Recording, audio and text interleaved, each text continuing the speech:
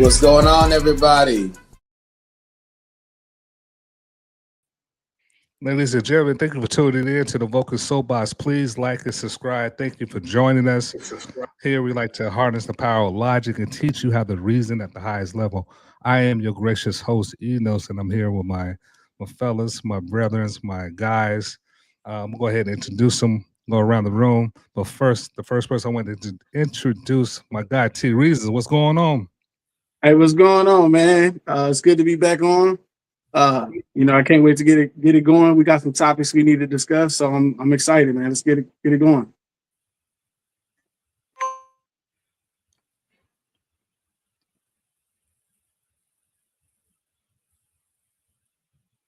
Your audio went out, Enos. So yeah, I guess Derek, go ahead and introduce yourself. Hey, everybody. Derek Bain. Good, excited to be on again. To have some fun. What the TikTok handle? Huh? You know, you're a TikTok What's star. that? You're a TikTok I star. know TikTok. I only have 20,000 followers. I ain't a star yet. Hey, man, that's something, man. What? Holy is crazy work. Yeah, 20K. That's a milestone, man. Passing 20, that's a milestone, man. Yeah, it's Fresh? been fun. Freshly Snipes. One and only, just here to get my shots up, man. Let's get to it. Yes, sir. All right. And I'm the Vulcan. Y'all, I'm excited for the show today. You see the email at the bottom there. If you have questions, you want to challenge somebody to a discussion based off what you heard on the panel today. If you have a certain topic you want us to cover, use that link down there, the email down there, and send us what you got. We've had people that wanted to be on the show, and they've sent it in through that way. We were able to establish a relationship. So that's what it's all about, networking and having constructive conversations. I do want to tell this to the panel and audience out there.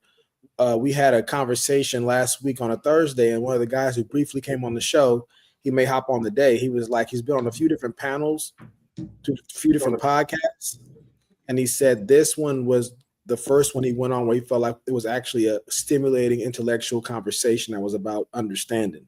So I thought that was a pretty big compliment. But outside of that, how you looking? You sound? Microphone check 1 2 1 2. Can y'all hear me out there? Yes, sir. Crystal. All right, Yes, man. sir. A lot of things. We got to get to a lot of topics, few topics. The first thing I want to get into, matter of fact, let me pull this up for y'all, this video. Topic: white power versus black power. I'm gonna get y'all thoughts on this. Excuse me.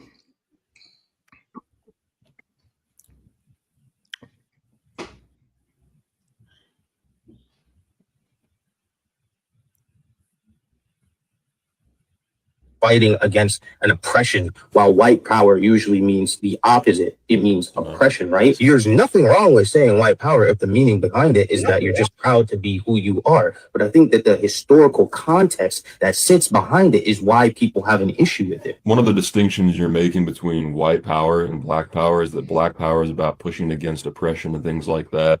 But if you're talking about it in the context of America, that attribute could be much more applied to white power. You look at the Civil War, you look at the fact that we civilized the land that we live on, the fact that we evangelized the West, the fact that we fought against a tyrannical government to even found the country that you and I are living in. When it comes to like fighting against oppression and like standing up for people, that attribute is much more consistent with white pride throughout history. There is white people involved, but really and truthfully, it is due to the resistance of people who feel oppressed, or else there would be no change. But during the slave trade, white people weren't the oppressed ones. Who freed slaves? It was obviously the oppressors that freed slaves. More white people died in the pursuit of freeing slaves than black people did. If we're even talking about like on a world context, there's the whole splitting up of Africa and taking apart its entire infrastructure. The only places currently in the whole world that don't have slaves are white countries. Okay. There's slaves all over Africa. You can buy a slave right now for like $450. If you're talking about resource hoarding in reference to colonization, if you look at the differences between countries in Africa that were colonized by white people, they have a significantly higher quality of life compared to all the black African countries that weren't colonized by white people. So you could say that white colonizers hoarded the resources, but overall, the black people in the colonized countries have a better quality of life overall. Black power usually means something to do with a resistance or a fighting against an oppression, while white power usually means the opposite. It means oppression, right? There's nothing wrong with saying white power if the meaning behind it is that you're just proud to be who you are. But I think that the historical context that sits behind it is why people have an issue with it. One of the distinctions. All right. All right. Is black power a good thing? Absolutely. You heard it. That's why. Absolutely, it is. It's all right. T. Reason already gave his answer. Yes. Yeah. Hold on. T. Reason. What we're gonna do? We're gonna go around room. You give your yes or no answers, and then we come back and give you a chance to explain why. So well, right now, mine yes is a yes. Yeah, we got you. I'm excited to hear your reasons why. But with a capital Derek, Y with an exclamation. Derek. No. Yeah. Freshly Snipes, is black power a good thing? Contextually, yes. Okay. All right. Vulcan. This is a tough one, y'all. I gotta go no on this one. All right. You know, so you get in, or you get to get your lick back, or you're not getting it. Look at the reason on that.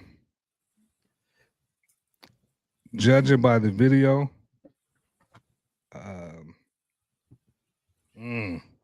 that's tough. I'm not getting this. I'm gonna reserve my time. Okay, there we go. All right, let me get T-Reason, pop it off, man. T-Reason, talk to me. Why is black power a good thing? All right, so when you're talking about white power, black power, and then when you put them versus each other, you got to think there's a lot that comes into this, right? So you got to think about, when you think about white power, what's the first thought that pops into your head? You know what I'm saying? You got to think about, historically, how has white power been viewed? Has it been seen in a highlight or a negative light? Does it make you think positive thoughts or negative thoughts? Where does it take your mind when you hear the term white power? And then you look at what white power has done for generations and generations and generations and generations and generations to large groups of people that have had their lives impacted under the guise of white power. You see what I'm saying? So in that video, those guys were very clever in their response, because they take you off the focus of what the question was: is white power a good thing?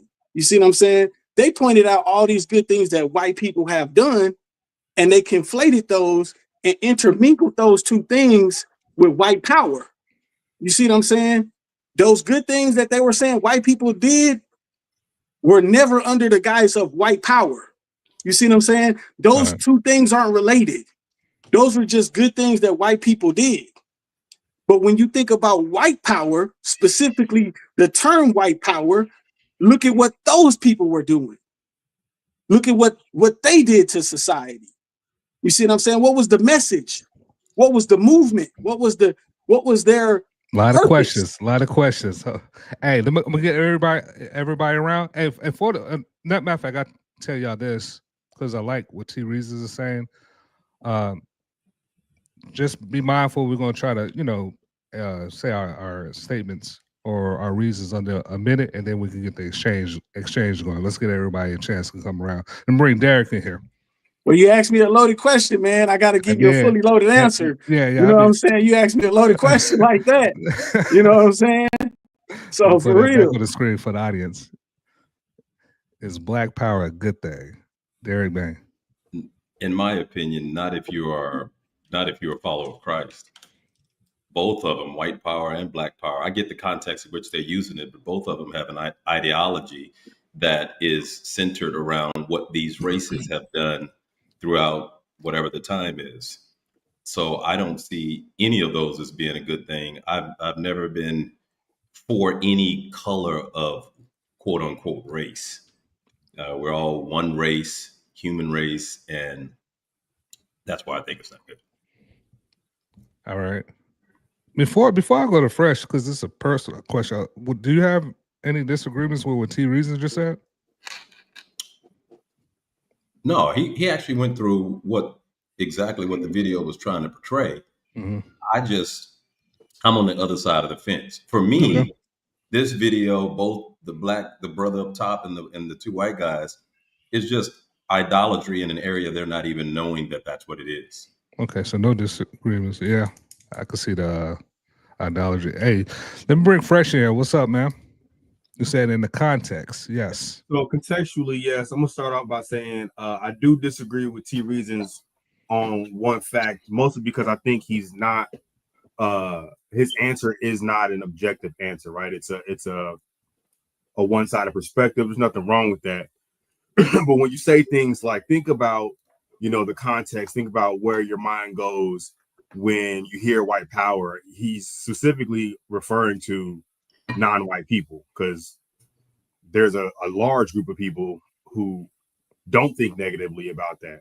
So in being objective, right, we are including everyone. So I disagree with you on that particular point, even though we agree on the overarching point of contextually, Black power is good based on its history, how it's being used, and how it's impacted society. Whereas white power, contextually, historically, is associated with negative things. And no, these are things that have been deemed negative by most of society. Of course, there's a small sect of people who would laud white power as a positive thing, but throughout society, for the most part, we consider those people out and out racist. Now, I will say this: a few of the things that the two gentlemen on the bottom, the two Caucasian gentlemen, attributed to white power, that phrase and that ideology, to T Reason's point, were misrepresented, right? Freeing slaves, not a white power thing. Slavery, not a white power thing. All of the white power, the phrase was, I want to say it was even coined in like 1966. And it was coined as a direct opposition to Black power as a phrase. So there's a few things historically that they refer to that they associate with white power that are just historically inaccurate and incorrect. Okay. Let me bring Vulcan here. You said no. Is Black power a good thing? You said no. I've heard some really good things. I think the main reason why I would say that Black power is not a good thing is because if you have a Black power, it is giving license to every group, every tribe to exalt their ascribed statuses, their things that people are born with, and exalting it to the top, if for no other reason other than just to stay competitive. If you're in a place where one person's saying, everybody with a fro power, everybody with the braids gonna say braids power, everybody with the buzz cut's gonna say buzz cut power, and that's very divisive. And then there's, unfortunately, with escalation of force, it's never going to end, because even if the broader society says, okay, there may not be a place for this, or maybe that was good for a season, everybody in their individual situations may believe that somebody still has the one up or the advantage over them, and may feel empowered to exalt their status or some attribute about themselves that separates them from the broader society, everybody else. I think that if we're going to exalt some kind of power, it should be some kind of virtuous power, like moral power or, justice power, something that's a virtuous, like a fruit of the spirit, patience power, long suffering, puppy power. No, we're sorry, wrong show. Something like that. So that's why I would say that Black power is wrong. What's your thoughts, T Reason? So I agree with Derek was saying, but I also think you got to think of when I was saying what I was saying, I was speaking to the panel. You know what I'm saying? So a lot of times, like I'm a Christian man, so you know, to say that being a Christian man, you can't believe in Black Power. Like the thing about Black Power is it's a response. You see what I'm saying? It's a response to oppression. You feel me? So when you deal with the struggles that Black people have gone through, you need something to lift you up out of that. And God is going to be the number one thing to do that. But I also think that there's a movement that has to be created. And a part of that movement was the Black Power movement. You see what I'm saying? Well, one thing I noticed with Derek, he said both of them are considered idolatry. What's your response to that?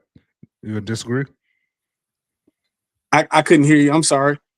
Derek said that what stood out, he said they both are concepts of idolatry. What's your response to that? I would need him to elaborate more on what he means by idolatry. I would need to hear more information on that. Derek, you mind explaining?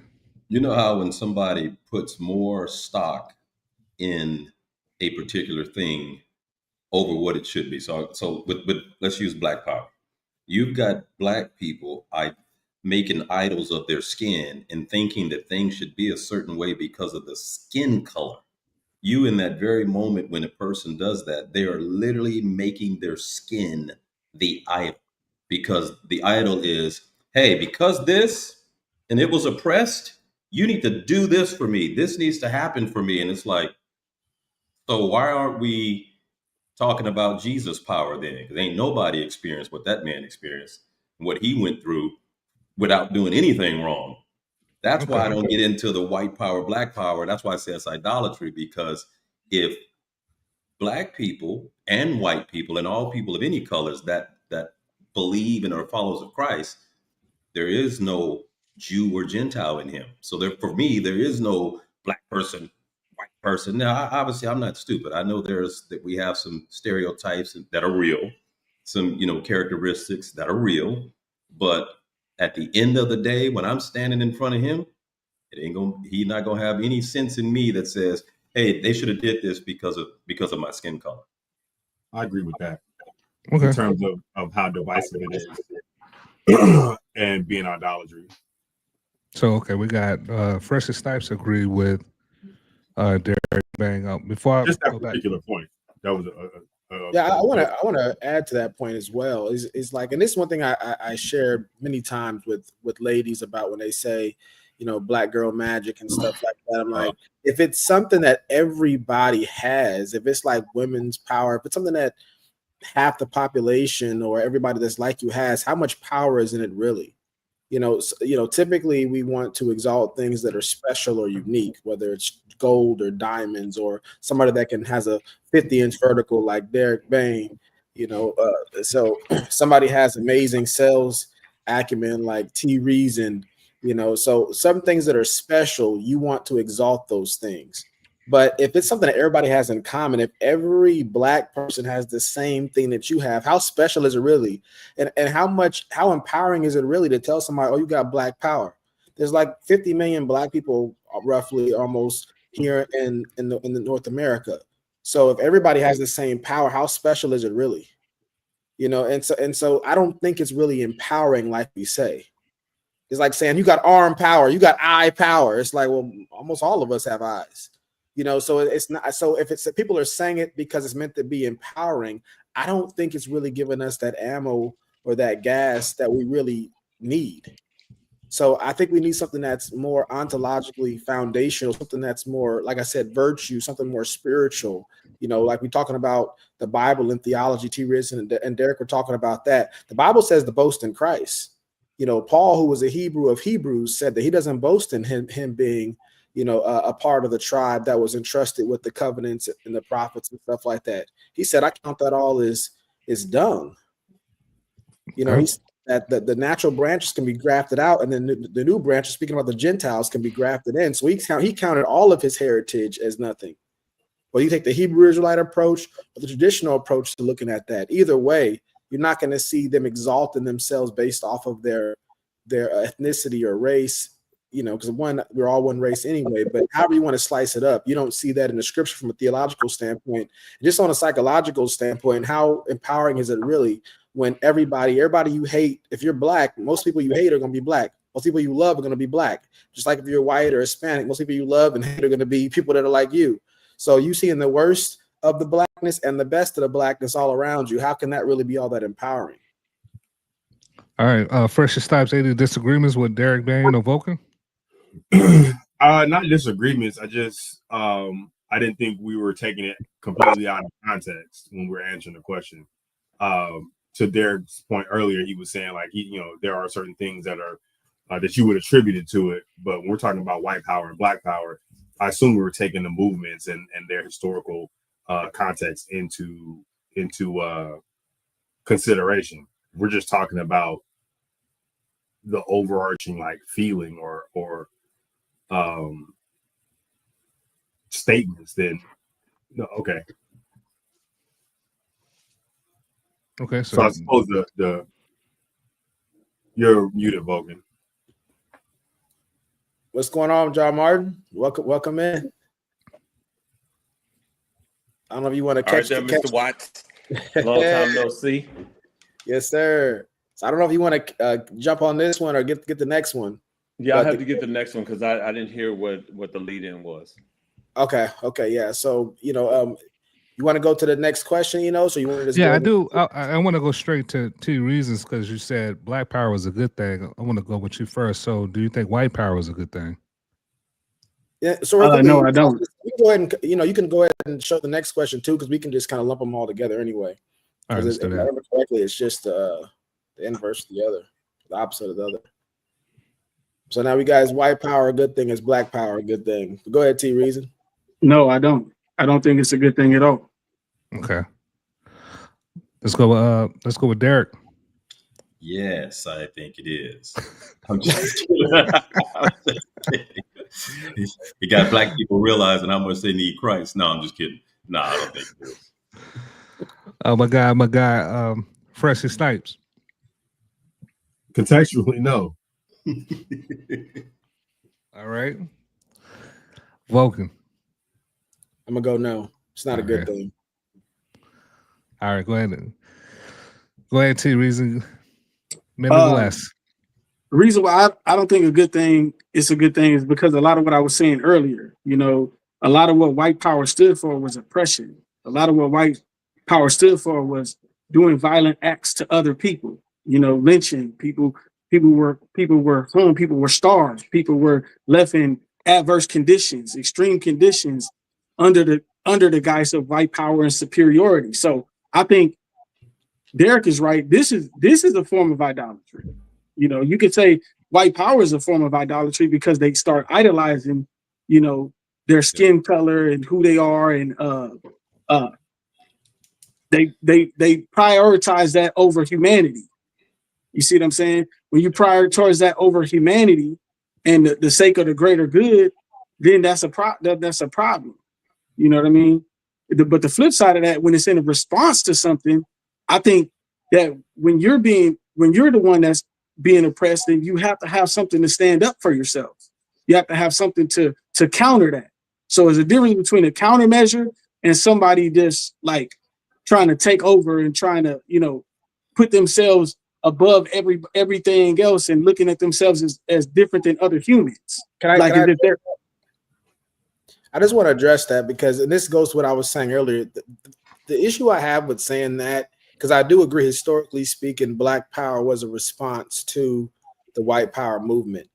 But we got to think about what percentage of humanity really care about the historical context of it. That's the same thing that's going on with Hamas and Israel right now.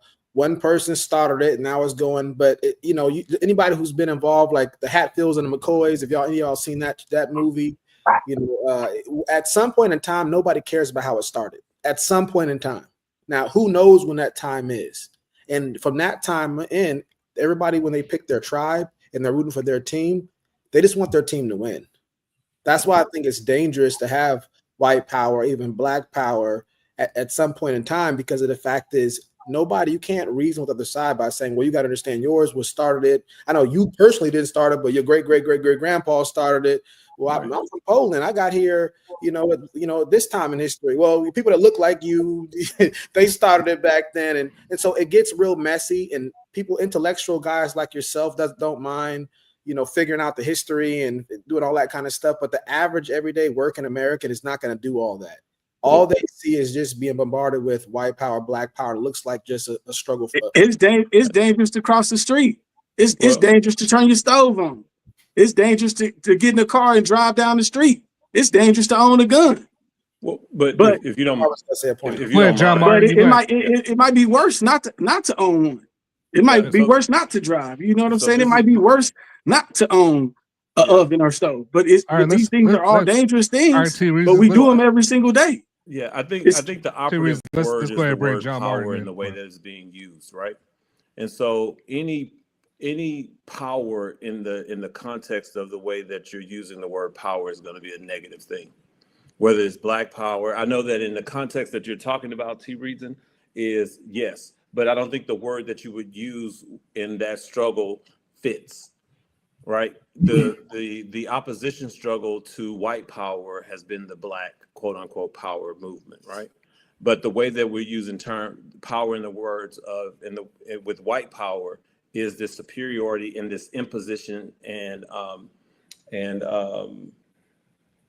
the hostility that comes with the word. And so I think if you put that word in that context with any other adjective, it's going to have a negative connotation. Right. But I think what you're describing around the Black liberation movement, the Black response to white abuse or oppressive environment is not the same as what white power represents in the way that we're using it in that question. Does that make sense? Because they have the power to change our existence. The Black power struggle does not have the power to change their existence. And so the magnitude of the power is just different. At when you say the black power that have the power to change their existence, who's are they? Well, so when we're talking about black power in response to white power, right? Are you saying we can't change white people's existence, or are you saying we can't change our own? Well, we could change our own, but it still does not eliminate the threat of white power. Okay. I agree. For me, that makes it even. That means that white power is even worse to have. Right. That's what I'm saying. If you really agree with that statement, which I don't agree with that statement at all, that's not true at all. Because we wouldn't be having it even to be in a position to have this discussion if that was the case. Yeah. No, Martin, you got John. You got something else you want to say? No. The only thing I'm saying is that the way that we're using the word power in those two different conversations, black power and resilience. White power are different. White power, superiority. Right. The way that we're using what makes white power negative is the way that they use it. Okay. All right. It's the way that they use it. The context. Right. Okay. All right. So so to me, it sounds like you're saying the similar things to what Freshly and T. Reasons are saying. Derek, Vulcan, do y'all disagree with what John Martin just expressed? As far as how he's defining power as two different things. Oh, you muted, Derek. What you mute me for, man? Because it's background noises. Yours the only one that you can hear us talking when you. Hey, spaz out, Derek. Don't have me no more. Yeah, I was testing. It was your background. What do you hear though? So that I know. Us talking for some reason. Oh, okay. Yeah. I agree with you. You know what was interesting in the video? One of the things that all of y'all saw this, is that they were describing white power like you guys are describing black power.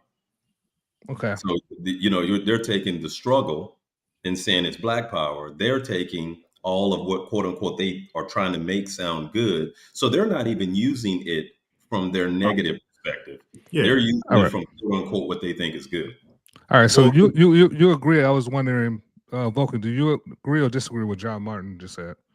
Yeah, I think I definitely agree. The only thing I would say, if I just would have honed in on one part, and I don't know, he can, definitely feel free to clear it up, but I know, like, typically these conversations are about the systemic power that a certain group holds. That's what I want to get to, yeah. And that's what I thought you were saying when you were saying that, Black power can't systemically affect, white people and stuff like that.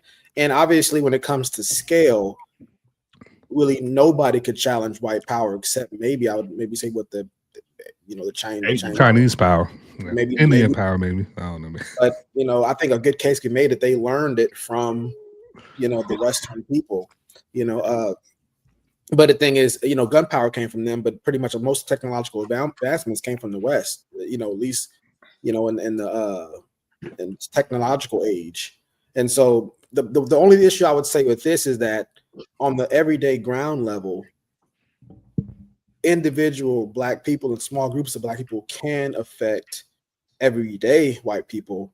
When you look at homicide rates, when they're interracial, so I think when you look at things like that, you can see that NBA, professional sports. You can see that. I mean, you can see, like, that Black people do have a power. It's not as supreme, if they use maybe like a Neely Fuller kind of terminology, I guess. It's not as supreme, but you can affect, and you're seeing white people pop up all over online making the point about they're tired of this or they're tired of that. And there's a good case that can be made that in some ways it does affect them, although not as supreme as it can be affected to us. So I would just say that on an everyday level, some people may take exception to that just because of the fact that they have been impacted in some ways. It's just not wholesale. Even if it's just prospectively affected, there's people who claim their racism is based off of a limited number of interactions they've had with Black people. That doesn't negate their interaction or their experience. Obviously, we say it shouldn't color their interaction with the entire race or their thought process on the entire race. But regardless of the fact, almost everyone's racism, whether it's Black on white or white on Black or whatever, what have you, is based on a personal experience, typically a negative personal experience. Because if we're being 100% honest, I would go so far as to bet money that most people who are racist towards one group or the other are basing that off of the minority of their experiences as opposed to the majority. I would like to hear the panel speak to this really quick, because I brought this up on a TikTok panel one time and they just kicked me out.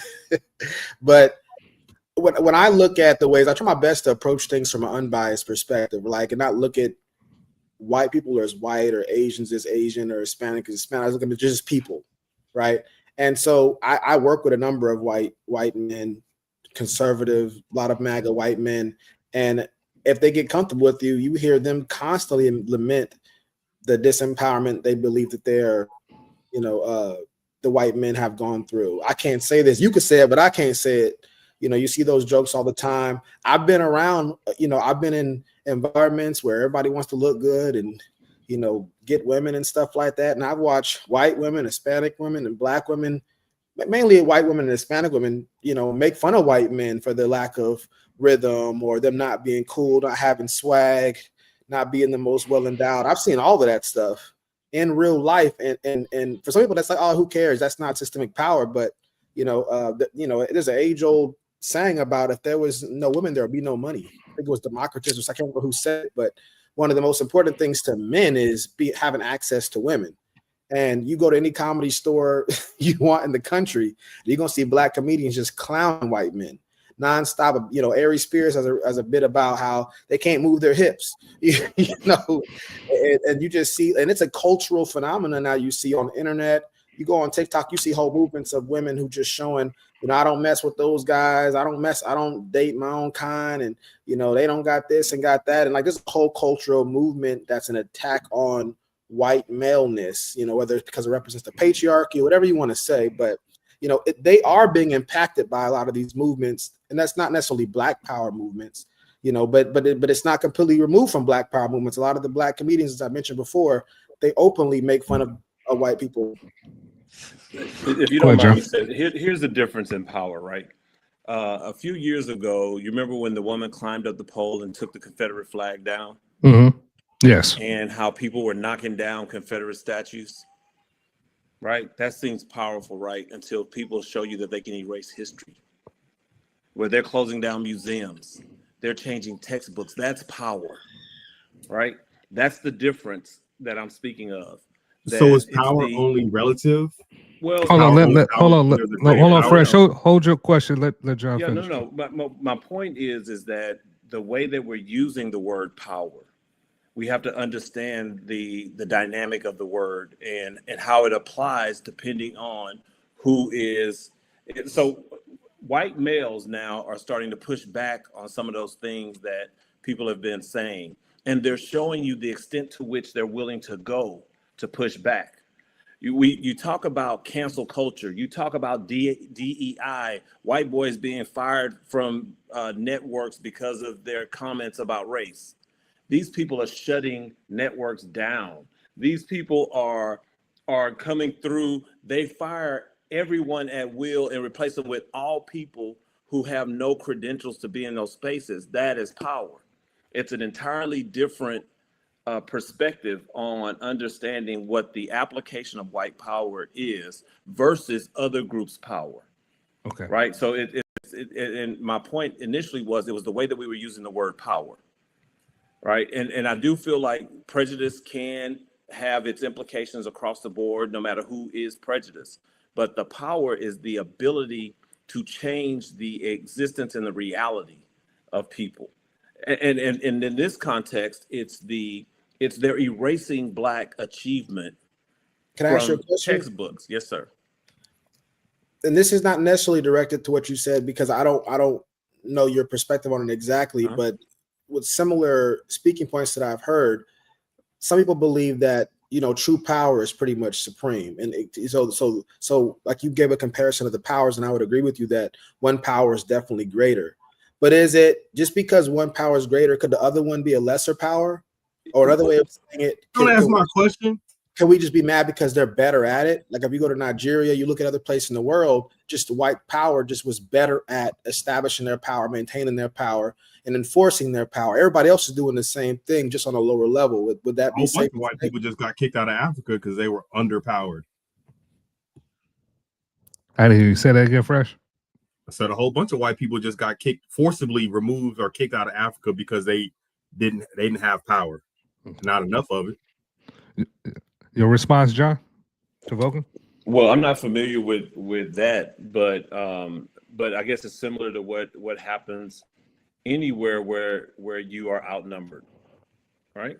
Right. So in that case, power is relative. Right. And I thought I agreed when you said that initially, that it is a relative speak, but we're talking about, at least my impression is, or what I'm speaking about is the power dynamic in this place, in this country. When we talk about Black power. The original question, John, was, is white power a good thing or is Black power a good thing? So now that you familiar, they're kind of taking it. We're discussing outside of context at this point. Yeah. Right. Kind of, okay. Yeah. Yeah. So my question again was just, for John Martin, everybody as well, is the issue they're just better at it? Like, are we saying that if somebody else got in that place, they would be more equitable? Or are we just mad at the fact they're better? Let's start with John. Power. Yeah. Again, my original thing is the way that we're using the word power, right? And so, absolute power corrupts absolutely. Famous quote. Can't remember who said it, but that's the fact about power in and of itself. The way we're using power, at least the way that I interpreted it from where I came into the conversation, was this dynamic between white and Black power. And I think that any power dynamic where it's absolute, you run the risk of it being oppressive, and to Presley's point, running people out of a place if that power wills it, if the power is wielded that way, right? And so for me, it was just a matter of the way that we were using the word power. All right. Do you okay? Because did he ask you a question, Vulcan, or we can move it around as far as what was the question? Because I wanted to restate that. What's our problem if it's? He was asking, do we resent white power because they happen to be better at it? Okay, that's good. All right, let's go with Derek Bang. No, I don't think that's. Well, I don't believe that we think they're better at it. We resent that. Do we resent them? Us as okay. What John? I think we probably wouldn't. Well, no, I'm not gonna get into that. Yeah, go ahead. Okay. Well, John. So, what's your thoughts on that? Yes or no? Do you think us as a people that we resent them because the white culture are better at? We just resent the way they use it. We just resent the way they use it. Okay. All right. Let's go with T reasons. I think it's foolish to think that any one group has a dominant, the absolute control over power, because power can change.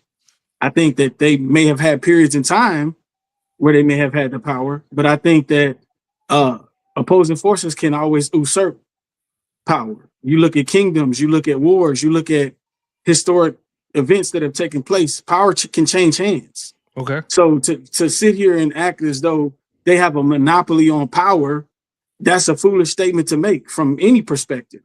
Well, would you agree they do have more power as a collective, right? Would you agree with that? I think that we lack organization.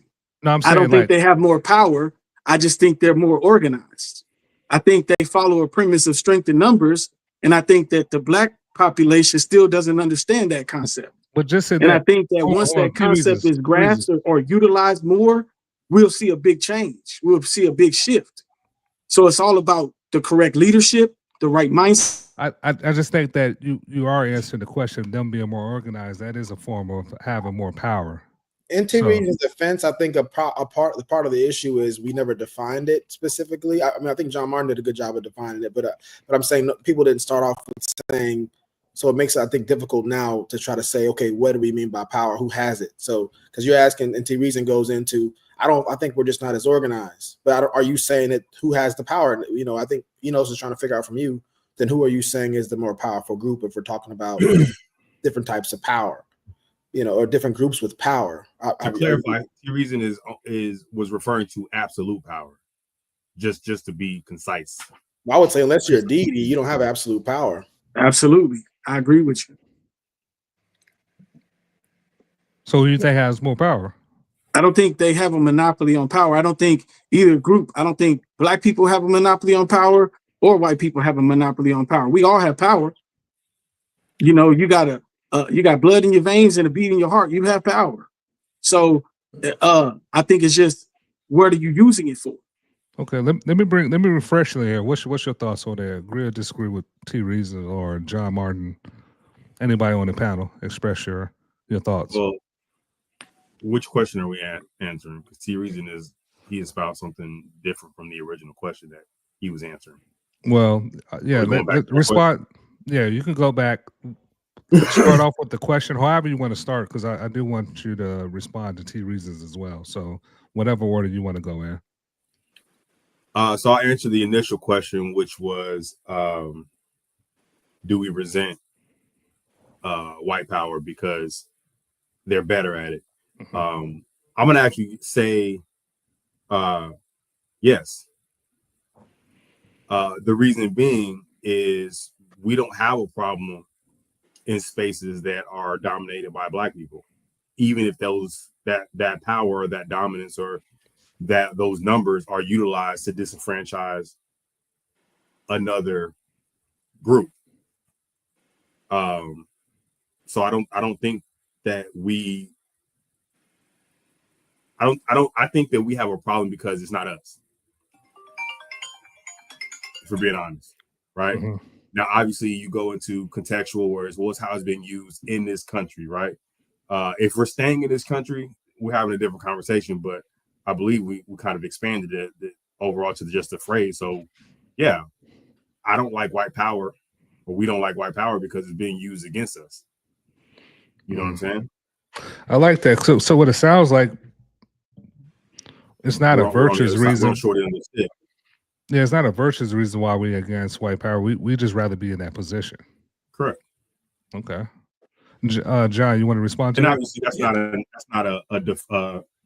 an across the board term. There's those of us who don't believe that, but I think the vast majority, if we were in power, wouldn't have a problem with dominating another culture or another group of people because we had the numbers to do so, or the power or the influence to do so. Yeah, I think we believe that we wouldn't do that though. Yeah, but there's microcosms of it all over America as we speak, right? Yeah. There's black spaces that a white person can't exist in or can't thrive in purely because they're white, regardless of their skill set, regardless of what they bring to the table, right? And I understand that you can classify that or characterize it as a response to the bigger issue that we're talking about. But again, if we're doing tick for tack, then an eye for an eye, the whole world's blind.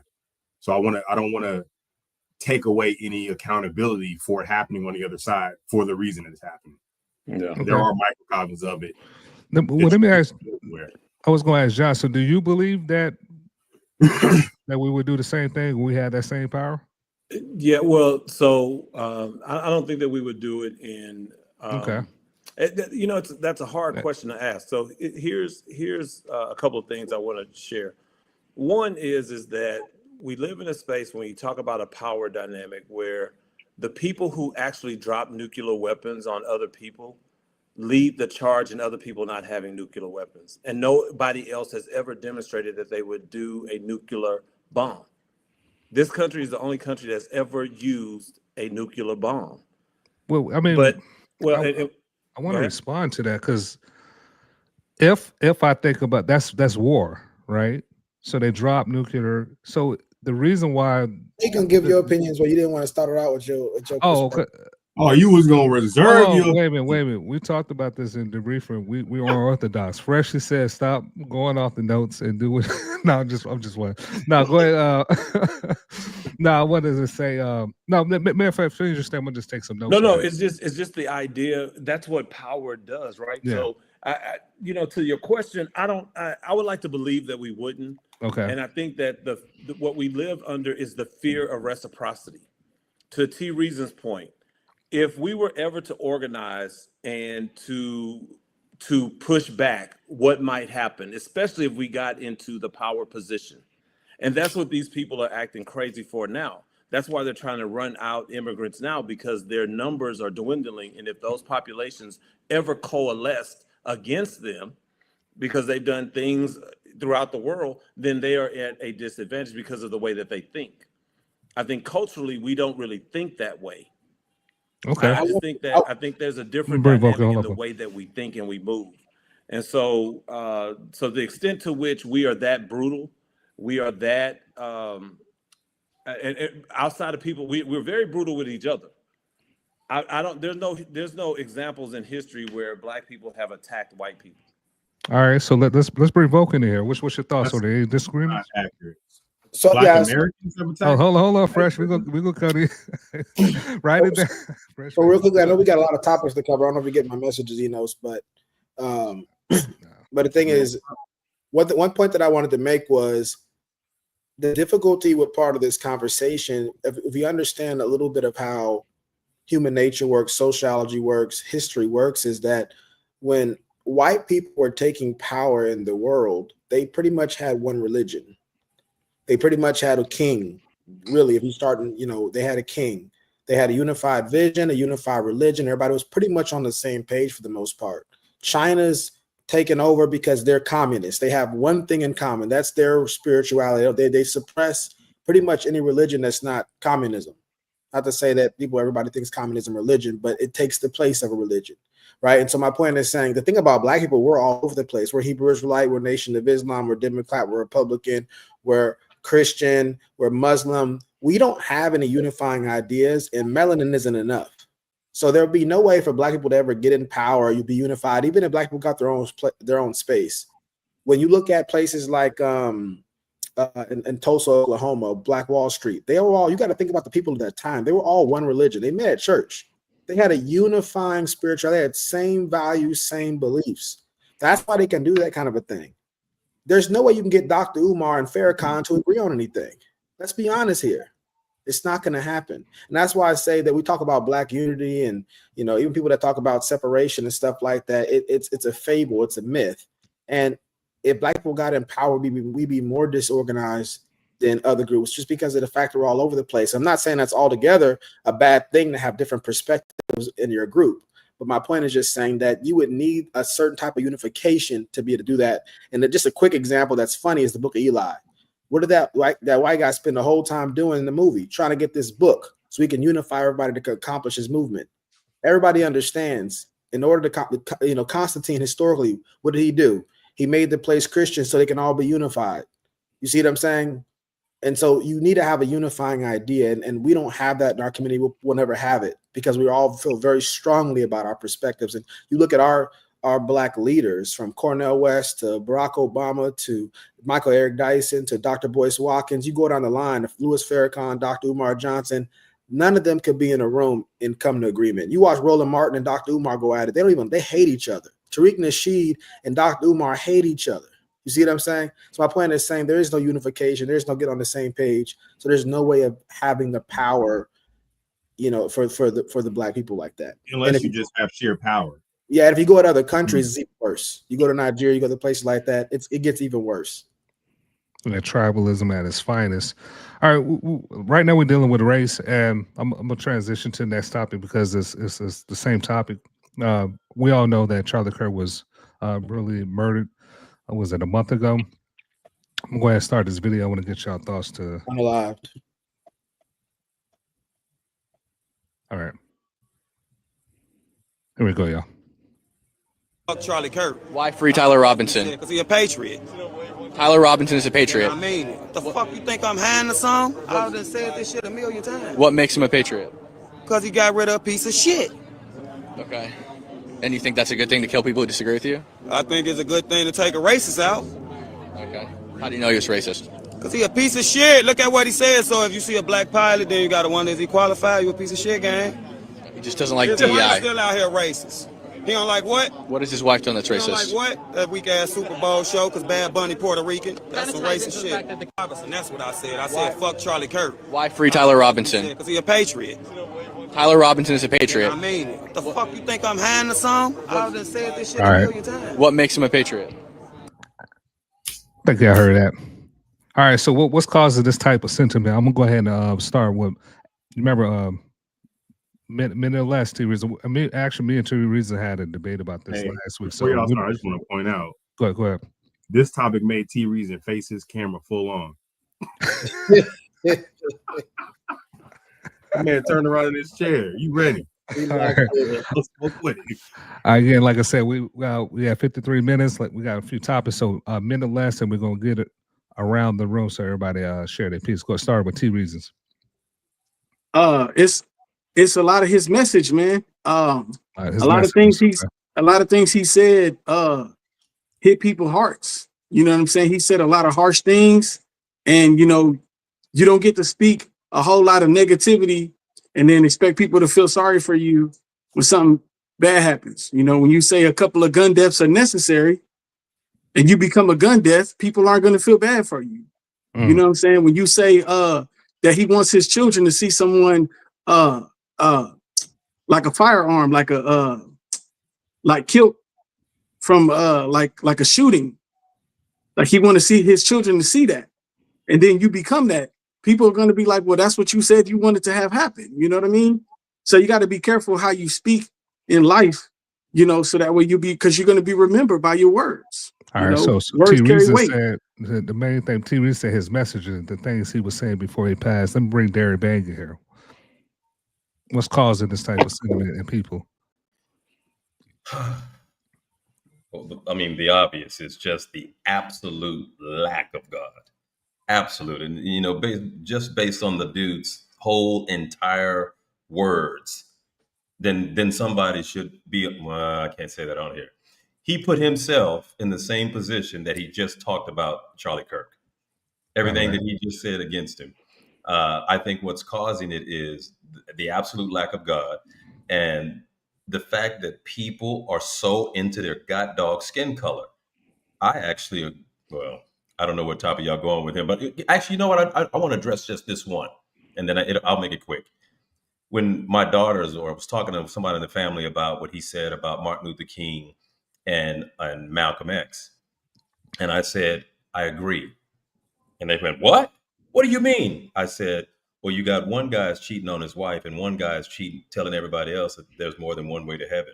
I say, so when you get context and you look at it from that perspective, I would say neither one of those were good from that context. Had nothing to do with the movements that they did, but from a believer standpoint and looking at the man, I totally agree with him. Okay. All right, and I'm not racist. All right, let me bring up John by the side. All right, seems like you eat something. Let me bring Freshest Snipes in here. 1 minute or less. Yes, sir. Hate, ignorance, and lack of objectivity. Say it. It's a hate. Ignorance. Okay. Lack of objectivity. All right. So, John Martin seems like he's still eating. Go ahead. He was just speaking with raw emotion, and unfortunately, that's a representation that often goes out when we are commenting on things like that. You know, he sounds no different than everyone who was praising Charlie Kirk. No different. He sounds just like them. And it's just that, and they were all speaking out of emotion. All right, Vulcan. Your thoughts on what the panel was saying? One thing I can tell y'all, if y'all really want to know how people feel, get on TikTok and look through those groups. I mean, you're gonna hear the ugliest side of America's underbelly. It's pretty grotesque. I didn't know. I was new to it, Derek. I think you try to, let me know in advance. It's a pretty ugly place on both sides. You see white people being as racist as you could possibly imagine, throwing the N-word around, and you see black people doing the same thing. And again, to the point of who started it, Hatfields and McCoys, who did something to somebody first, and it just escalated. At this point, we just see two people fighting, and it's brutal, and people can walk away to some extent. Now, my point is, so in closing, what I'll say about the topic is, I think what causes this is very much what Freshly said, but I think a major part of it is that people who are level-headed on each side needs to speak to their own group about love and about virtue, about Christ. That's the only true way to deal with these things, I think, because it's humanly speaking, it's going to just get worse. Okay. Can I add something to that? Yes, sir. This wasn't a racially charged event, but it became a racially charged issue. You see what I mean? Because if you look at what took place, who the sniper was and who the parties was involved, this was not a racially charged issue. You see what I'm saying? So you got to wonder, how did it become so racially charged? What was the root cause of this issue becoming racial when it wasn't a racial issue to begin with? Black people started celebrating. No. Being murdered on TV. 100%. You got to go back before they started celebrating, because you got to go back to, what did Charlie Kirk's platform do? What was he talk? What was his message? What was the core message Charlie Kirk had? Do you think if Charlie Kirk had a positive message across the board, that people would not be positive? What is it? That's the reason. What is you can legally say what you want. Free speech is protected. And here's the thing. Just like that gentleman on the if somebody shoots him today, are we gonna have the same sentiment? Are we gonna say, well, dang, he should have been spreading a message of positivity? Otherwise, he wouldn't have been shot. We're not gonna say that. We don't know why he was shot. We don't know if he was shot because of the racial things he said. We don't know if that was the case. We don't know. We don't have enough information. We don't know if that's why Charlie Kirk was shot. What? All right. Okay. All we know is that there was someone who shot Charlie Kirk. We don't know. We haven't gotten to the core reasoning why that person shot Charlie Kirk. I understand what you're saying. So, but it wasn't a black issue or LGBTQ issue or any of the issues that they originally said that these are the reasons why he was killed. So it wasn't racially charged until black people, the response people gave. Fellas, what is the disagreement between y'all two? What's the disagreement? It's not a disagreement. He asked a question, I'm answering it.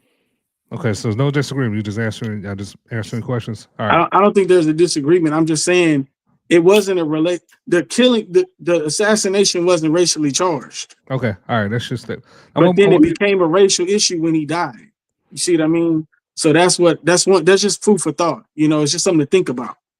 All right. I'm gonna ask again to another question, but I want to bring John Martin here. Anything you want to express to this topic? Anything else? No, I think T Reason made a very good point that it wasn't a black issue. They just didn't like the fact that we didn't care. Okay. That's it. And you know, and there's a history of them feeling like they're forced to care about our issues, but they didn't like that we didn't care. Okay, let me ask the panel. So, why do you think this conversation or this topic? Why is it so difficult to have? I'm gonna start with Derek Bain. Why is this topic so difficult to have? Having this conversation about this topic on this topic. Well, I agree with T Reason is propaganda starts to create a narrative, and if we start to run, and that's been like the history of life with stuff like this. So that's what makes it very difficult is the powers that be throw out stuff in all different places.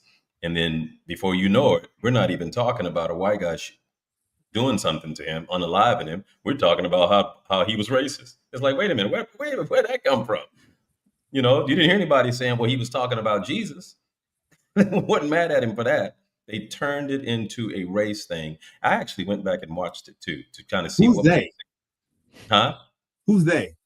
Whoever the people are that are putting the information out. Right, but I'm kind of asking, and we can talk about this offline. But what like story did we see that made it racially charged before we were online not caring? I can answer that for you. What news outlet said? I can answer that for you. Hold on, T. Reason. He's asking Derek Bain. Go ahead. Well, I don't know about when I say the powers that be. Social media is a power, and I had white people on my TikTok telling me that they were in favor of what was being said about the racism. So they were in favor that, hey, Charlie Kirk was racist, and I was like, when? But that was a topic before he passed away. We've been calling Charlie Kirk a racist. Well, then it was blown up even more after his death, because then you have all these news outlets. Why? Not news outlets. That's the answer. That's the question that T Reason was asking. Why? And it's because we showed, and I'll even leave it at what John Martin said earlier. We showed that we didn't feel sorry. Now I obviously don't. I'm being very timid because there's vast amounts of celebration that came out. If you want to just cut that out and say we didn't care, that's what made it racially charged. Who's we? Black people? Black people en masse. Obviously, it's not 100% of black people, but yeah, you'd be hard. I have a question for Freshly. I saw a lot of friendships lost over that situation. Yeah, black people wasn't playing. If you were supporting Charlie Kirk, if you thought he had a decent movement, a lot of people got unfriended, unfollowed. A lot of stuff happened because of that. So yeah, I mean, to Freshly's point, there were those who just didn't sell it, who were ambivalent towards it. To Martin's point, which I agree, but then there was a loud group of people who were like, no, you know, I'm glad that he's gone, or I'm not glad he's gone, or I'm not glad he's gone. But you reap what you sow. The chickens came home to roost. I think that's what Ari Spears had said. You know, so I mean, there was a lot of groups who felt like he got what he deserved, or he got what was coming to him based off what he put out there. And so that's what I mean when I say that's what made it a racial issue, because he did die. We were calling him a racist before we knew anything about the shooter, and we still don't know the reason. So it wasn't because of what he was saying, because we don't know if that's why he died. The reason that it's a racial issue now is because of the response of one side. Which side is that? Black people. What are you talking about here? That's incorrect. I disagree with that by a long shot. So real quick, do you guys. Do you think that black people were the only people that celebrated Charlie Kirk's death? Real quick though, guys. We didn't ask and continue to celebrate Charlie Kirk's death. Before thing. So I would only. I got you, John. About race.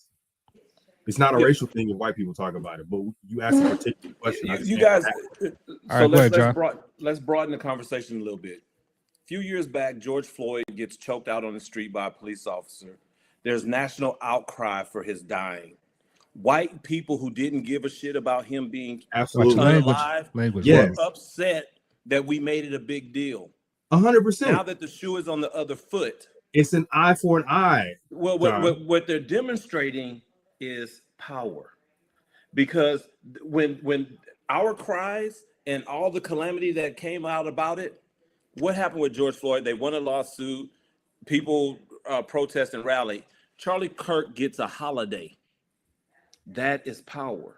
When our people are going to jail for the crack epidemic, right, and families are being broke up, when meth takes over, their community gets a health crisis. No doctor has gone to jail. No pharmacy company has been sued. Nothing. That's power. Are we switching? It seems like we're shifting the conversation. What I'm trying to say is contextually, when you're looking at what happened with Charlie Kirk, it was that white men were upset that black people didn't care. And what turned it racist was the fact that we explained why we didn't care. And it was because of all the things that we had become aware that he said. That's what turned it racist. Was because we were defending ourselves. Okay, John. Let me get Fresh to respond to that.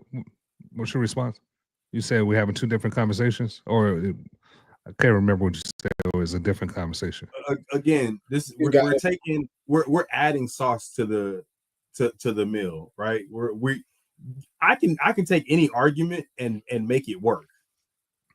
All right. I can present almost anything and from one way, right? But essentially what you're saying is what we did was okay and what they did wasn't. But what I'm saying is it's the same thing. Okay. We're doing the same thing. It's not the same. It's not the same. If we talked about white people saying the things they said about or making fun of or jesting about the death of George Floyd, and we said that's racist. They're celebrating the death of a black man. You're suggesting it's not the same. Hold on real quick. Let me finish my statement, big dog. You're suggesting, John, that because we are the minority in this country, that it's less problematic when we do it.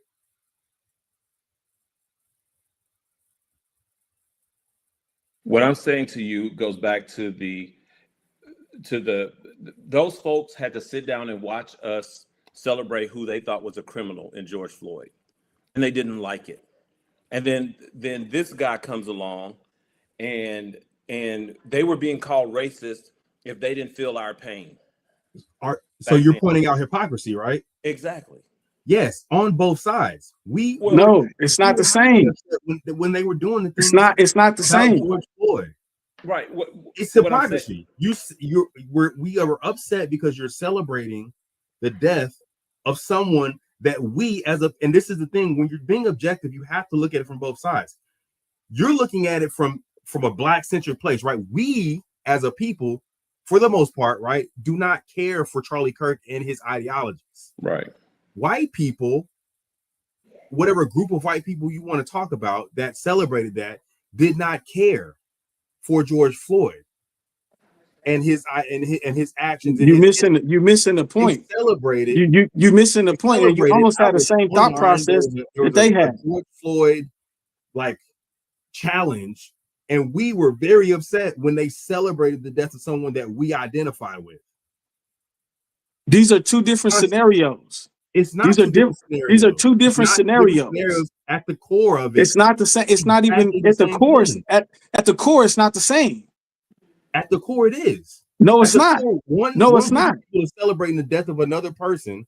No, that's not what's happening. That's where you're missing the. That's where you're missing the point. I can't go online right now and find a 10-to-1 ratio of black people celebrating the death of Charlie Kirk to someone defending him again, I don't think it's right that he. But you got to understand what's going on. Like I told you, like I said earlier, this was not a racially charged issue. But there's a so number one comparison to Charlie Kirk is George Floyd. Okay, so let's start with George Floyd, because this is why there's so much backlash to Charlie Kirk when he died. Okay, you need to understand this. This is fundamental to the argument. Okay, when George Floyd died, okay, we all saw what happened. The same way Charlie Kirk. That's where you can make a comparison and say it's the same. Okay, but where it's different, and what makes this different, uniquely different, is when George Floyd died, there was no compassion from white people. When George Floyd died, you had people literally making fun of it and posting. Hold on, let me get to my point. You had literally people posting pictures of themselves with the white people with their foot on the back of the neck of another white person, mocking to death. Okay. But let's start with what happened. George Floyd was killed by a white cop. He was killed by a white cop. Okay, so right there, that's where it becomes a black issue. Okay, now let's look at Charlie Kirk. When Charlie Kirk died, he was assassinated by another white sniper. Okay, he wasn't killed by a black person. And now these white people are now comparing. They're now comparing what happened to Charlie Kirk as the same as what happened to George Floyd. And all of these other black people. I didn't make that comparison. John Martin made that comparison. All of these other black people, part of the reason why Black Lives Matter became so popular is because of Trayvon Martin, Tamir Rice. All right, so all of these people who are getting killed by white people. Okay, right, reasons. Let's get fresh. There's a group of people celebrating the public death. Yeah, but you missing the big. Why this is racial and why people don't care. Because when it was something more serious. All right, two reasons. Hold on for a minute. Let's get fresh response. Go ahead, Fresh. What you said is it was racial for us because of who did the killing. So theoretically, using your line of reasoning, the Charlie Kirk death should not be racial. The reason it's racial is because of the response from the black community. You wrong again. How else can it be racial? A white man killed another white man, and you wrong again, brother. As much as I want you to be right, you wrong again. No compassion. to your point, to address your other point where you said there was no compassion from white people for George Floyd, that's cap. First of all, that's a definitive statement, and it's not true. All right, Fresh. He said you're wrong. Please sum it up in 30 seconds. The reason why you saying Fresh is wrong. Real fast, real quick. Because it was because of the things Charlie Kirk said. When he made blanket statements about all black pilots, when he said black women are taking white people's jobs, when he discredited Michelle Obama and said black women aren't smart enough to take the position of a white person. It's comments. All right, we got you with the comments. All right, Fresh, real quick, because we got some other topics coming. We have the cover. What's your response? Charlie Kirk spoke out against a bunch of the marginalized communities, but it's a racial issue, which is what's the question, because of the response. En masse and out loud response of the community that he was talking about. All right, cool. All right, so this is what we're going to do. We're going to transition that topic. Before we go, I want everybody to sum up 20 seconds or less what you want to leave the audience, and then we'll go to the next topic. Let's start with T reasons. Sum it up real fast, and we go around the room and go to the next topic. What do you want to leave the audience with on this topic? You can't correlate a racial issue to somebody else and expect people to have the same sentiment.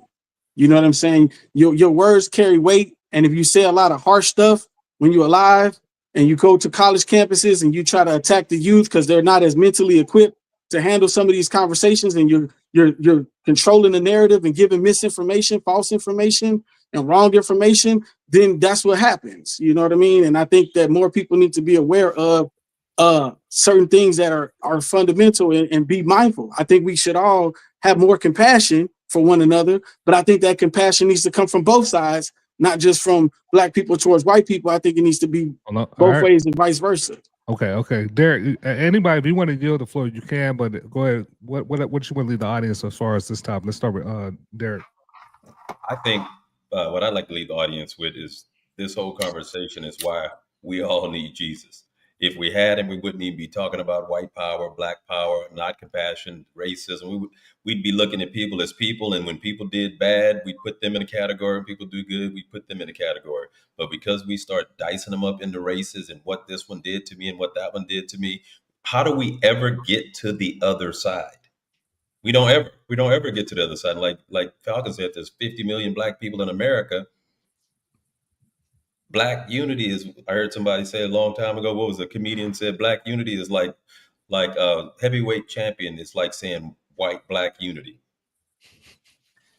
We're not gonna have it, guys. It ain't gonna happen. No doubt. All right, let me bring in John Martin here, because I know you had some. Well, just as it relates to this topic, I think that we have to understand the space that we occupy and the people we share that space with, and understand how the expectations of superiority and inferiority, how it works and what it demands of the lesser, right? And I think what you're seeing is a response to decades of these people being muzzled, right? Because their speech is considered hate speech because of the power that it wields. That's what we have to understand. Black comedians have been making money off of criticizing white men for generations. And they can do that because they don't have the power to impact their existence. And so, just kind of this, that's the nature of this part of the topic is that it was a harsh response to their pain. Okay. Freshly Snipes. What you want to leave? I categorically separate myself from people who justify actions based on context. When we get to a place where wrong is wrong and right is right, no matter who does it, we'll be in a better space to have an objective conversation. All right, Vulcan. Yeah, I think it was a great conversation, at least to get everybody out there talking about it some more. And hopefully people got some nuggets of wisdom from everybody that's represented on the panel here. Part of the goal of a panel is that everybody gets to hear their voice represented so that they can contribute to the conversation. And it's when we're able to come to have these dialogues. You notice all of us on the panel, it got heated. We shouted a little bit. We had our sharp stares and glares from time to time, but we all remain peaceful with each other. And I think that's a true testament to the character of the guys that's on here. And hopefully the broader society, we can see that more. When you see guys that are, celebrating people being, taken out that weren't, mustache man or people like that, by mustache man, I mean, over there in Germany back in the day, so, those people that you can celebrate them being taken advantage of, so I just think in this climate, we need to all just work towards common goals and then having constructive dialogue, even when it's difficult, so we can learn from each other. So that's what I would just say about the topic. All right, so let's get to the next topic. And you heard over 20 seconds. You heard these guys mention this early in the conversation. One of the things that unify us is the church is organized religion. So let's get into the next video that's dealing with religion. Here we go. Man rebukes church. All right, fellas. Are you familiar with 1 Corinthians 6:9? That says the I gotta pivot. Hold on for a minute, y'all. Hey, Vulcan Fresh, if y'all got anything else I want to say, I gotta pull another video up because I forgot this might have copyright issues. So anything I want to mention from the last topic or anything else, feel free to do so.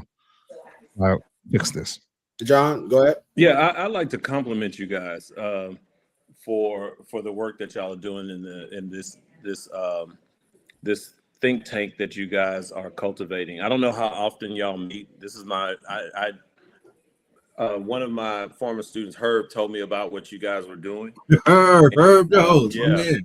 And so, but I do want to encourage you to keep it up. I don't know if this is always the complement of the people on the panel. I don't know how you guys structure, but the dynamic of the minds that are assembled and the range of the thought process is really impressive, right? I love T Reason's passion. Freshly, I like your it's professorial in some ways, but I really like the way that you have been focusing on the topic. Of course, Derek, you bring in the foundational piece when you talk about the faith perspective and keeping that as part of the conversation. And of course, Jay Watts, you're my guy. And I don't know what Enos's real name is, but the way that you guys have this conversation, this platform that you guys have created is a really great place for what young black male minds. And I know I'm a black first person guy, so forgive me if that's out of order, but I like this space that y'all are creating, and I like the way that you're managing the personalities that y'all have assembled. And so you guys have a fan, and I'm gonna find a way to log in when y'all do this in the future, because I really like your discussion. And hopefully I didn't become not too interruptive. Right on. Yeah, I'm glad you brought that up, because that was part of the purpose of the platform. When you go online, for one, just for the audience out there to understand, it's called the Vulcan Soapbox. And I'll be brief because I know we have the video popping up here, but Vulcan Soapbox, I wasn't a big Star Trek guy myself, but I remember as a kid watching Star Trek, and of course, Captain Kirk was the cool guy. He was like James Bond of space, right? He got the ladies and all that kind of stuff. That wasn't really my thing. Not the ladies aren't my thing. First of all, James Bond is a James Bond of space. Yeah. But being the ladies man, all that kind of stuff wasn't as impressive to me as the Vulcan Spock, the way he was. And then I related to him a lot of ways, because he wasn't Vulcan enough for the Vulcans, and he wasn't human enough for the humans. He was half Vulcan, half human. And so a lot of people, especially you find a lot of intellectual blacks or curious blacks or blacks that like to just think for themselves and be independent minded. Sometimes they don't have a place where they feel like they fit in all the way. And so because of that, whether you go hood, corporate, where you go bourgeoisie, and you can dice it up a bunch of different ways. But my point is just saying that I always resonated with his character, even though I didn't really watch the show like that. And he was very logical. He was very intellectual. He could fight. You couldn't beat him. Captain Kirk couldn't really beat him up. He had everything. But even though he could use his power to control people, he generally uses reason for good purposes, usually on the show. And that's why too. Yeah, and that's why Captain Kirk respected him so much, and he was the right-hand man. And he knew that even though he may have been more gifted in a lot of ways more than Captain Kirk, he was number two. And he understood why he was number two. You see that in the movies that they had come out recently about it. And so the Vulcan Soapbox, about the Vulcan and Soapbox, people can speak their platforms. If you go on YouTube and type in logic and critical thinking, you're not going to see a lot of black faces pop up. You're just not going to see it. If you just type in YouTube and start scrolling. So I wanted this platform to be a place that's not man versus woman, white versus black, but people can come from all different backgrounds and have a conversation. And you do have to answer the tough questions, and you are going to have to research a little bit, and you're going to have to respond back to things that you haven't had a chance to prepare for. But everybody gets enriched by the experience. So that's what this platform is meant to be. All right, All right, let's get. Well said, sir. All right, another dating. Praise, John. Nobody gonna thank you, but I will. Yeah, thank you for that, John. I got good home training. I don't know. Thank you, John. Vulcan, you want to transition? Say anything about this video before we play it? No, sir. You can just go ahead and play the video. All right, here we go, fellas. When was the last time you had an encounter with the Lord? What do you mean encounter with the Lord? It's done. Okay. Is that a good thing? No. Are you going to break the heart? Yeah. Oh, okay. Break it. Okay. Why are you breaking the heart?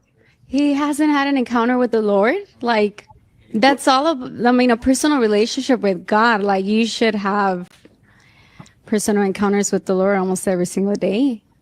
Well, that's why I asked. Just it's but in all I get and get an understanding. I was trying to get an understanding because if you didn't understand the question, maybe I don't know what you mean. Like God's presence, like His revelation, like just a touch, just God in your presence. I don't know. Well, I talk to God when I wake up. I talk to Him before I go to sleep.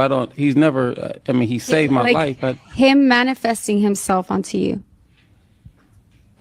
Again, I talk to God every day, but I just can't lie. God has never came and sat down in the living room with me and we watched TV together. We talk together every day when I wake up. Just every day when I wake up. Did you say pause it, Vulcan? Yeah, you can go ahead and go into the questions now. That was the main part. All right. Questions to the panel. Who was wrong? Who was wrong? Starting with my guy T Reason. Who was wrong? Who was in the wrong? I'm sorry. Who was in the wrong? The lady or the guy? T Reason. Do you want me to go first? Yes, sir.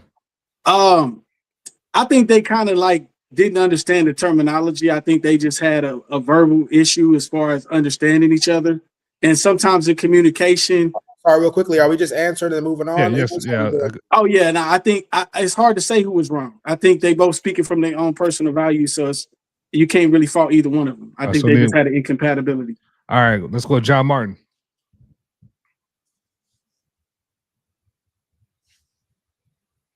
His mic is muted. Yeah, Derek, yours muted too. It's just kind of hard. It's kind of hard. I think that she just didn't wait for him to get the answer. So I guess she's more wrong than him. All right, so you said she got one for her. T said he doesn't know. Let's go with Derek. She wrong. All right. Freshly. Definitely she was wrong. Vulcan. She was definitely wrong. And stop saying the same thing that I say in different ways. And bless that man's heart, man. He was confused. He was like, he was wrong for continuing explaining himself. Yeah, he tried to win it back. He tried to explain himself back into the conversation. All right. It didn't happen though. All right, let's go with we'll go with John, since he already, he had a more defined answer. You said she was more wrong. Go ahead and elaborate. I know T-Rees you didn't know, so let's. No, I think the type of question that she asked, she should have been more patient with exploring the possible answers with him, as far as explaining herself and that kind of thing. I think she could have been more patient. Lack of patience. Okay. All right. Let's start with Derek. I hate it bothers me with the arrogance. I said when they make statements and it's only clear in their own head.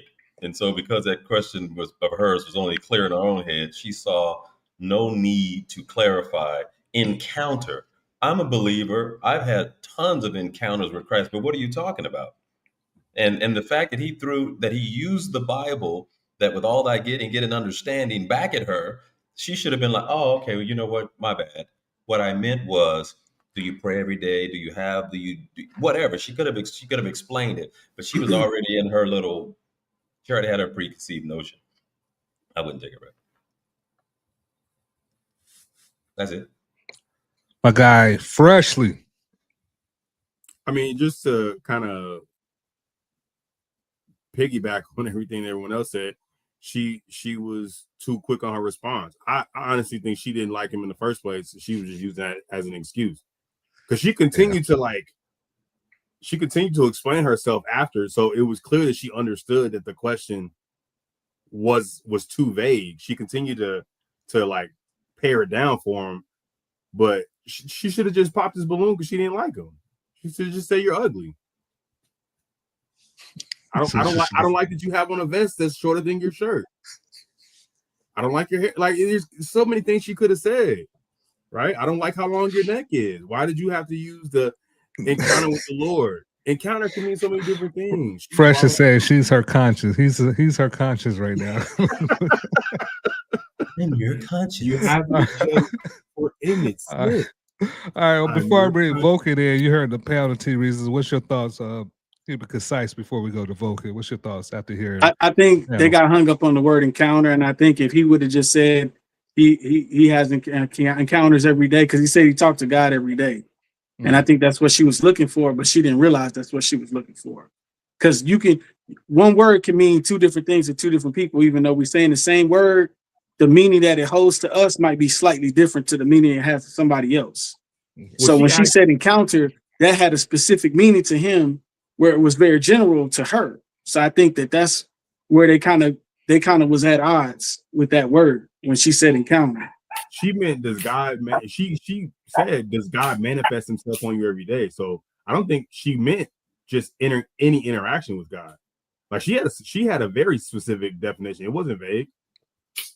How often does God manifest himself on you is a pretty I think she was using the wrong, I think she was looking for the wrong thing, because that's not something you have every single day. You know, it just seemed kind of weird. I just feel like they weren't a match. You know, I feel like they weren't a match, and what she was looking for and what he was looking for, their responses, they didn't correlate. She was like, got him right there. All right, next. All right, let's bring Vulcan here. Yeah, so just a couple quick points on this topic. One, I think this really underscores part of the divide between women and men when it comes to approaching theology. And you see this, especially when you see this in the Pentecostal movements. Women tend to be more drawn to Pentecostal movements because they're more experiential, they're more based off of more emotionally driven things. And so, you know, there's the theology you wouldn't consider as dry, or it's not as much as getting the concordances in Hebrew and Greek and all that kind of good stuff. You know, and so like it's something that women find more accessible, a little bit more appealing. And so they develop a certain language, a certain jargon, you know, religious jargon, and they just use it, assuming that if you're spiritual like them, you'll understand it the same way they do. But there's already divide genetically between women and men. We don't communicate the same. We don't gravitate. Women read mainly fantasy. Men hardly read. When they do read, they're going to read nonfiction. You know, and so we're drawn to different things. And so ladies, unfortunately, because they're not really taught about men, who men are and what men are, they just go with their free-flowing, abstract, fluid language that can mean whatever they want it to mean whenever they feel like it meaning that. And they go to a man who's a little bit more linear, a little bit more critical and analytical in his thoughts, and they use that fluffy language, and he does what most men would do. Okay, what do you mean by that? What does it all mean, Basil? And what happens is, instead of her recognizing that, oh, this man is asking me to explain my terms, this is a good leader. This is the kind of guy who doesn't just answer questions prematurely. She took it as a disqualification. And then when she starts to explain why she was saying what she was saying, it didn't really all the way make sense. I got the impression she didn't really understand what she meant all the way. She has a certain feeling that she knows that it means. She knows knows roughly how it's used in her context. I don't think she's ever had it challenged before. And what I mean by she was incapable of communicating further than I don't think. Yeah, what I mean by challenge, I don't mean challenge and disagree with. I mean challenge to actually define your terms. And so you see that, but I do agree with Feshley that she probably already didn't like him anyway. But that aside, I see this happening all the time, and that's why we did a series before called, to dealing with romance and relationships within the churches. Are you spiritually ugly or attractive? And I think it's because a lot of times ladies, because they don't understand who men are, they approach men with the fantasy, with the mysticism, whether it's in the church or out of the church, whether it's crystal cells or whatever the ladies are drawn to that men don't typically get involved with. And that flowery, untethered language is pretty much anathema to men. And we're gonna ask them to clarify. I also want to caveat just a small portion that part of the bigger problem when men and women communicate is women take offense to being asked to further define or further espouse what they are saying, whereas men are particularly prepared to further explain what they mean, because typically they understand what they mean. It's oftentimes, and I've experienced this personally, it's oftentimes misconstrued as arrogance or even condescension when a man is willing to explain or explains even if it's unprompted. I even heard head knowledge. Like, oh, that's head knowledge. She's got head knowledge. It's not spiritual knowledge. What are you talking about? Well, I was adding a third. You had mentioned the different things you've seen how okay characterized. you know, as arrogance and things like that. Also, I've heard it said, especially amongst the Pentecostal charismatic groups, they'll say, oh, that's head knowledge. So if he tries to make it more concrete, a little bit more definitive as far as the meaning, people go, oh, that's head knowledge. If it doesn't sound spiritual enough to them in his articulation, oh, that's head knowledge. He just carnal. It's not emotional enough. That makes too much sense to be in this way of looking at it. It's too logical to be in this space where we talk about feelings and emotions. I am curious to know why T Reason thought that nobody was wrong in this. Because I feel like they just, like, she expected him just to automatically understand what she was saying. So maybe she was probably wrong in that instance where she, like, after hearing you speak, maybe she was wrong because she expected him to just automatically get it. But I think that the terms that they were using, like his terms, like she said, manifesting and encountered. And then he said, I have conversations and I speak with God every day. You see what I'm saying? So I think she should have been more on the fact that he had a conversation with God. He had a relationship with God, but she was looking for something like an encounter and a manifestation. And she was expecting that to be every day. So I think, like, if they were to talk it out a little bit more, they would find a common ground. Right now, who stopped the talk from going more? I feel like just the fact they were on the spot. I feel like this because they're on a dating show and she got to ask her question. He got to answer. If she likes his answer, she keep her balloon. If she don't like her answer, she popped the balloon. No, she actually said verbally, it's done. She ended it. There's no confusion there. She ended that conversation after he asked for clarification. He didn't even answer. What do you mean? It's done. Well, then you could say that too. Well, you could say she closed it off before he got a chance to really give his point. And I think maybe, yeah, you could say that too. She expected him to just automatically get it, which he did. He needed her to clarify what she meant by encounter and manifestation. Correct. And I think that's in terms of right and wrong, what we're talking about, because I don't think obviously theologically there's a right or wrong there, but we're talking about who's right or wrong in the interaction. And she essentially killed the interaction before they were able to get to any place of common ground or understanding, because she was too quick to judge based on her loose, abstract language. And I just want to clear this up. She can kill it for anything she wanted to. They're on the show. She has the right to kill it for anything. No, absolutely. But the reason she chose was irrational. That was, to me, that was the issue.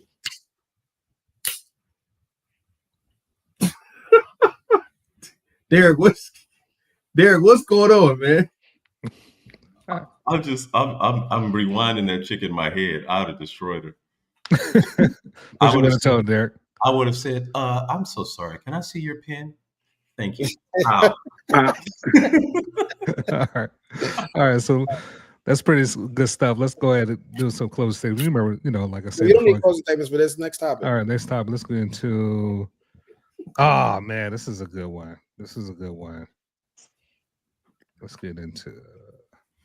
While you're doing that, I'll say this point about that video is that people have different interpretation of encounters. I heard people talk about having encounters with God based off things that's happened with their children. People can interpret a lot of ways that God speaks to them. So people, expecting a physical manifestation or whatever her version of it is an arrogant way to view it when you think that your definition of encounter is the definition. And that was part of the issue, with a certain arrogance attached to it. Yeah. All right, let's get to that. She didn't even communicate that to him, that's what her definition was before she popped the balloon. You don't get it. It's over. All right, next video. Mute your background, please. Or mute your background. Right. A man saved a woman who was on the verge of being hit by a car, but was charged with sexual harassment because he made inappropriate contact with her. Police in Los Angeles said 32-year-old Daniel Reed noticed Jessica Moore stepping into the street while looking at her phone. A car was racing toward her seconds away from impact. Daniel reacted instantly, grabbing her and pulling her out of the way just before the vehicle passed. Surveillance footage later confirmed that his actions had prevented a major accident. However, Jessica later filed a complaint stating that Daniel's actions were inappropriate and violated her personal boundaries. Her legal team argued that no one has the right to touch another person without consent, even in an emergency situation. The case has triggered nationwide debate. Millions online argue that Daniel should be recognized for his quick thinking rather than punished for it. No, I want to say this. I'm not sure if somebody asked me, was this one real? I don't know if this one's real, but I did. So this one probably is real, but even if it's not, this has happened before in Seattle downtown where a similar situation happened like this. So I know this scenario is real. And even if you've ever seen the movie Incredibles, in the very first Incredibles, Mr. Incredible saves somebody, and then you see that guy with the neck brace, and he ended up suing the same way, and the government had to pay for it. And that's part of the reason why they outlawed heroes. All right, so let's go.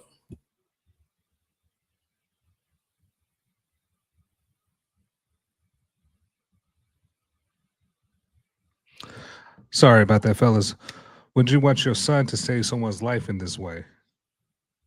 Well, I don't know who all have sons on here. Some of us.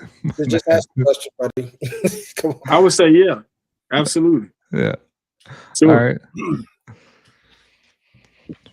Derek. Yeah. Okay. All right. Freshie Snipes. No. John Martin. John Yes. Martin. All right. Yes. Vulcan. You know, she getting on this one, or you staying out of this one? Staying out. Okay. Yeah, you know, she need to get in on the topics too, man. You just been moderating, man. You got to jump in too. We got to get your insight too, man. Eventually, moderators don't involve themselves in the conversation. Oh, is that what it is? So I'm going to go with yes. I'd want my son to do it, but the way the world's going, I don't know how much longer I'll say yes. That's what I'm like. Because he got sued, so you gotta count the cost. You got That's hindsight, though. I don't think you can answer that question. Like, if we go based off the video and her reaction, then that might be a different answer. But just based off the fact that somebody's life is in danger, that first reaction is to save a life. You don't have time to consider the factors of this person may come back and sue me on the back end. You see what I'm saying? That's kind of what kills chivalry. But like, you can't. If somebody's life is on the line, you need to make a quick. You have like 2 seconds, 3 seconds to react. You see what I'm saying? So you gotta jump in and save that person, and you would want somebody to save you if they had the opportunity. You know what I'm saying? So I think her response is completely outlandish, but I don't think his initial reaction to the severity of the situation was the wrong decision to make. But now looking at the situation now, we could probably all judge him and say he shouldn't have saved her, like what Freshly's saying, based on how, you know, unappreciative she is and the fact she sued him. But like, when you're in a life or death situation, you only have a few seconds to respond and react. So I would say, yeah, save her. It's gonna be hard to control that too. 3 seconds of reaction time to keep. All right, Fresh, it's on you. Somehow the question popped up there, but it just popped up on its own. I agree with everything everyone else said, right? Personally, Fresh would save that lady. But if I'm raising my son or preparing my son to deal with the real world, this is the real world. I could even see, I would go so far as her in that moment to be like, hey, get off of me. What's going on? Be upset with him. Don't touch me like that. I feel violated. She sued him. She left that place knowing her life was in danger, and he prevented her losing her life, or at least her life being drastically altered for the worse, and said, you know what? I'm going to call my lawyer and we're going to sue this guy. Spend money. And to Vulcan's point, the way the world is going, he doesn't know how long. That is the way the world is. I'm preparing my son for, and I hate to say this, you guys hear me say this all the time. I would love to deal in ideology, but I am forced to deal in reality. Ideally, I would love my son to be chivalrous. I'm teaching him that right now, right? But I also have to teach him, hey, you might not want to do that. This is what can happen to you. Because it's the reality. Unfortunately, it's the reality. I'm very saddened by the fact that it is, but it is. So I would, hey, protect yourself. Let's get everybody else around. Anybody disagree with Freshly saying right now? I do. I do. I have to disagree. Eric and John Martin spoke already. John spoke. Okay. He agreed. He said, "Well, John, I'm go the ahead. outlier. John, go ahead and Explain explain why, John." Right here. John No, Martin? I think no. I would teach my sons to act, and then let the other stuff sort itself out. Mm-hmm. Okay. Did I get Derek? No, not yet. Yeah, go ahead, Derek. Sorry about that. Yeah, you know how you're saying he's preparing his son for the real world. I'm preparing my son for heaven. And so, bro, you do what's right, and you worry about what God allows after that fact. That woman, if she sued you, and you got God in your life, and He allows something to happen, then there's already something over here that He meant for this to happen this way. So yeah, I'd be teaching them that, not to be scared of the world, you know. Okay. That's fresh. T reasons you had a disagreement, go ahead. Yeah, I would have to disagree because I get where he's coming from as a father. And I think he has the right mindset, but I think he's going about it the wrong way because you don't want your son to live with the scarring of knowing that he could have saved a woman from some catastrophe. You know what I'm saying? He's going to be scarred in a different way by having been right there and witnessed something he was in the power to change the outcome. You see what I mean? He can't control how she responded, but he can control what he does in that moment for the sake of another human being. He didn't do anything wrong by saving her. I think it goes back to her upbringing, and I think we need to look into that side of things and say, was she raised correctly and was she raised properly? Because somebody that saves your life, you're indebted to that person. They saved your life. You know what I mean? Okay. You shouldn't be looking at it as, oh, well, he touched me. Well, if he didn't touch you, then what would have been the next cause or chain of event that would have taken place? What was he saving you from? What was his intent? Was he trying to SA you, or was he trying to SAVED you? All right. You know what I mean? Let's get Fresh a turn to respond to T reasons and Derek before Vulcan chime in. Fresh, what's your response? Oh, you yielded? All right, Fresh, what's your response to Derek and T reasons? Again, I don't disagree with them outside of the fact that what they're espousing is ideology. Okay. This is how things should be. Both of them use those words. Should. Ideally, he would have saved her life and she would have been grateful. Realistically, she sued him. And I don't know that the Lord holds him accountable for not saving her. Now I could see if he put her in danger and he didn't save her, or that he was directly involved somehow. But if she takes another step, if he's a half second late, she walks into traffic. And what was supposed to happen happened. How do we know that the Lord didn't mean for her to walk into traffic? Right? To make her life a testimony. We don't know that. And I'm being realistic because ideology has its downside. I will teach both. And I just want to reiterate what I said earlier. I am teaching my son to be gentlemanly, to be godly, to be chivalrous. But that's not all I'm teaching him. You want him to count the cost of all of that as well. I want him to, in those 2 or 3 3 to 4 seconds of decision making, I want him to go through all of it. Now, if he makes his decision, right? But I wouldn't, and we said this woman, I wouldn't want him to save her. All right. Hey, listen, that lady, he might have ruined that lady's testimony, her chance to be in the testimony. Okay. It's like that Thor episode. She's like, "No, let me go because I'll be up in Valhalla." Remember, she was just like, "No, for you to make it to Valhalla, you have to have actually died in battle to go to Valhalla." Exactly. You know, she was missing an arm. She's like, "Maybe your arm is in Valhalla." Hey, I got a thought for y'all for your son. Hey, son, I'm going to give you 2 scenarios. You tell me which one you'd rather live out. There's a woman that's going to walk in front of a car because she's on her phone. You have the opportunity to save her. If you save her, she's going to sue you and say that you touched her in an inappropriate way.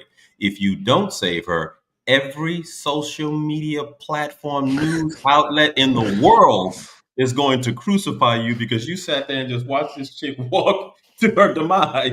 I'm going to tell y'all right now that's not going to happen. There are literally thousands of keep it videos concise. on the Close it internet out, of Fresh. bad things happening to people, especially based on their own actions and bystanders. We don't crucify the people who record those things. So They should, by your logic, those people who record those things should be getting killed. No, why are you recording instead of helping? I'm gonna give you the reality of the world that we live in. That's the truth. I get you. So your son comes home and say, "Daddy, I was walking down the street, man. I saw this lady getting ready to get hit by a car, and I remember what you said. So I just let her get hit." I'm gonna say why.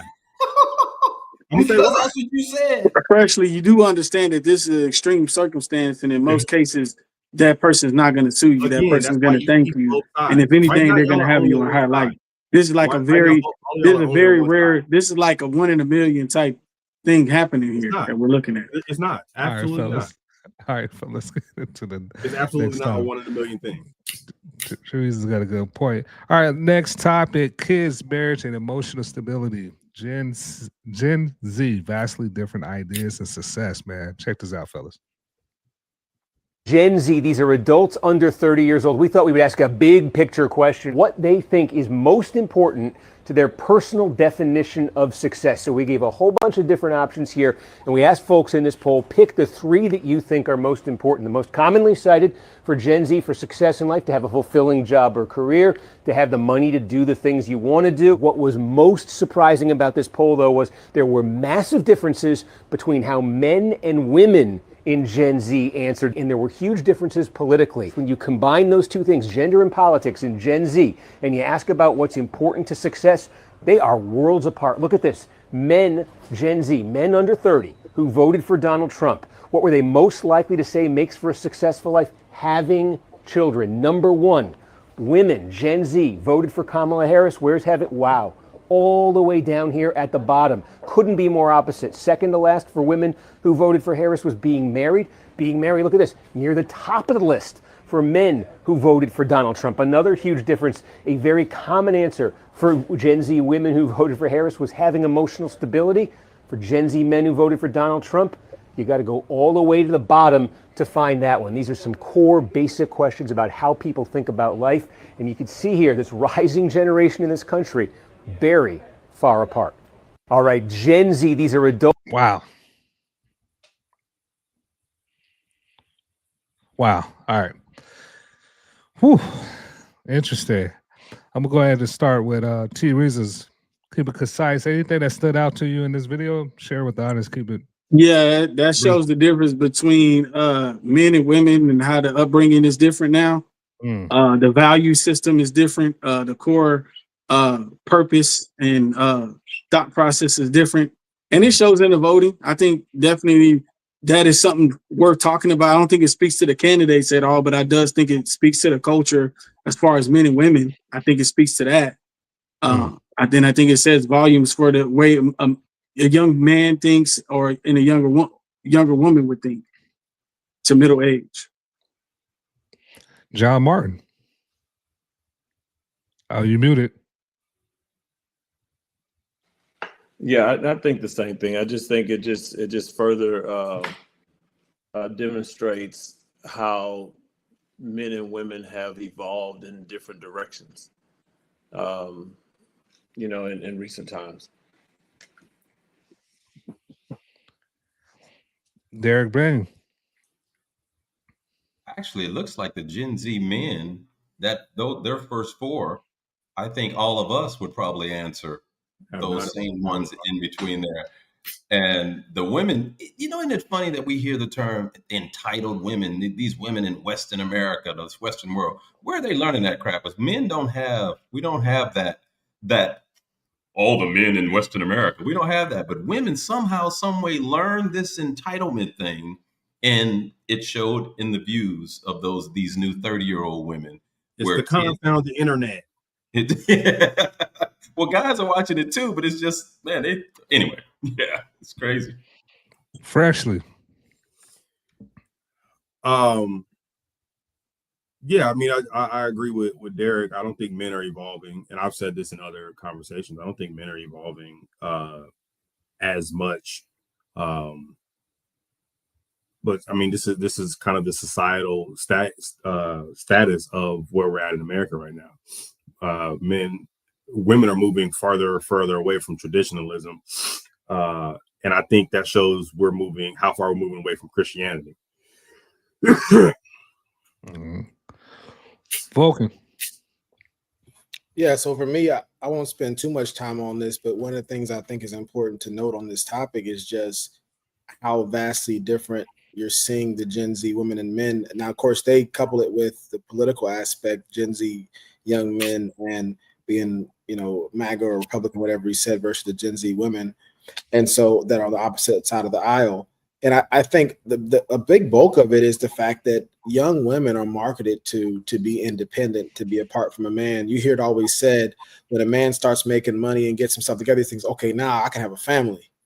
But when women get independent, they start making the money, they go, okay, now I don't need a man. What did Biggie say? Get my daughter this college plan so she don't need no man. That's back in the 90s.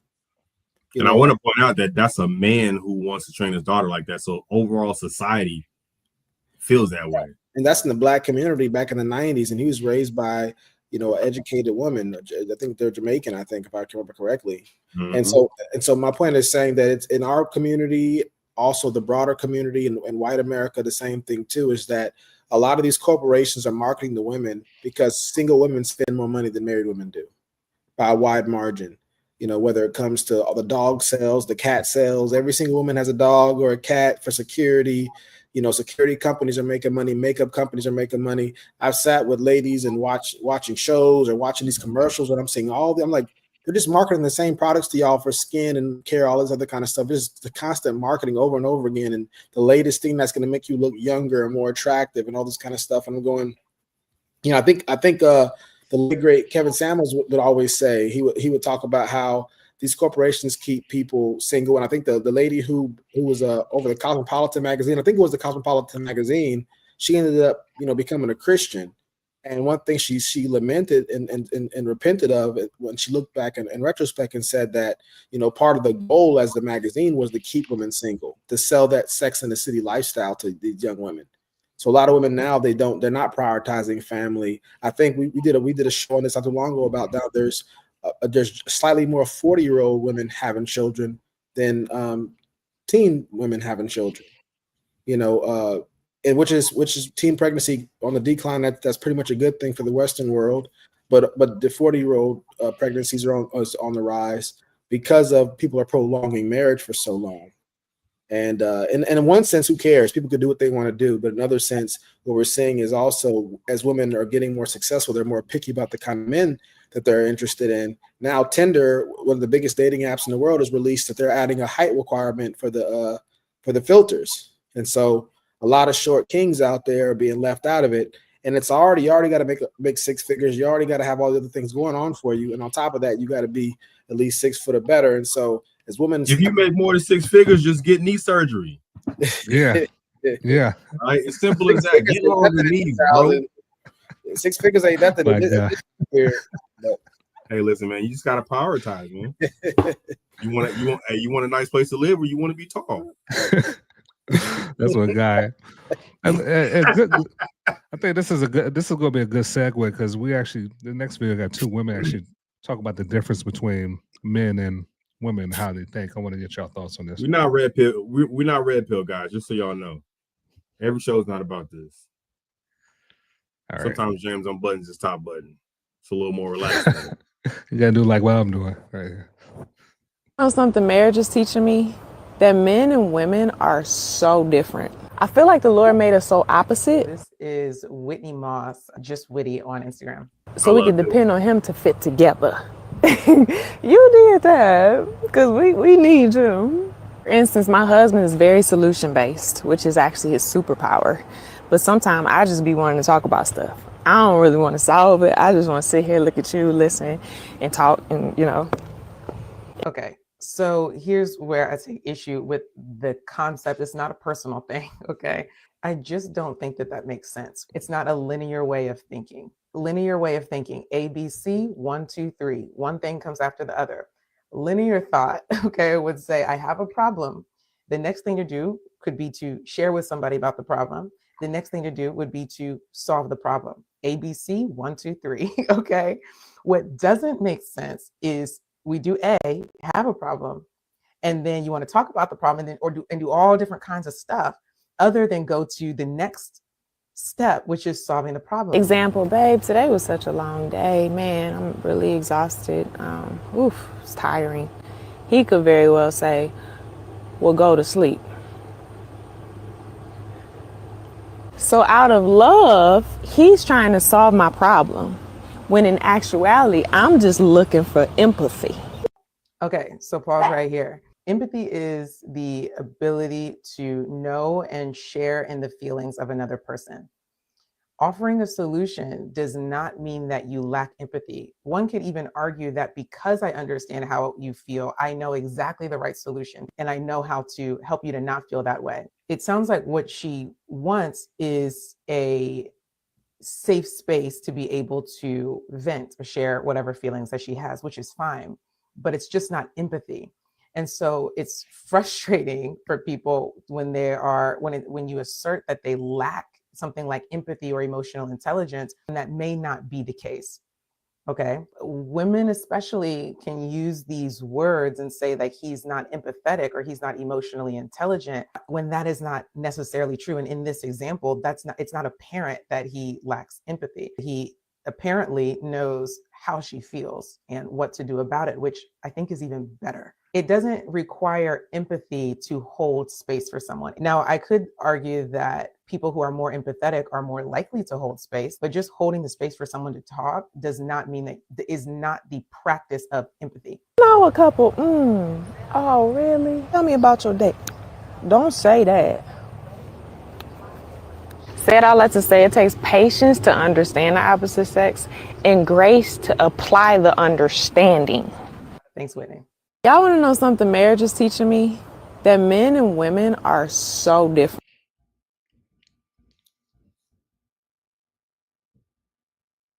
All right. Agree or disagree? Microphone check. Okay. Yeah, T reasons. I think there was questions for this one right here. I don't mind reading. Got you. Thank you for that, Vulcan. How do these misunderstandings affect romance? How do these misunderstandings affect romance? Start with T reasons. Oh, he's off. Let's go with Derek. Oh, I'm sorry. I forgot. John, let's bring you in here. What you think? John Martin. Yeah, well, it's being an old guy who was married for a very long time. I think what people bring into the space around expectations will impact the romantic communication especially if they're not effectively communicating, being expressionate about what it is that they want, what their needs are, and they're not taking the time to get to understand that. If she's requiring that he interprets her desires, then there's going to be some miscues. All right. Derek Bain. I think it definitely affects the romance because this is just a communication issue. It could be two things. It could be a communication issue, but it could also be a understanding the other person issue. As men, especially most of us over 40, we kind of know there should be, like if I had a son, I would be teaching him, hey man, there's going to be moments when you're with your lady and she's going to say something and you need to ask this very, very important question. Honey, is this something you want me to fix or is this just something you want me to listen to? That way you kill it, you lower it. Now she can take it direction she wants to go. You don't have to mess up your romance. But if you say, hey, well, go to sleep. You got a long day, you're tired, go to sleep. And she, he's not empathetic. Now she's sleeping on the other side of the bed with her butt turned to you. So yeah. All right, my guy, Freshie Snipes. I actually agree almost wholeheartedly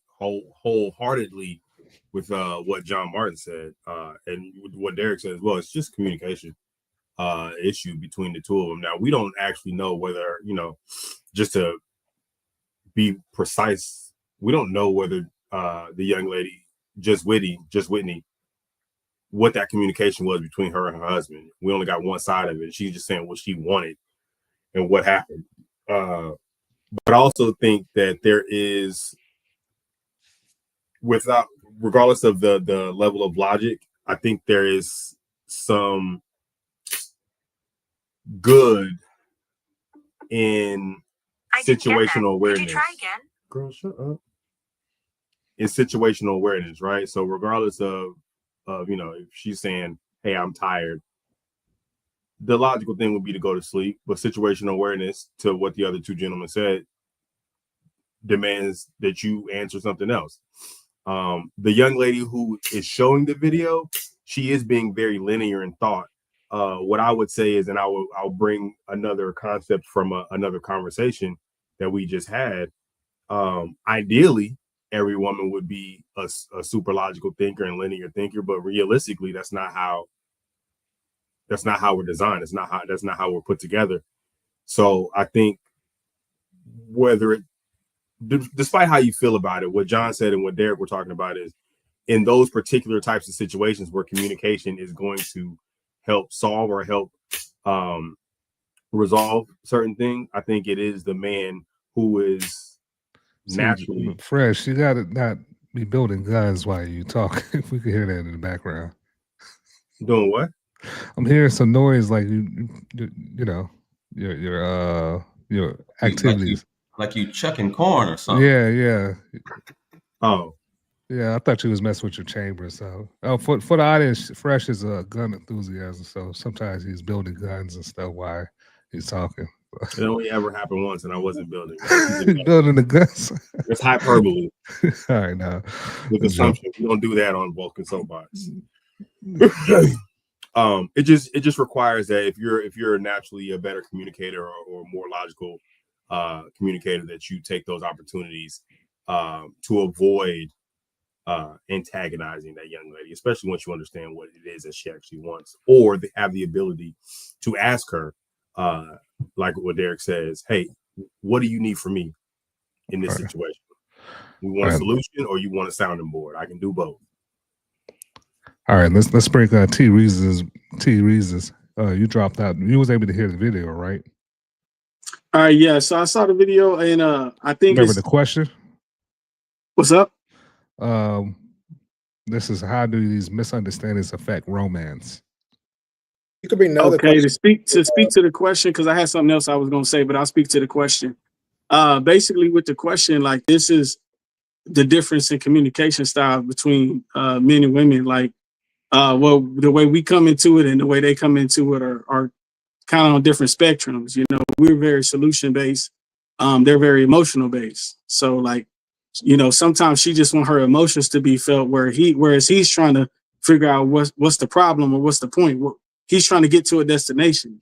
You know what I mean? He's very destination driven, whereas she just kind of enjoys the fact that there's a journey being taking place. You know, there's no destination in mind. You know, she's just thinking out loud, and he's taking everything she's saying literally, which is how men tend to be more that way.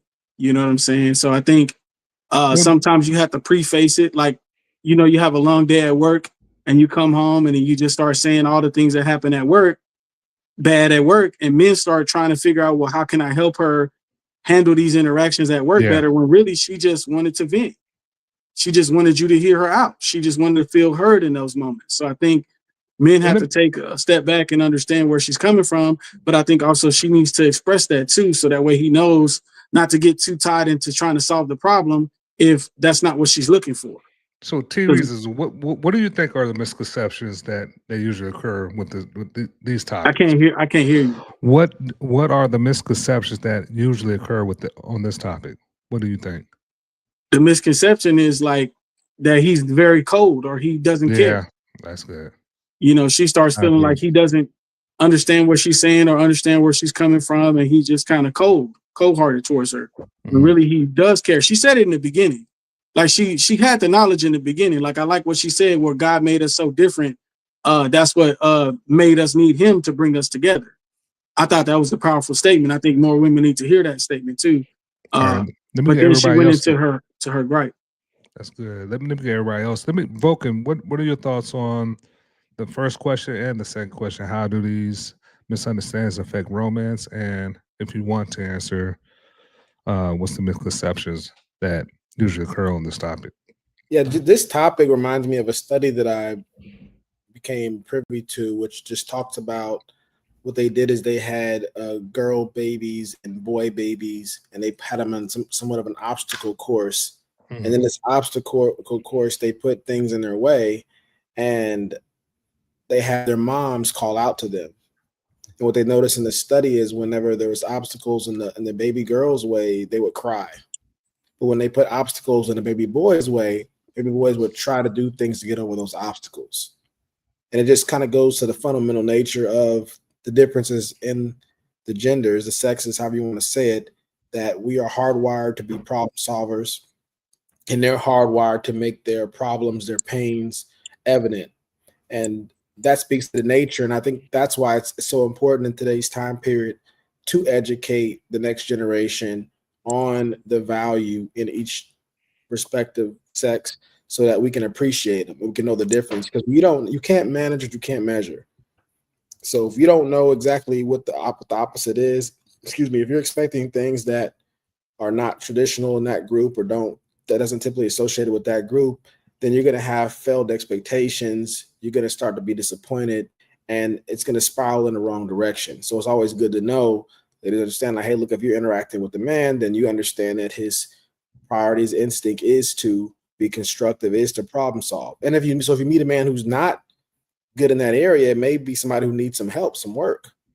And conversely with the ladies, understand that they may not be as quick to go to problem solving. So deriding them for not being wired in the same way that men are wired, that can also be to your detriment, because now you're not seeing their value and knowing what their usefulness is to you and for themselves. So I would just say that's something that everybody needs to take in consideration. And I think so, and I've already kind of covered that, kind of covers the misunderstandings part as well. All right. Let's just go around the room. We could just go into the. Okay. All right. So yeah, let's just go into the next topic. Let's do it. Ah, man.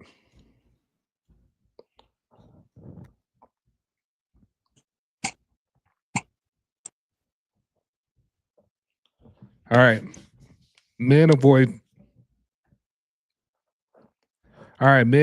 church because it's a women's club. Let's get y'all thoughts on this. The Black church's focus is not on building families. It's about keeping women single, comfortable, independent. What's up? I say, you can skip this one. Okay. Just because this was on, because we're going to have Lawrence on, and this was something he had tagged me. He wanted us to cover. This was one of his topics that he wanted to have covered. So if he's not on, we can just go to the next one. It's a good topic, but I don't know if he'll be on next time or whatever the case may be, but we can save it. All right.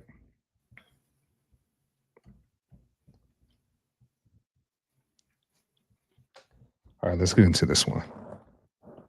We can actually skip this one too. About you got the Halloween one? There we go. Let's see. All right, here we go.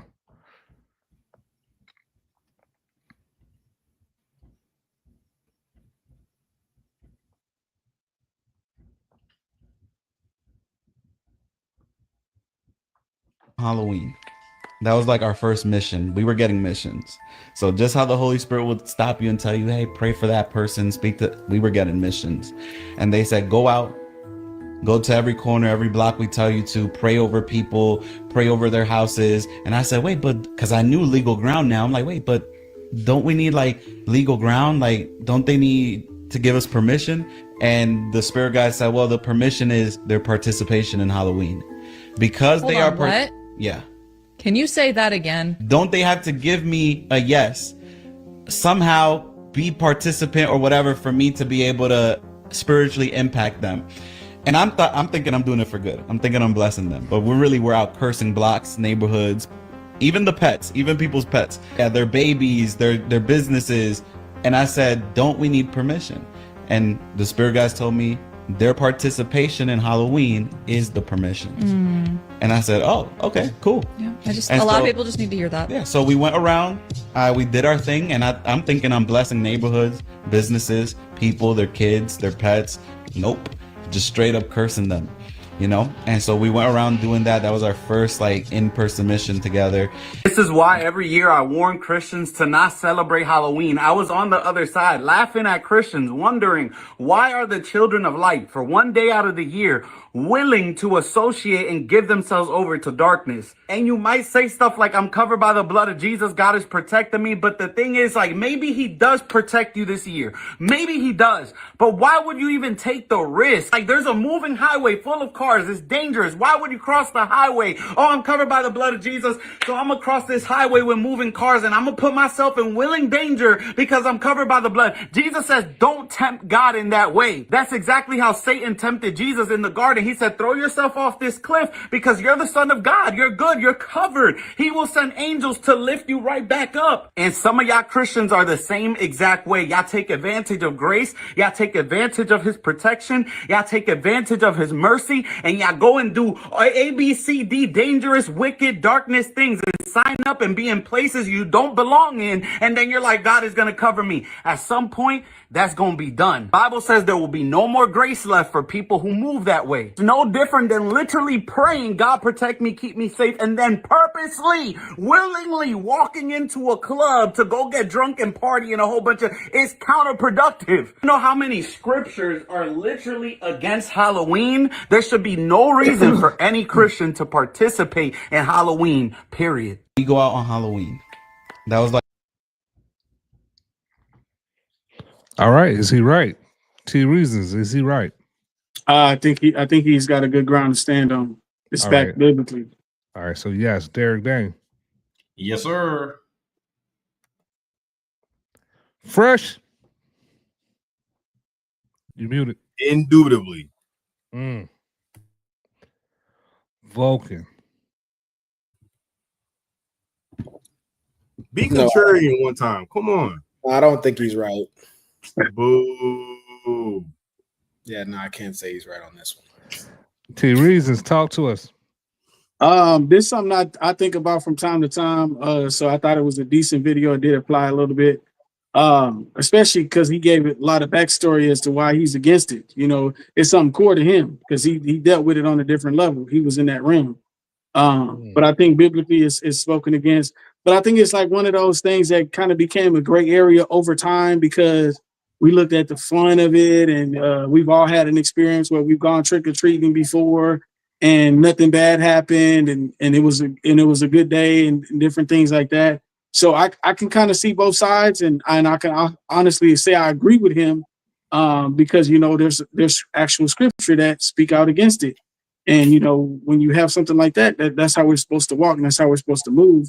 But I can also see why, you know, people want their kids to be able to go out and get out in the community and different things like that. So maybe we need to change it into a different type of holiday, or maybe we need to create something different from Halloween. Because one of my churches, we had it on a different day at a different time, and we didn't call it Halloween.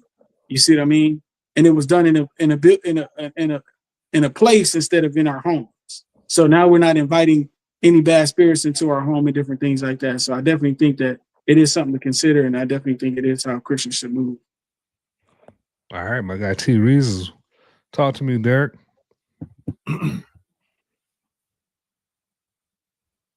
I mean, I agree with him because I've heard more than well. I'll read this.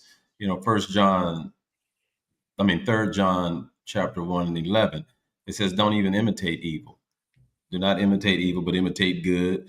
Then you've got 1 Thessalonians, "Abstain from every form of evil."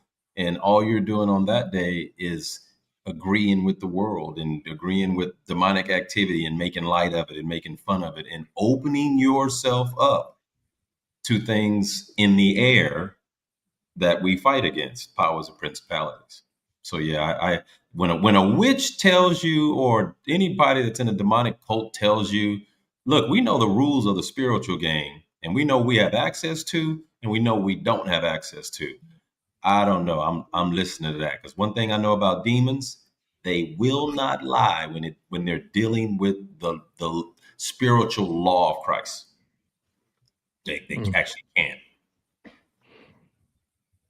All right. Before I get to fresh, let me read some comments. CQ said, I'm gonna get my kids some candy, but just make sure you don't tell them Santa is not real. Insider. Shout out to Vulcan. All right. Yeah. Let me get freshly here. I just agree with him on his statement of why risk it. So I'm not going with it's 100% wrong or 100% right. I don't agree with it like personally, but objectively, I agree with him saying why risk it. I don't understand that. Why risk it for something so worldly? Something that there's no aspect of Halloween that mimics or mirrors Christianity. So if you're a Christian, I'm not saying that you can't. That's not what I'm saying. I'm saying why would you? Okay.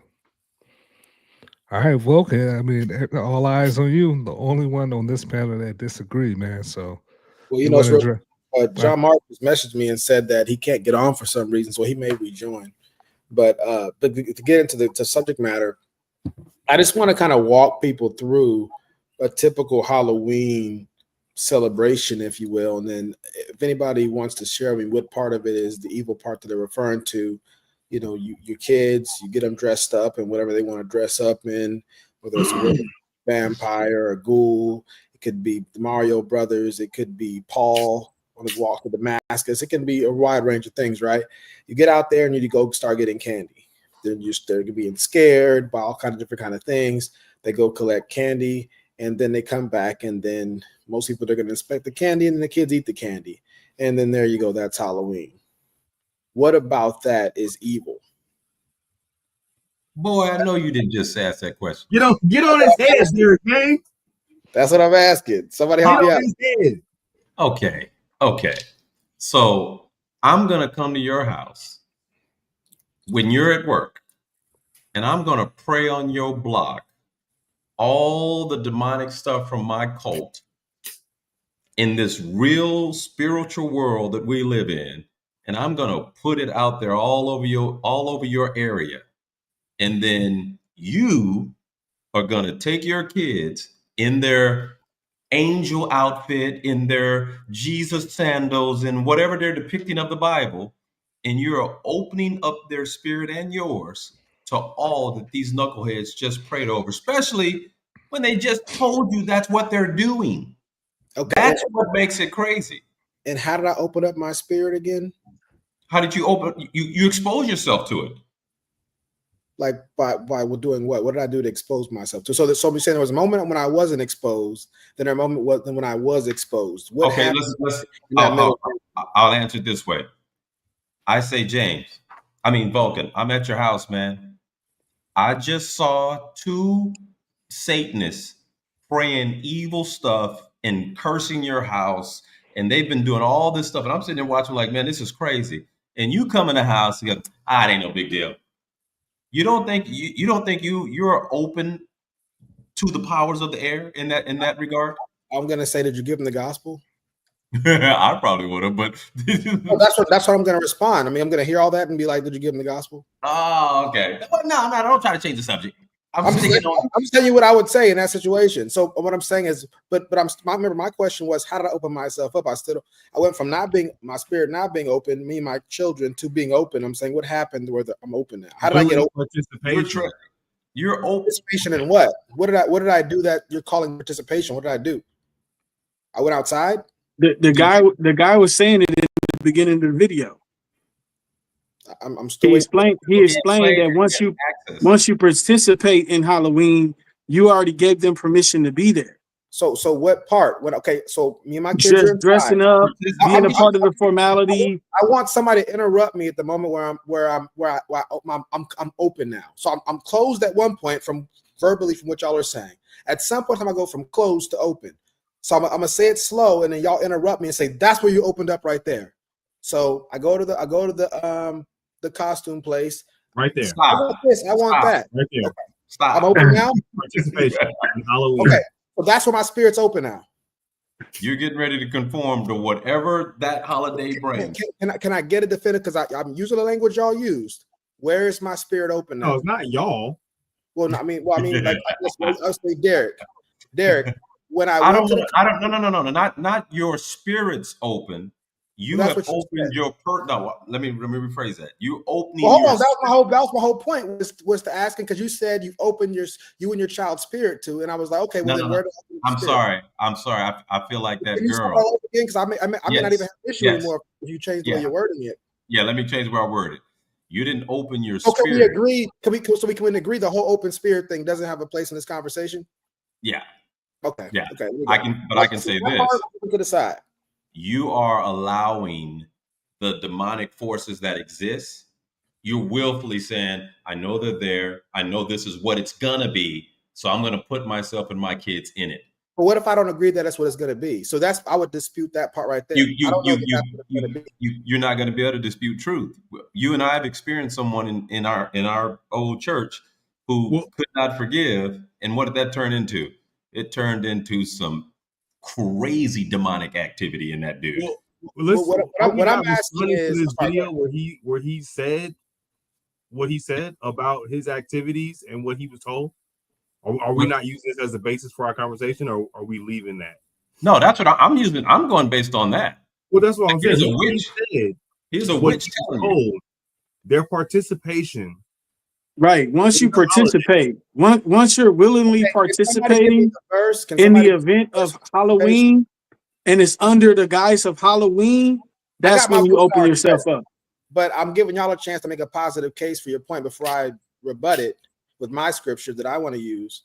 But my point is saying, can somebody give me as soon as you invoke participation, where your participation in said thing opens you up or makes you allow something into whatever you want to say, however you want to word it. I mean, I'm still waiting to hear the wording so we can pin it down. But once you figured out how you want to word it, show me a verse that shows your participation does this thing. Okay. Give you a chance to defend I'm gonna give y'all a chance to defend y'all's point before I come up with my rejoinder. I just want to point out that this is classic Vulcan soapbox. This is what we do. After this debate, I'm gonna say something. I'm trying to figure out how to word it. I know what I'm trying to say. I'm not getting the proper words because you should immediately challenge him. And I want the audience to know these are guys who have been in the scriptures and the faith for 20, 30, 40 years. So if we're talking about figuring out how to word it or how we want to pin this thing down, part of my thing is if we're having a difficulty pinning something down that comes around every single year, maybe we got to look at this again. Maybe we're going off tradition and not so much on a verse that we actually know. Okay. Because why is it coming to us yet? We got Google, we got AI, and we got esteemed gentlemen who know their scripts. They've been doing this for a long time. I want to hear where participation equals you are allowing these spirits in the way you didn't if you didn't participate. That's what I'm waiting to see. I mean, that's what the guy elaborated on in the video. He expressed what was his point? How did he prove that was the case? What scripture? He said as soon as they participated in the activity, as soon as they. What scripture did he use? I mean, everybody has an opinion. Oh, well, he had a whole bunch on the back of his shirt. Yeah, just because he was involved in some type of satanic stuff doesn't mean he knows more than the scripture knows about spirituality. He had the scriptures on his shirt. Okay, what can you? I don't know what. Oh man, it's one of the Corinthians. You cannot. Now, we're talking about sexual morality. I would give it to you. You cannot drink of the cup of the Lord and drink of the cup of demons. Is that I think it's a form of idolatry too, because you got skeletons, you got vampires, you got skeletons. The earth is the Lord and the fullness thereof. All that stuff belongs to God. I understand that, but what I'm saying is but they're worshiping demonic things, though. You know what I'm saying? It's satanistic things, though. So what I would encourage the audience to do is look at verses that deal with food offered to idols. So I'll go ahead and make my positive case while y'all are looking up some stuff. So there was a scripture. There's an issue in the Bible, 1 Corinthians chapter 10, Go to verse 20 area. And it talks about there was an issue within the church dealing with food offered to idols. When you look at the time period that's going on, that there will be a lot of idol worship dealing with foods. And so there was an issue saying, hey, look, y'all Christians should not be eating that food over there because that food over there was used in idol worship, demonic idol worship right here, right? But what does the Bible say? The Bible says we know that those are not real anyway. And so it says that the earth is the Lord and the fullness thereof. So all that stuff belongs to God. Satan is nobody else. Demonic can't reclaim something that was created by God. So it says this: if you're among somebody whose conscience is weak, meaning they can't disassociate the thing from the demonic, they can't do it in their mind. They have a weak conscience because they don't have the knowledge yet. It says, do not do it in front of them because you will cause them to stumble. Even though we know it's not a real idol anyway, don't do it in front of them because they will stumble. So involving your children in a holiday. So I'm going to Vulcan's house on that day. So if they already know, if your children already know, those are dumb idols. I don't care. Like I said, I wasn't being tongue in cheek when I said it. If somebody come out and say, hey, look, you know, there was Satanists doing that over there. If I had you give them the gospel, that's all I care to know. I don't need to know I don't care what they said. I don't care about none of that stuff. And there's no scripture that tells me I should care what they said. I don't care what they did or didn't do. There's no verse from Matthew to Revelation that says I have to listen to, care anything they had going on, and I don't care. But the thing is, I would want to know if they were Satanists or not.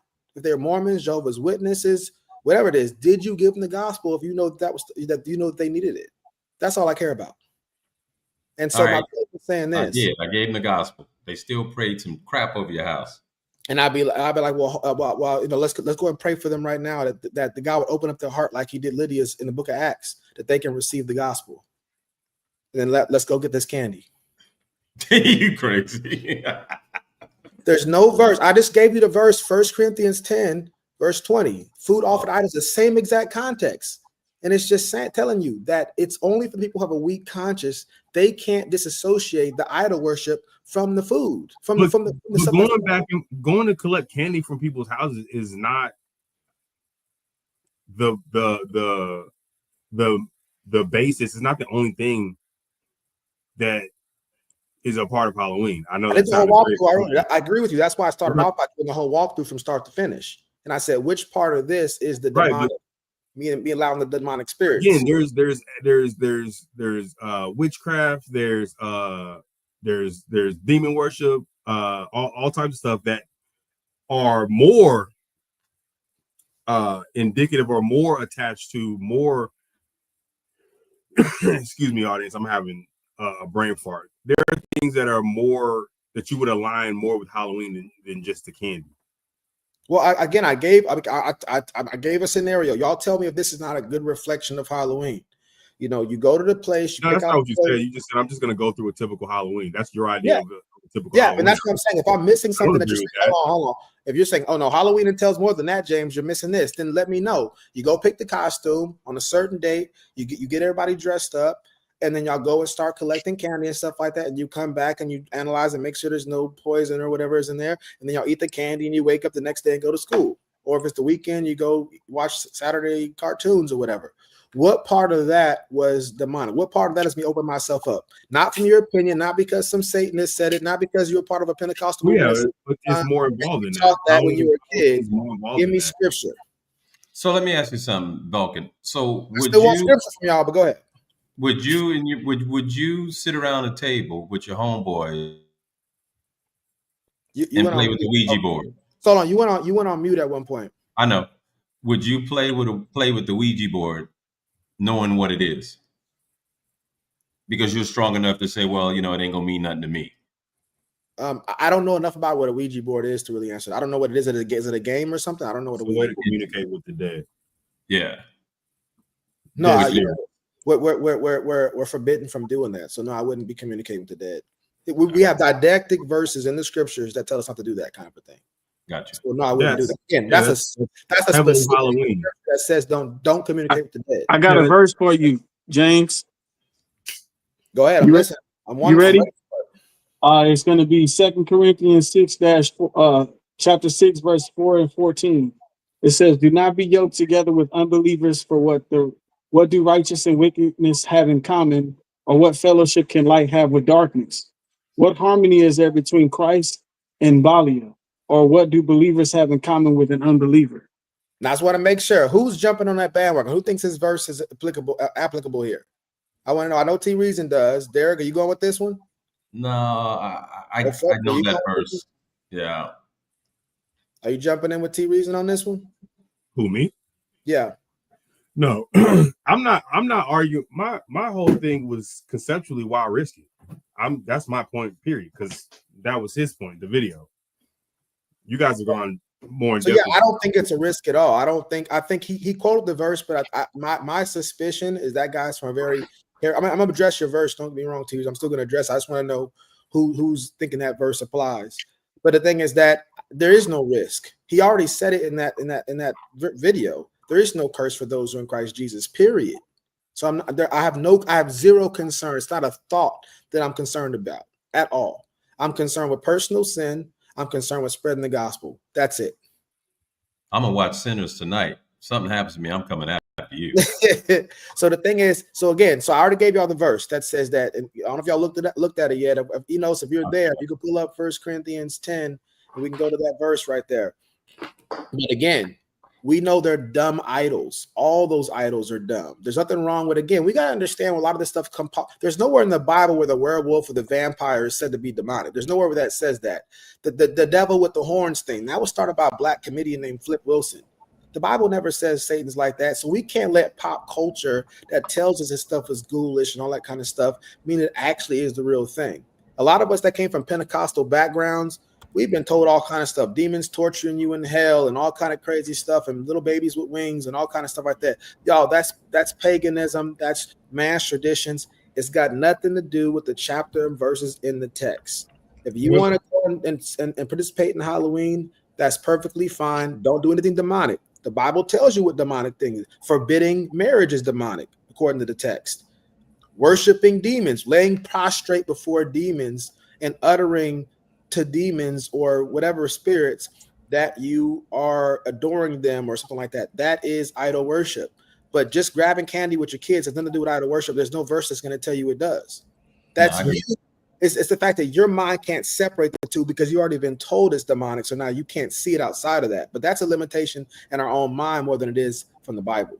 What's the scripture again? It's something that we only do on Halloween to celebrate Halloween. There's no other instance or holiday where you do that. What was the scripture? It's inextricably tied to the holiday. Yeah, but that doesn't matter. I mean, Romans 14 says some people do a thing on one day, some do it in all days. Don't judge another man's servant. So some people esteem one day, some people esteem all days being the same. It's just fine. That's Romans 14. It doesn't matter whether we do it on one day or not. We do a lot of things on one day. We do a lot of things every day. So that's no spiritual significance. I think either way, you're still opening yourself up to it. I think it's a gateway to it, and I think when you start to participate in something like that, even if you don't know the true meaning, you're opening up yourself to that. Give me a verse. What do you mean? The verse I still got to address the verse you said. That said, yoke to unbelievers.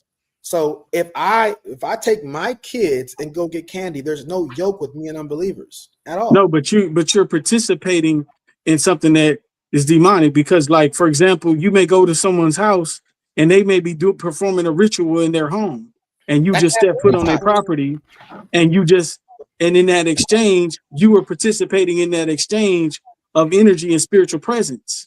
You see what I'm saying? Give me the verse for that. They might have done a ritual to have you come to their home, and now you're opening yourself up to an exchange. You don't know what chance and enchantments, because the Bible does speak about demonic presence and witchcraft. I want to address what you just said right there. What some may mean for evil, God means for good. So they're praying for me to come to their home for the demonic purposes. They don't realize they got the gospel when they. No, you can't use that because that's not something God meant. You're just assuming that he meant that. You have no way of proving that he meant for you to go to that person's house. He might have wanted you to stay home that day. You don't know unless you pray. Did you pray about it before you left the house? Did you pray over yourself? Did you pray over your children? Did you cover your children in the blood of the Holy Spirit?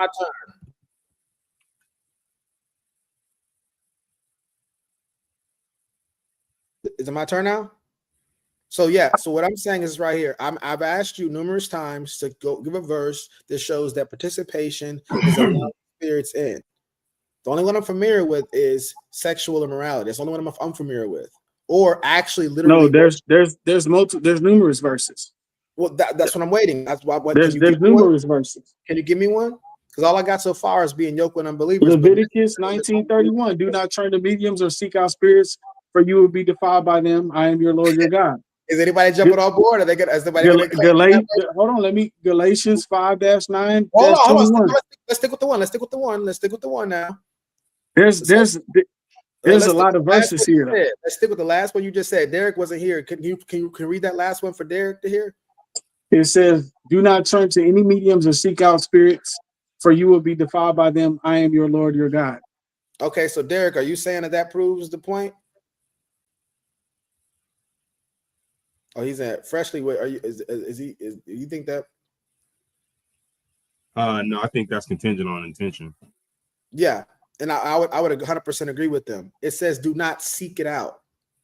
I'm just going to get candy. I'm not seeking out any spirits or anything. Any of that. You might think that you're just going to get candy, but so in the midst of intentionally seeking something, you're seeking candy. That's what I'm intentionally doing. Yeah, so they're using that as a way to get you to their doorstep. I'm okay with going to their doorstep. I want to go to their doorstep. You're going to see door to door. And you're entering into that realm. You're entering into that realm. I was coming to their door anyway, one day or another.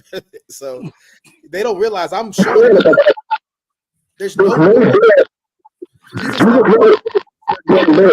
mic's getting feedback. Oh, there we go. Everything you're saying is normal. Yeah. Sorry, two reasons. I want you to respond to that. So is that you still think that verse applies? Because you said you have to seek it. I absolutely do, but I can give you a different one if you don't like that one. I can give you some more. So then I want to stay here because you said in that verse you have to seek. How am I seeking spirits in this scenario I gave? Your intent is to seek the candy, right?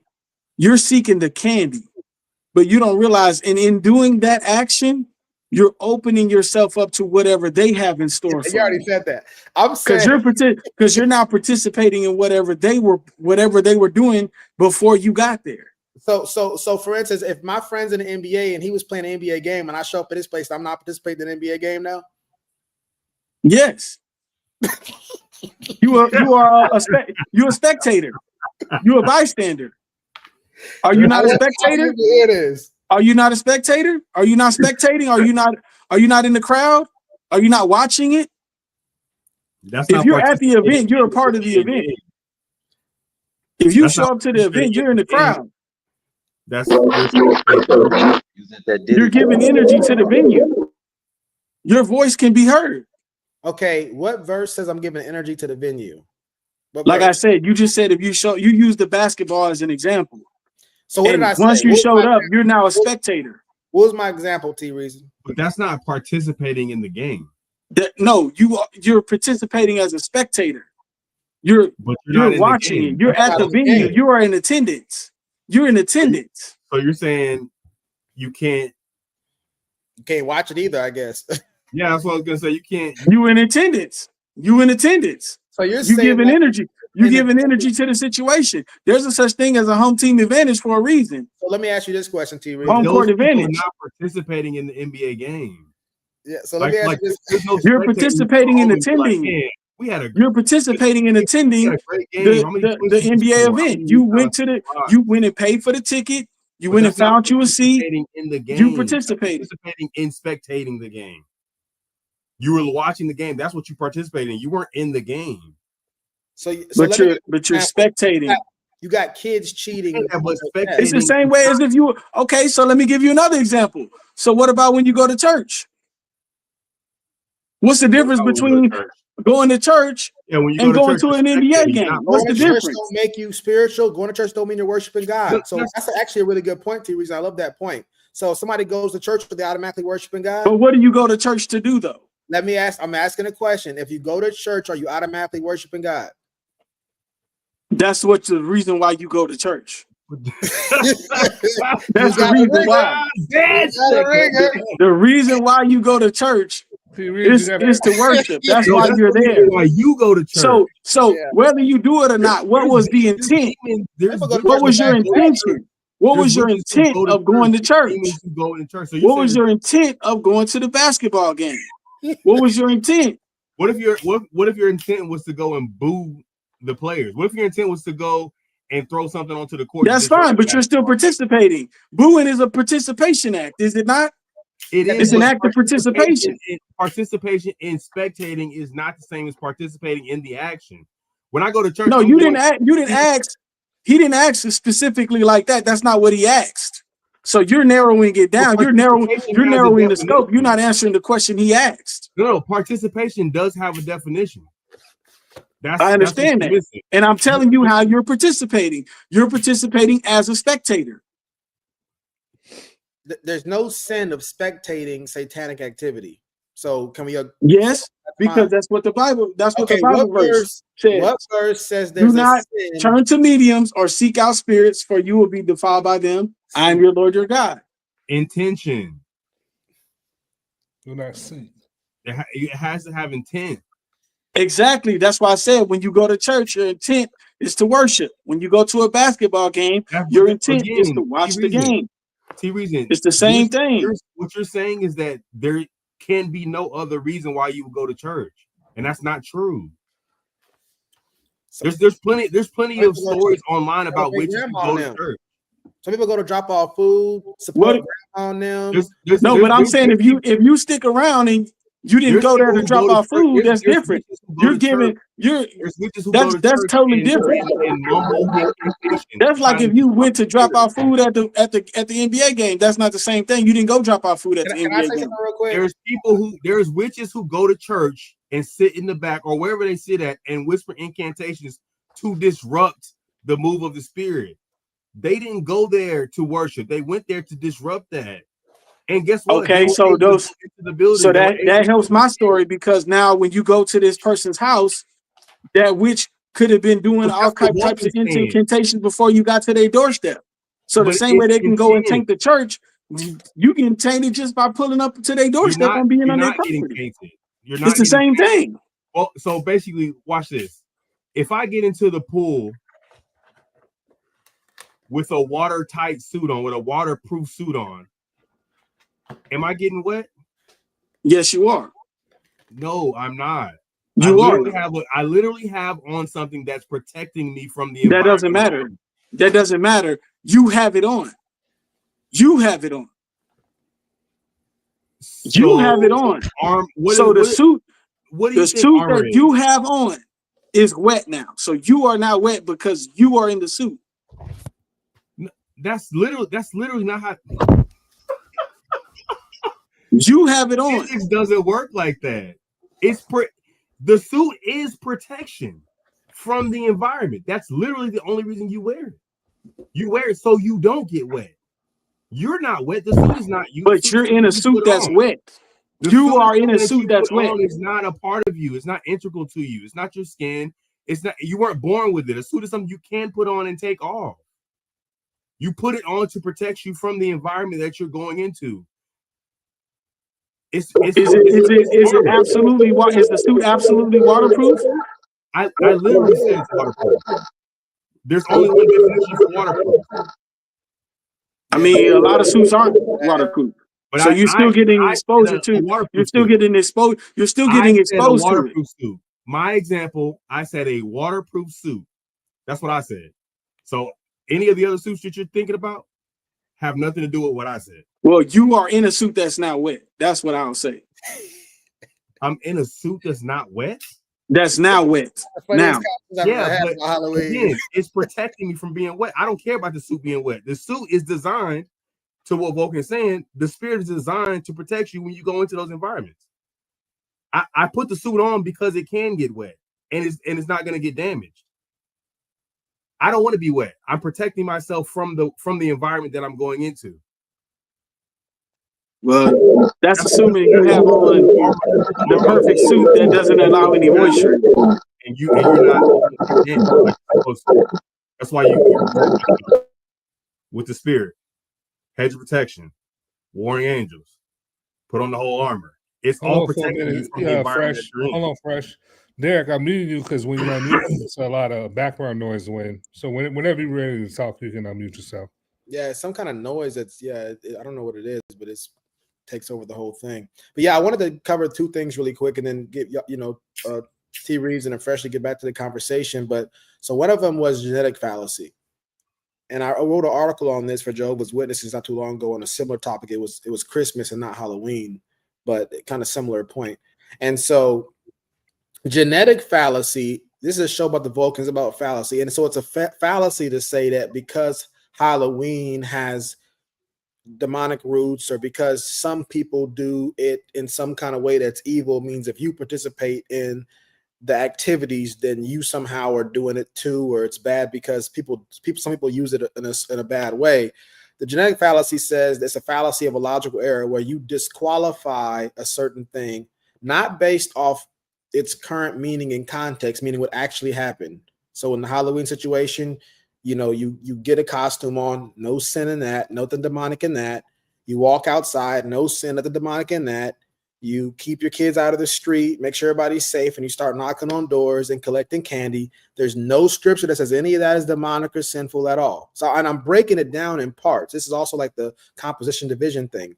We're looking at each part to say if none of the parts are evil, how can the whole be evil?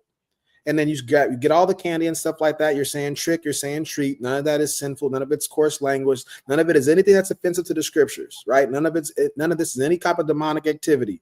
You collect the candy, you go back home, and then you eat the candy. The scripture talks about food. It says that we know that it goes in the stomach and it's expelled through this. It's expelled out. Which part of this is the demonic part? You telling me what somebody's doing somewhere that you're speculating is happening or actually is happening, the scripture already addresses that. Food offered to idols, that food was literally offered to idols. The scripture's telling you. It's not speculation. It's not what you heard. This is food offered to idols, and it says that they're dumb idols. That's what it says. It literally says they're dumb idols. They're not real. But just because people around you may not be disassociated from those idols, don't do it in front of them. Don't do it around them because it'll cause them to stumble. And so my point is saying it's a fallacious thing to say, oh, because it came from this or because this is part of its origin, the Satanism or whatever the case may be, to say, oh, it's wrong. No. Look at what the person is doing. Is there demonic activity? Is there sinful activity? Base it off what's actually happening. Not what somebody said is happening, not what's associated with what's happening, what's actually happening. And then just base it off that. The scriptures give you a lot to compare it to see if it's right. So that was that part, and then I already addressed the scripture part of it as well. So I don't know if you're there to put the scripture part up so we can look through the scripture together. But now I'm just opening it back up for anybody. What was the scripture? I was asking that earlier. What's the scripture? I typed it in the group message for you. All right, thank you. So am I echoing now? All right, Derek, I think. Can y'all still hear it? Yo. There's an echo. Is with. Oh man. Okay. I'll just not talk. Is it an iPad or is there another device or something? No, my computer just went out and I'm on my phone. That's all right. That was them satanic prayers probably doing it. Not being petty. Now don't do that. Pettiness has no place on this platform. Hey. T. Reason got 3 different AIs up right now, man. What's going on over there? Oh man. Thank you, Jesse Lee. Oh man. Appreciate you. She didn't even capitalize the T in your name. Get out of here. No, I did. What do you mean? I said she. Oh. So we got you still pulling it up right now. What group message you put in? I didn't see it in none of the groups. It's in the chat, the studio chat. The private chat? Yeah. Vulcan, I don't know why you don't just tell him. Yeah. Yeah, that's it will be a lot easier. Just tell him the scripture. It said, can you pull up genetic fallacy and 1 Corinthians 10, 20-ish? So go to 1 Corinthians 10 and then my guy. and we'll figure this out. I'm still waiting for some more smoke, T Reason. I'm not giving up on I got plenty of smoke for you. All you gotta do is ask. Yes, sir. Ask them, you shall receive. We're gonna exegete the text here, just so we can all. So if you can pull up like 30, can we agree in a pool that you're not wet? Just your suit is. So I want to really talk to James about this whole Halloween thing, because it in the scripture it literally says we should draw a line on not wavering to spiritual compromise. You know what I mean? No spiritual compromise in dressing up as fun, not celebrating darkness or death, not glorifying or trivializing the occult. What verse is this? Okay, so the verse is Thessalonians 5:22. Abstain from every form of evil. Okay.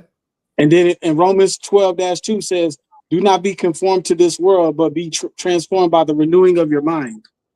Okay, okay. Here we go. So we're gonna get back to that, T Reason. Don't lose that, because I definitely want to get back to that real quick. But I want to go through this right here, and you see, it's in small writing right here. Okay, I don't mind reading it, but you want me to read it, or you want to read it? This is just verse 10, or is it go to verse 10 to 20? Yeah, I keep talking. Let me fix this. Okay.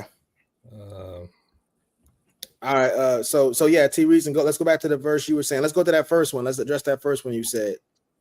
So the first one is 1 Thessalonians 5:22. Abstain from every form of evil. Okay.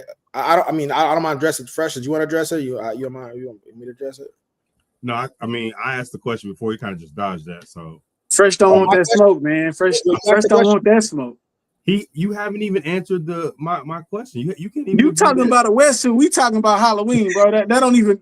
That's a whole different topic. You talking about is water wet, bro? Don't worry about it. And I'm not even going to do it. When the audience goes back and watch the show, they will see how we got to the wetsuit. You're being ridiculous right now. I think you really try hard to make that connection, bro. I think that was a bit of a stretch. The wetsuit? Yeah, that was a stretch. If you're in the environment and you're participating in it. Because you even said there would be people in the church in the back row performing witchcraft and stuff like that. That was so. Yes, I did say that. So how does a wetsuit apply to that? How does a wetsuit protect you from something like that? Because you said everyone goes to church for the same reason. No, I said usually. I said you go to church with the intent to worship. That's the reason why you go to church. Yeah, but now, is there some gray area where you can have somebody there for an alternate reason? Yes, but majority of the time, this is the reason why people go. Yes, you can qualify any statement after you make it. You going with the lowest common denominator. You going with the one off. I'm going with the general consensus. I'm going with the general consensus. So we can just do a brief intermission. You're using definitive language. So when you're generalizing, it leaves there's room for you to be wrong. So when I make that statement, let us know already. I didn't say only. I didn't use the word only. I didn't say people only go to church with the intent to worship. I didn't say they only do that. Correct. That's when it would have been definitive. Go for different reasons. You go to church to worship. If you're involved, that was a general statement that I made. That was not a specific statement. That was a general statement. Basketball game. He said if I go to watch my friend play, am I participating? And I said, yes, you are participating in the game. No, he didn't say that. He didn't say in the game. He said, am I participating? And I said, yes, he is participating. He said, did I play in the game? And it's okay. We don't have to argue that. I'm just saying, when you go back and watch the show, when you go back and watch the show, you will see. This is my show. Okay, well, you go back and watch, you'll still see it. You almost ready? We almost ready? Yeah, I was trying to widen the screen. Are y'all able to read that?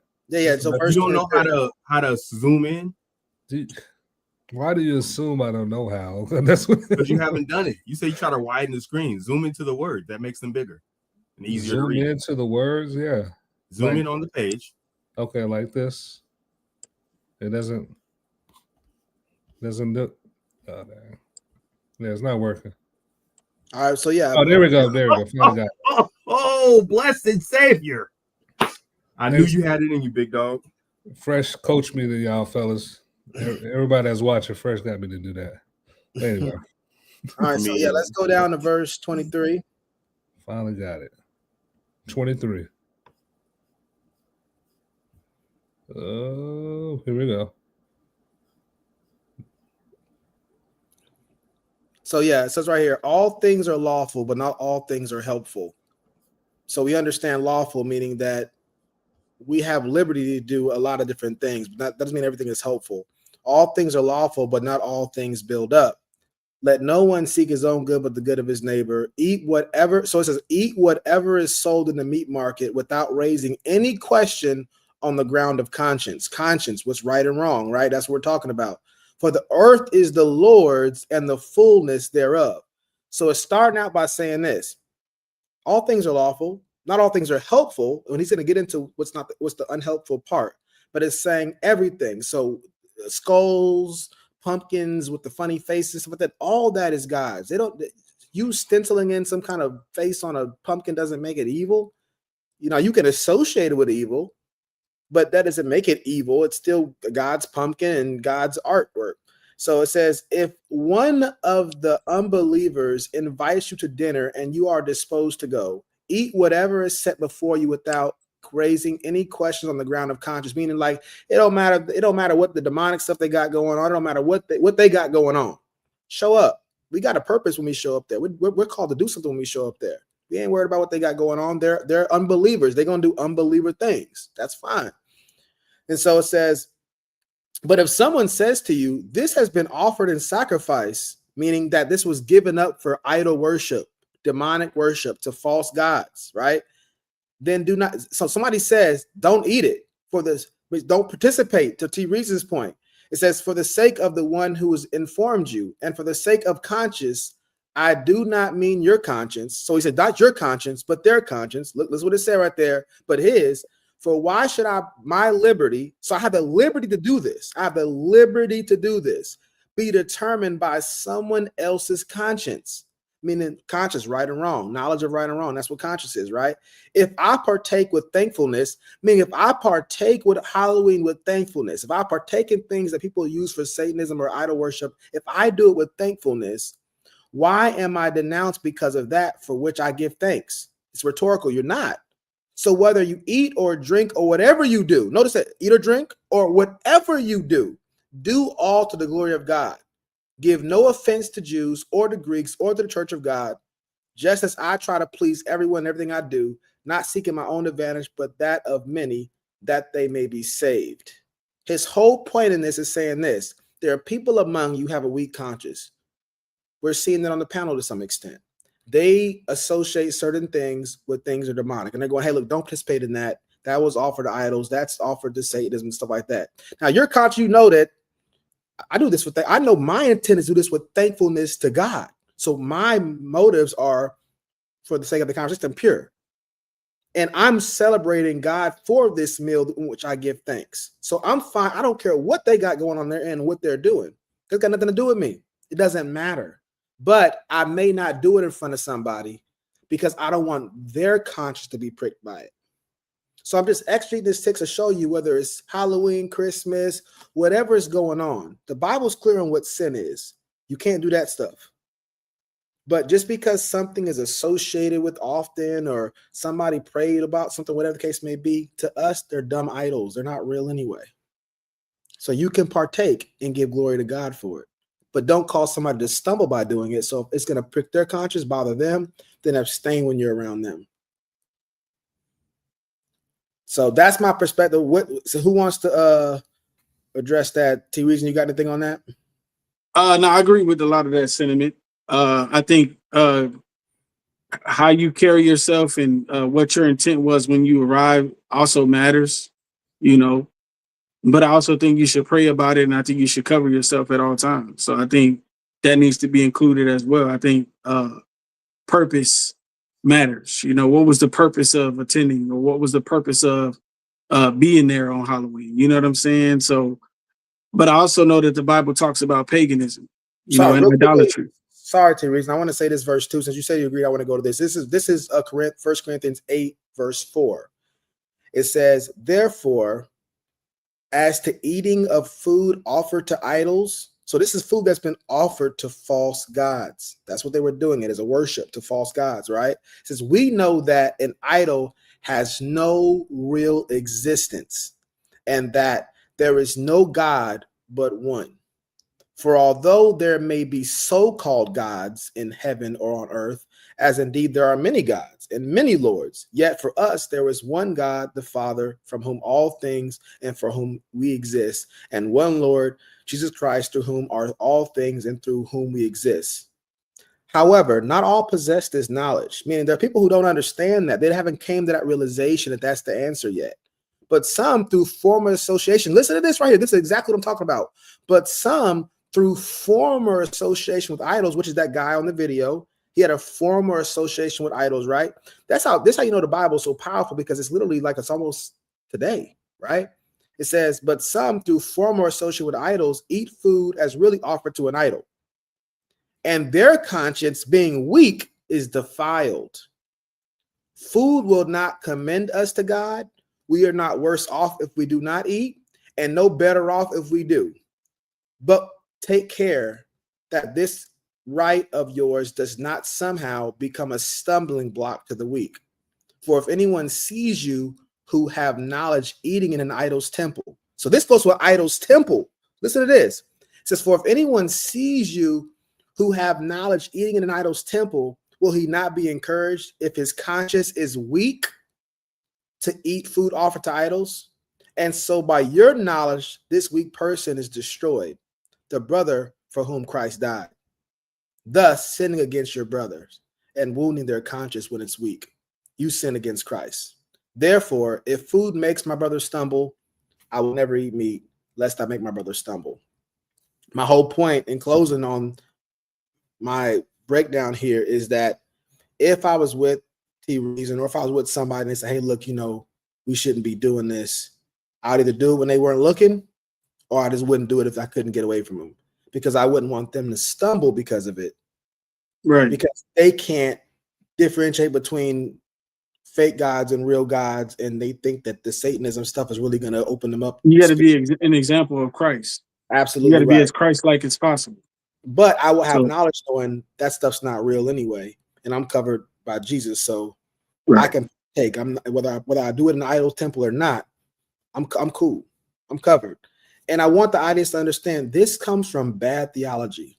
Most of us who are, again, raised in charismatic circles where they're doing a lot of charismatic things, they tend to hyper spiritualize certain things. Like, you know, Sprite means, you know, spirit, you know, a Sprite means spirit. So you shouldn't drink Sprite, you know, or you know, drinks are spirits. They're called spirits. So they do these irrational, unbiblical associations. And because they can't separate it, they put that condemnation on other people and say, don't do that, because that's this, and you open yourself up. There's no verse that says that. Quite the opposite. It says, go to the idol temple and give them the gospel, and you're just fine. In the actual temple of idols. That goes back to what I was saying with intent. So with your intentions are matters as well. Like what were you intent on doing when you got there? Let's get back to the water too. Nah, I'm just the water suit. Go get in the pool. You got on that waterproof suit. You're not gonna get wet. You're cool. It's actually what I designed the water suit for. Go ahead.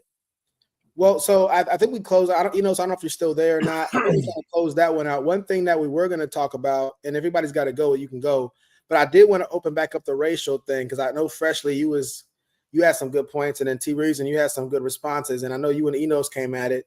Now I was telling Enos that one of the guys from my job was like, I think Enos got T-Reason, and so like I was like, you know, let's have but not this y'all two this time. We can all have the Bring him on here.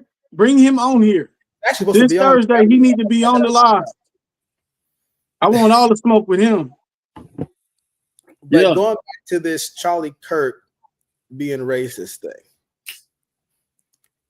can you state for us on the Vulcan Soapbox what is your proof for that?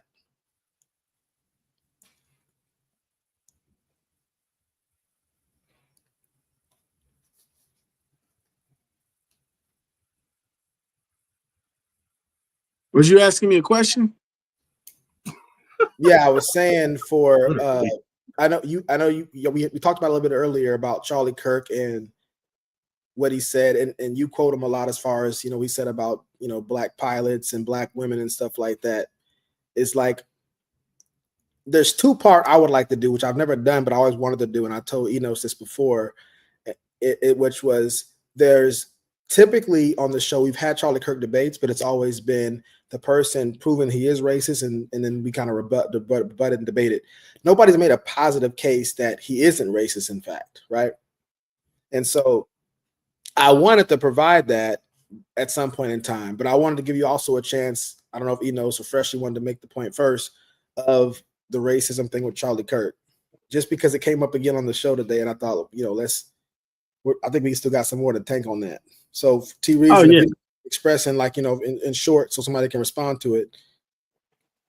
Express what? Like what exactly? Because there's a lot to unpack with Charlie Kirk. What's your top reason why he's racist? We'll go point by point on it. A lot of the things he said was very specific about black people. You see what I'm saying? So when he starts speaking, he speaks in absolutes about black people. Like he talks about black on black crime. You see what I mean? And he speaks out on black fathers not being in the home. So real quickly, so far what you said, is that proof that he's racist? Is speaking about? Yes. So because black people do that too, right? Everything you said so far, black people. No. So let me repeat what you said. You said he makes absolute statements about black people. Have you ever met a black person that does that before? So negative, like so. Well, hold on, you haven't said you didn't introduce negative yet. You didn't. I'm just saying that's why. That's why I was very clear with my words. I said okay. So far, what you said, right? Because you spoke for about a good 20 seconds, and you said why you. That ain't enough time to really elaborate on what my point is. But I think in these conversations, what happens is when people speak for 3 or 4 minutes and they say 5 different topics, we never really get to focus on one. So I'm saying, in just what you said so far, what about that is racist? Because absolute statements about blacks, everybody does that. Well, then we got to look at what those statements are. So when I say absolute statements, then we got to look into what some of these statements are. We haven't got to the racist part so far, right? So you're admitting we haven't got to the racist part so far. So you got to see the statements that he's making. And then from there, it'd be easy to judge and say, okay, this is a racist statement. Gotcha. But as far as right now, what you said so far, that part wasn't racist. Absolute statements, and then bringing up black on black. There's black people that bring up on black stuff too. You know what I'm saying? So just him bringing it up is not racist, right? Just him bringing it up. It's a accumulation of what he's doing. So like, if I cut hair one time, does that make me a barber? No. But if I cut hair every weekend, you know what I'm saying, and twice on Sunday, I might be a barber at that point. If I'm always cutting hair, you see what I'm saying? If I cut hair 1 or 2 times, I'm not a barber. But if I cut hair all the time and I cut hair consistently, you know what I'm saying, and I carry myself in such a manner that I'm an expert, which is what Charlie Kirk did. He carried himself as though he was an expert on the subject matter. You know what I'm saying? And he had a big platform. Is he allowed to be an expert in his own right? No, but then he's also able to be judged at his skill set too by people like me to say, is he skilled enough? Is he qualified enough to speak in such tone with so much veracity? Okay, and well, you have another point you want to make? Because of course, so far have you? I got a whole bunch of points I can make on this subject. What you said so far, is there racism in what you said so far on his part? So, like what I'm saying is, when he makes specific statements about black people, lumping them all together in the same category in a negative light, and the rhetoric is the same connotation, and it's the same type of energy. And then when he differentiates and says, white people don't have these problems, when they do have those problems. when he tries to exclude white people and then talk down on black people. You know what I'm saying? When he says black people are taking white jobs, you see what I'm saying? Without any proof that black people are taking white jobs. Are you able to? So for some of this stuff, I would like to see some evidence, right? I can show you. We can run the videos. And then the other part of it is, I guess we'll go with that right now because I want you to have time to be able to find what you're looking for, or to have maybe can help you out with it. But which video do you want to go with that shows it? Oh, like I said, there's a few videos. I can show you some videos, and then you'll be able to see exactly what he says and the statements that he says. He's gonna pull it up right now. It's gonna pull it up. Are you able to pull it up? Okay, well, when he said black people are taking white jobs and they're not educated enough. So if he types in Charlie Kirk says black people are taking white people's jobs, a video pops up? Okay. Yes, there's like 2 or 3 different videos Are you about him right now? Are you using your phone right now to be on here? Yeah, I'm on my phone. Oh, okay. You don't have like an iPad or a tablet or anything? I got my computer. I can look up the video right here and then maybe type in the search. You send me the video through text message. I can pull it up. Well, I think he's using his phone to stream. Oh, that's what you asked. Okay. Black people are taking white jobs. You said? Yes.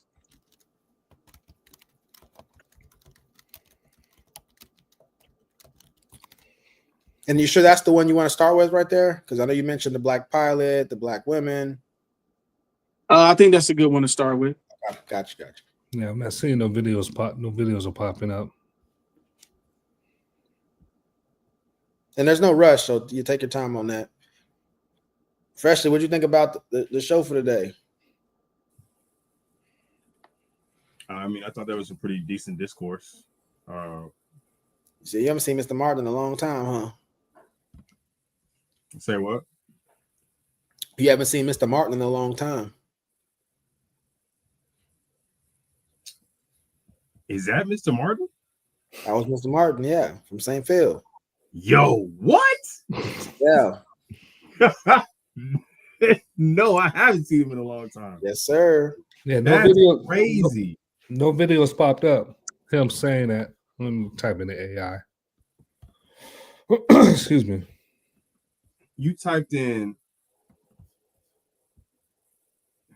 T-Reason. What did you say to type in? Did you find it? No, I'm just asking for you to repeat what you said. Charlie Kirk, black people taking white jobs.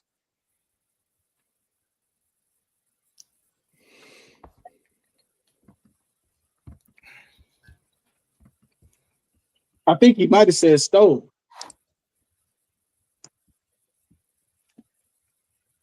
And don't forget, I want to still make a positive case for how he's not a racist, which we've never done. Okay, so he said prominent black women took white people's spots. So that was another thing he said. Yeah, we're just waiting on the clip. That's all. Where you see that at? You type that in? Yeah, it says Charlie Kirk says prominent black women took white people's spots. And I already know the reference, but I don't want to talk about it until we get the video up because the context is going to be really important on this. I already know what video it is we're talking about.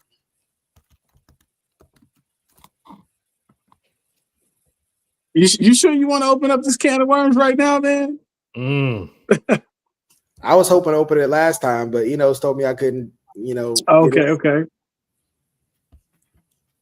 He told me I wasn't ready yet, but he gave me a passing grade. Are we like in agreement that we're gonna use like logic and reasoning for this discussion, or? Absolutely. Oh, okay. Absolutely.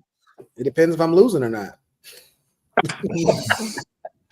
Throw a chair if you lose it, Vulcan. That's something Charlie Kirk would do. I'm mad. He'll start with logic and reason, and then as soon as he start losing, he get emotional as hell. This pops up. Charlie Kirk says prominent black woman took white. The video we already did. I already knew what the video we're gonna get to. I know that's. I already know the context on this one. Facts. Now, if you want to talk about how much of a racist Charlie Kirk looks like, I'll have that discourse with you. Because the thing is that if I would have said which one it was, I'd be like, no, I think there was another one. Mm-hmm. So I saw clips. I didn't see this one. I haven't seen this one. Well, I'm just going by the title. All right, you ready? Well, hold on. If he doesn't confirm it, it doesn't count. No, go for it. I want to see what he says. I want to see what this. I think we want your reference. I wanted T Reason to find it. And, okay, yeah, no, that's not the one that I've seen. This why this personally. Oh, sorry, go ahead. Well, yeah, that's the one that you're referring to, right? No. The one that you're building your argument off of is No. the clip that you're looking for. No, that's not the one that made me come to the conclusion. Yeah, and this is important, because if we would have did that right there, we'd have wasted our time. You see what I'm saying? And that's why part of the Vulcan Soapbox understanding a test of falsifiability. We got to first have our hypothesis. What are we trying to figure out? And then we figure it out. If you start going through the test and you realize that wasn't even the right question we're trying to figure out. Yeah, especially when you start making assumptions, leaps, and logic, you lose the end goal. So we gotta have T Reason say this is it right here. I'm about to There's not a whole bunch of scientific experiments that be like, you know what, that's close enough. Yeah. Especially now black people we're not gonna trust no white statistics anyway. So if we don't do it right and get all the details right, we're gonna find a way to disqualify that study. White statistics. That's what they call them. AKA all statistics. Yeah. That's what Corey Holcomb told what's his name? White man's internet. Yeah, Ryan Davis. He said, white statistics, I don't trust them white statistics. Hey, Ryan Davis got a new special that he put on YouTube because I guess no major network will pick it up. Fire. Yeah, I agree. Fire. Pretty good. He might be my favorite new comedian. He might be my favorite new comedian, new age comedian. He had that one on Chocolate Sundays. While T Reason, you ready? No, I was wondering what you were saying. Who's your favorite? What? Oh, don't distract him. I don't want to distract you. I'm just filling airspace with while you look for your stuff. We don't want to have a whole bunch of dead spots. He had that one joke about women listening on Chocolate Sundays. And just to make it clear, I don't believe he said it, T Reason. That's why I want you to be the one to say, hey, y'all. Okay. Audience out there, I can't find it. It's like, that's like when playing dominoes. I gotta hear you knock. You don't have it, I gotta hear the knock. You can't. Hey, it's on you. It's on you. Nah, I ain't here. It ain't on me yet. Go ahead and knock on that wood, big dog. Get on that table. Yeah. I'm gonna make you boys strong. I'm gonna make y'all boys strong. One tubby. Yeah. Go get TJ here, help you.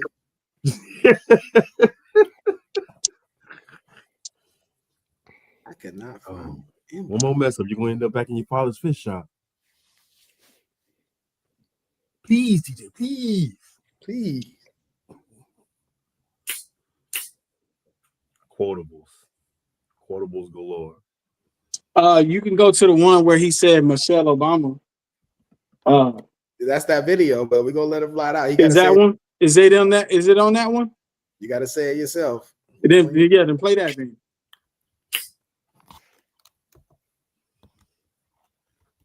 You sure?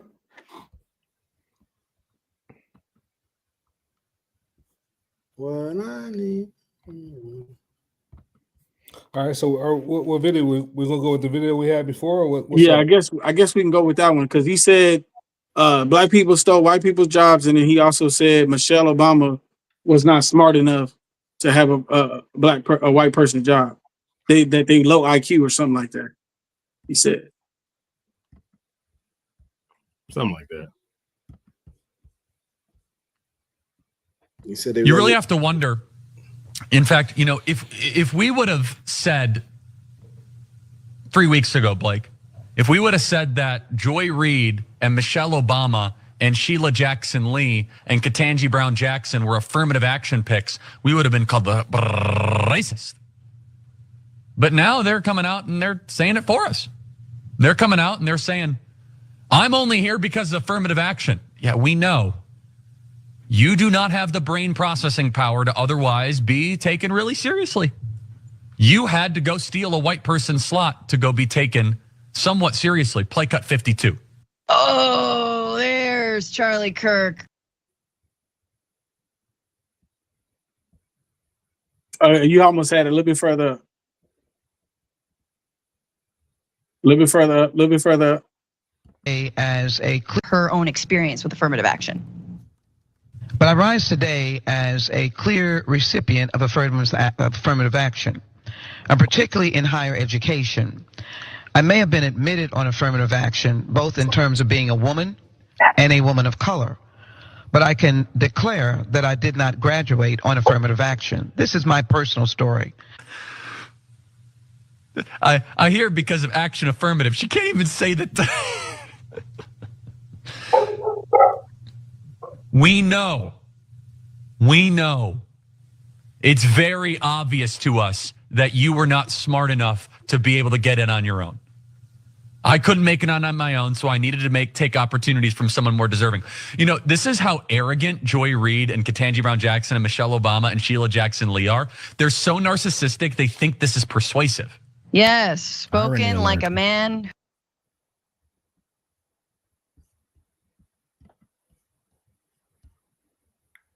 Keep going, or let's go. I think there's more, but that's good enough right there. I seen enough. Okay. I don't know if y'all need to see more, but I seen enough. Because what she said and what he's saying are two different things. You muted, Vulcan. Okay, now I'm ready. I just wanted to send Enos in advance the videos I'm going to go to make a positive case that he's not racist, but I want to deal with the intention that he is racist right now. So in this video right here, is it your contention that because he spoke negatively about women that were black, that makes him racist?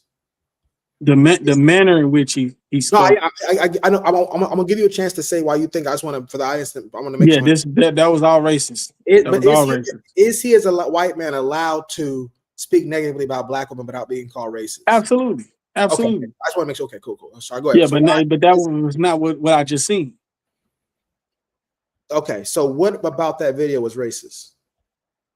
Basically, he said, we know you're not qualified. You don't have the brain processing power. You know, like he attacked her character, and it was specifically because she was a black woman. It wasn't because she was a woman or because she was a human being. It was because she was a black woman. Now let me say this. Let me say this to address your point right here.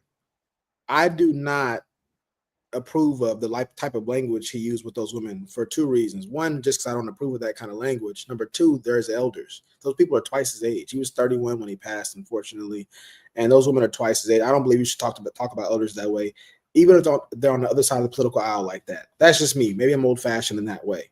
But I'm making a distinction between him being rude, impolite, disrespectful, and him being racist. So I want to address my interpretation of what the video was in light of what you said, and then you can tell me what you agree or disagree with.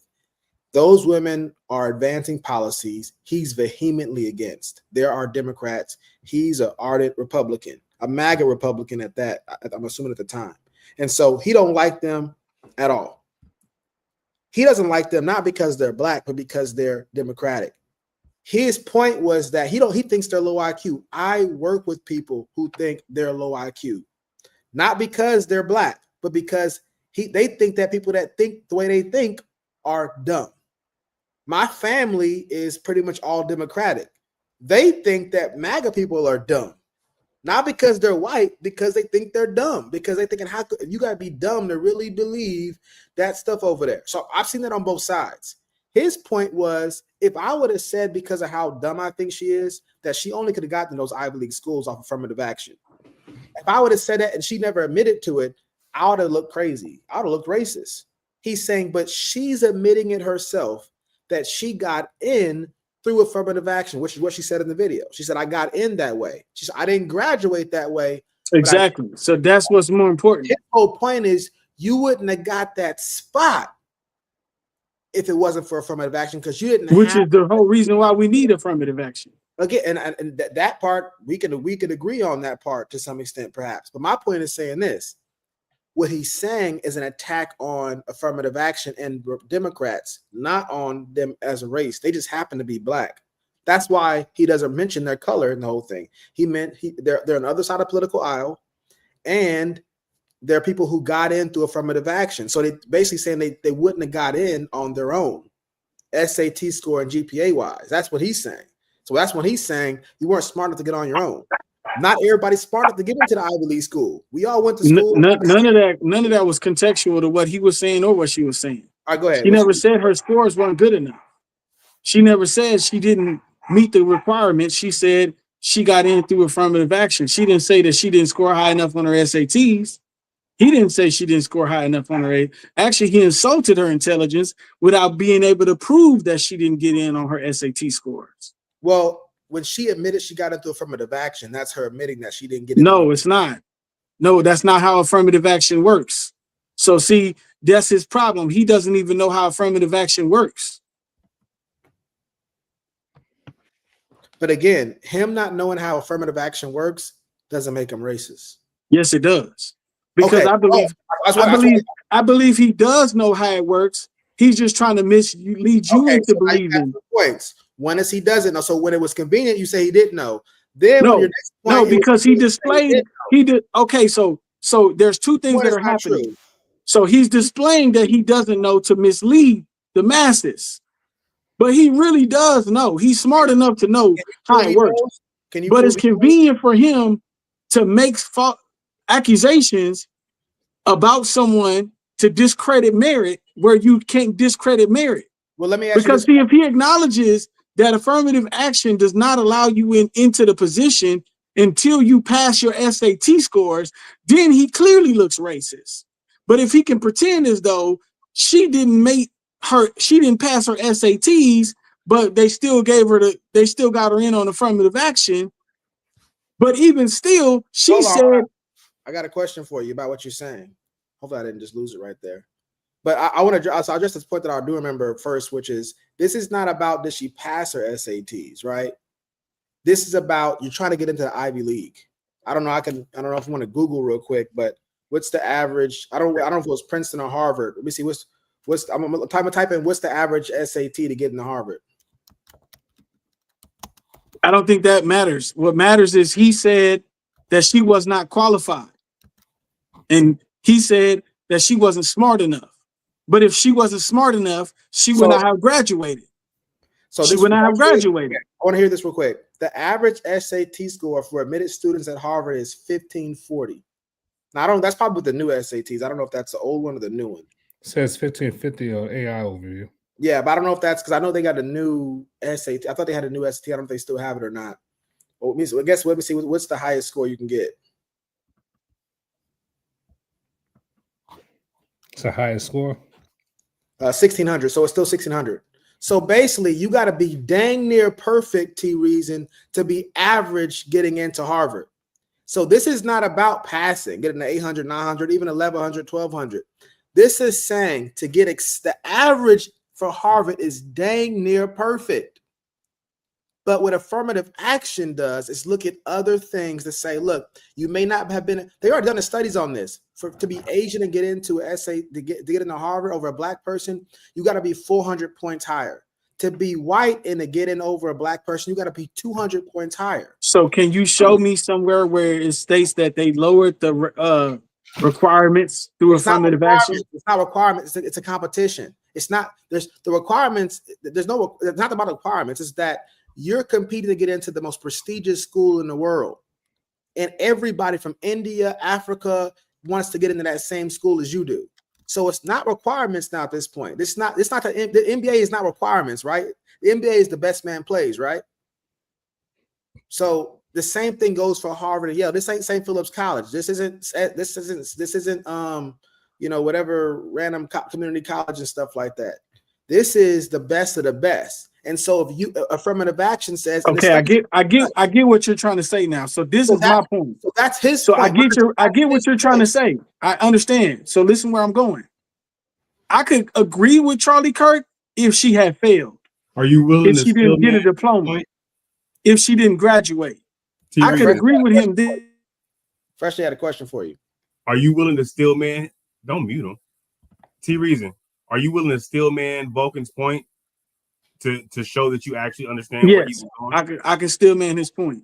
Okay. Would you mind doing that before you make your counterpoint? So he's basically saying to get into Harvard, it's not about do you have a score to get in. he said they only take the best of the best. They take the highest scores. He said damn near a perfect score is what's required in order to get into Harvard. So it's the best of the best. You're getting the cream of the crop. So I think I still man his argument by saying that. But what I'm saying is, affirmative action. A skilled man has to be confirmed by the person who made the argument. He was just shaking his head. Did you not? Were you not paying attention? You got to connect it, because remember, I was saying that to say his whole point is not that she didn't meet the requirements. He's saying that she wasn't good enough on her own to get in without affirmative action. She admits she got in through affirmative action.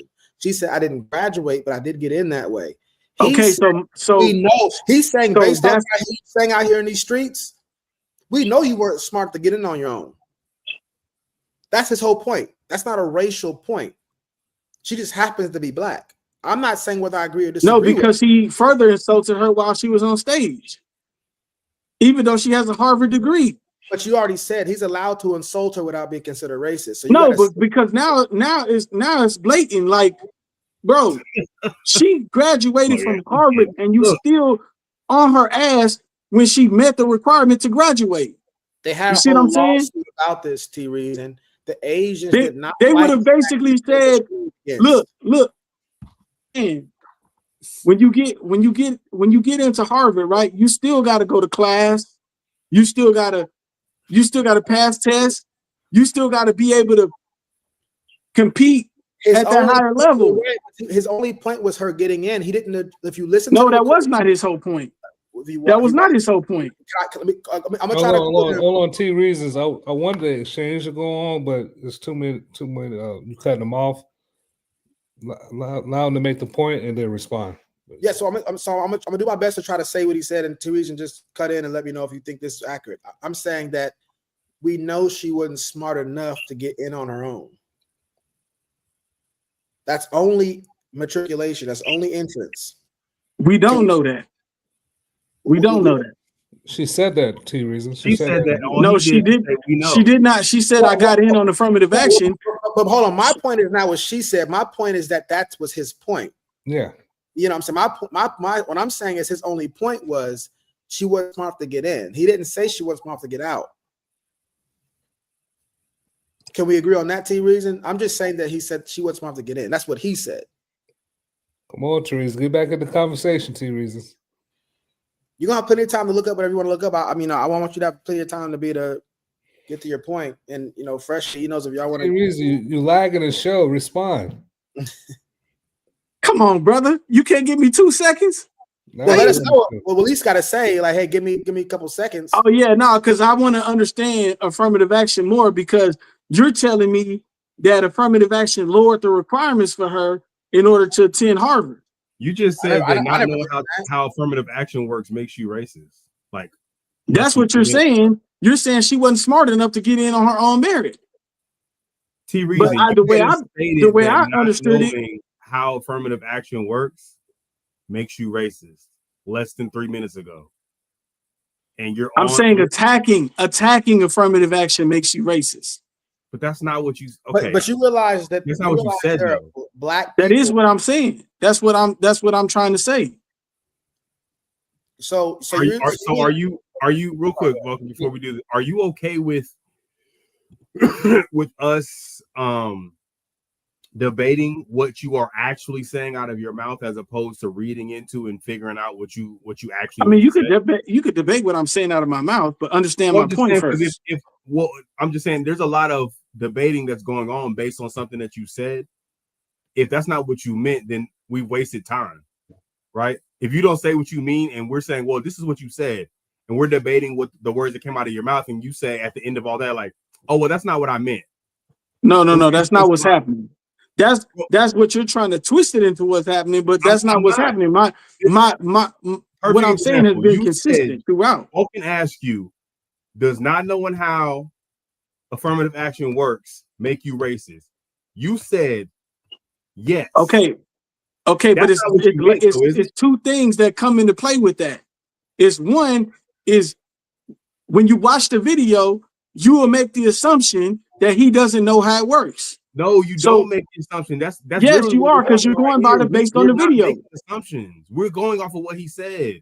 When you're being objective, you don't make leaps in logic to assume what somebody said or what they meant. You only go off of what they said. That's literally the whole point of what we're talking about. You're making giant leaps and like, you know what, he said this, I'm gonna assume this is what he means. No, I'm not. I'm not doing that. That's literally what you just said that. You just said you assume. Just said that. Do you understand the complications? No. That come from you saying things and then like, so that's not what I meant. if you watch the video, you will see. Real quick, can you admit that there are complications that come from you saying things that you don't actually mean?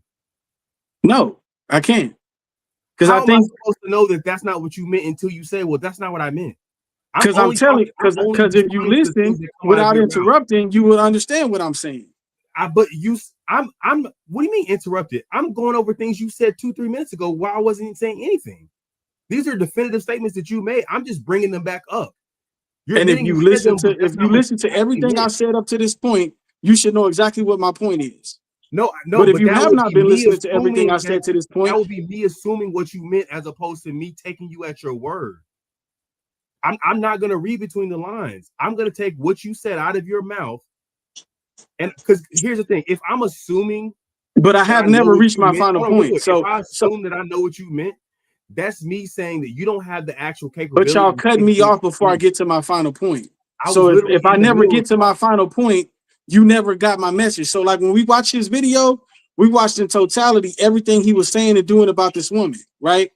So y'all are giving him the benefit of the doubt, but he was making fun of her the whole time. You're moving on.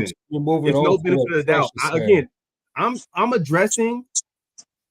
Y'all were perfectly okay with her making fun of her and saying that doesn't show racism, but that does. Different things. Hold on. We're debating certain points. You are. Y'all talking about y'all having two different conversations. T Reason is going on to another conversation, and Fresh is still talking about the words you actually saying. So he's trying to nitpick the verbiage early on when I first said that what he was saying was racist. T Reason, verbiage is important. That's what I'm trying to get to. I understand that, but I didn't get to elaborate on my point. So when I start elaborating on my point, then you should understand through elaboration, you need to rebut my elaboration. You can't rebut my elaboration, so you want to tie me back to my original statement when I never got to my final point. You're trying to close me off. You're trying to narrow me into a corner and back me into a corner to try to say this is what you said, but I never made my final point. So you don't even know what. So you're saying don't hold me accountable for the things that I actually say. No, I'm not saying that. I'm saying wait till I make my final point. Wait till I get to my end game. Wait till I actually say what I'm trying to say before you try to jump on. All right, yeah, that's fellas. Let's just transition. Well, you got anything you want to say? Because this is what I'm hearing. I guess somebody start and then make their point. I don't know if it's Fresh Reason. One of them start. Let's start with Fresh. Right? I'm gonna just say this, and I'm not concise, Fresh. If I say something that's wrong, and then someone calls me out, all I have to do, according to T Reason's logic, is just like that's not what I meant. Just allow me to further. But that's such a MacGuffin. That's like plot armor. I did say that, but that's not what I meant. Just let me elaborate. People say that on the show all the time. If you let me finish, you've been talking for 5 minutes. You telling me we can't hold you accountable for nothing you said in the first 4? All right, okay. Your T Reason. Go ahead, Vulcan. T Reason, your point. It's on you, T Reason. I think it's muted, T Reason. I think you're muted, T Reason. All right, so basically, what he's doing now with his description of how he's trying to win an argument is he just put a whole lot of words in my mouth because he just said a whole bunch of things I didn't say. You see what I'm saying? I never said you can't hold me accountable to what I say, and I never said that I can keep changing and putting plot armor on what I'm saying. Those words never came out of my mouth. So now he's like twisting my narrative The reason to fit his.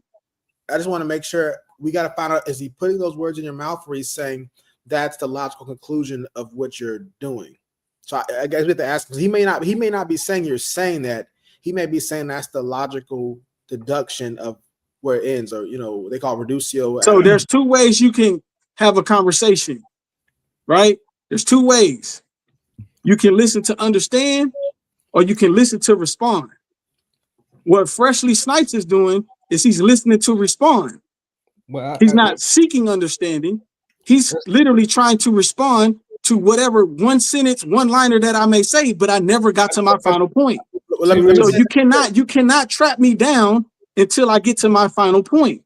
He keeps like I make one statement and you say, hold on, let me stop you right there. Let me make my general consensus first, because you're not going to understand my message if you keep cutting me off. I got to explain to you the craftiness of Charlie Kirk. He's extremely crafty at misleading people like Freshly Snipes into believing that he's not racist. He's fallen victim to Charlie Kirk and doesn't realize it because of the level of manipulation that he's using when he speaks on the microphone. And he keeps giving him the benefit of the doubt, and he knows that he's going to operate with the benefit of the doubt because he doesn't have enough discernment.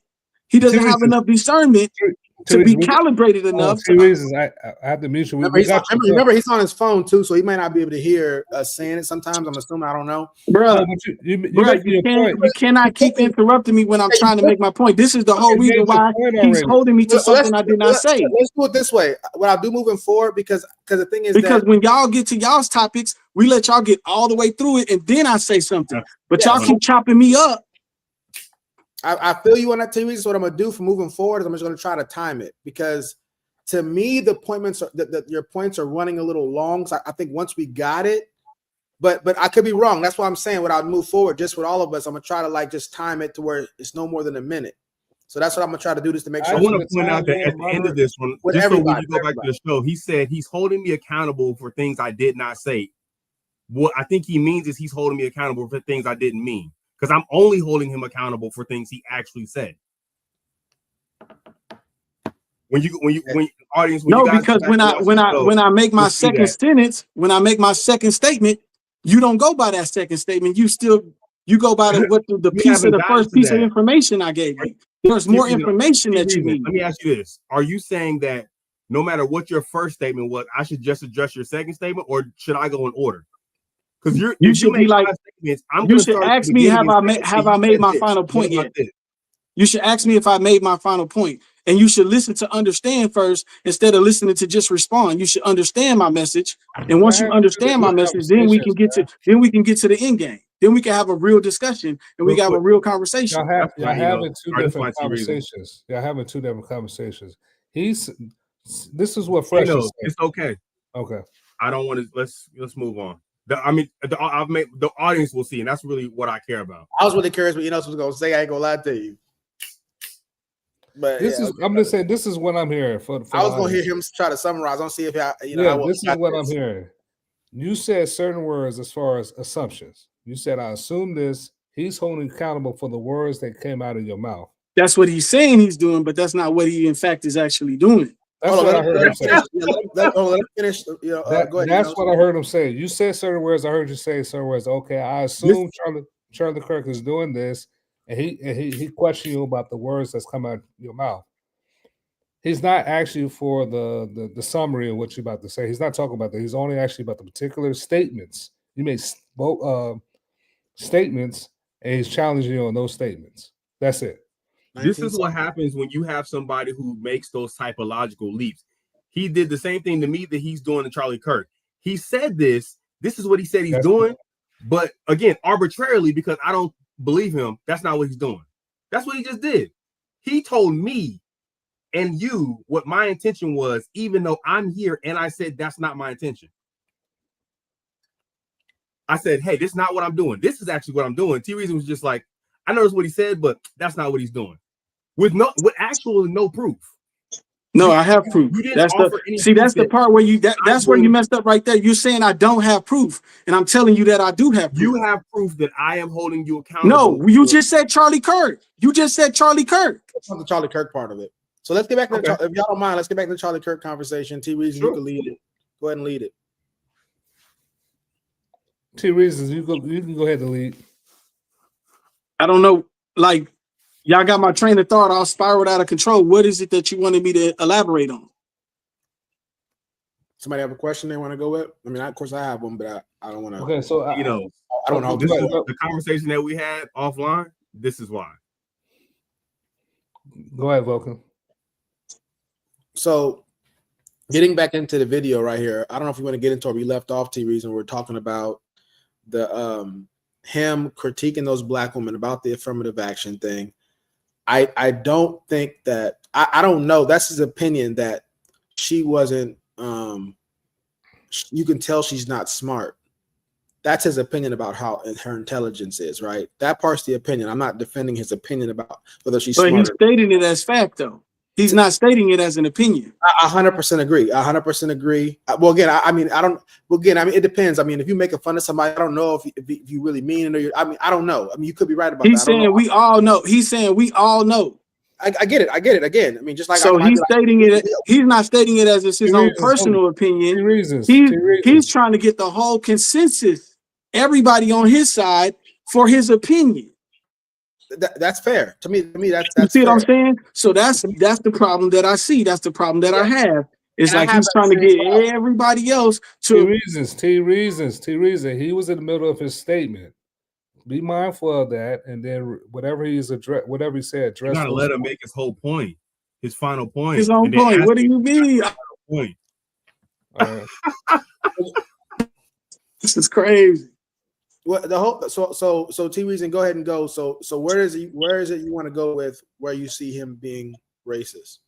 Like I said, I don't like the fact that he attacked her on affirmative action, because what I'm saying is the purpose of affirmative action was to allow people that normally are not allowed in that room to be in that room to show that they can excel as well.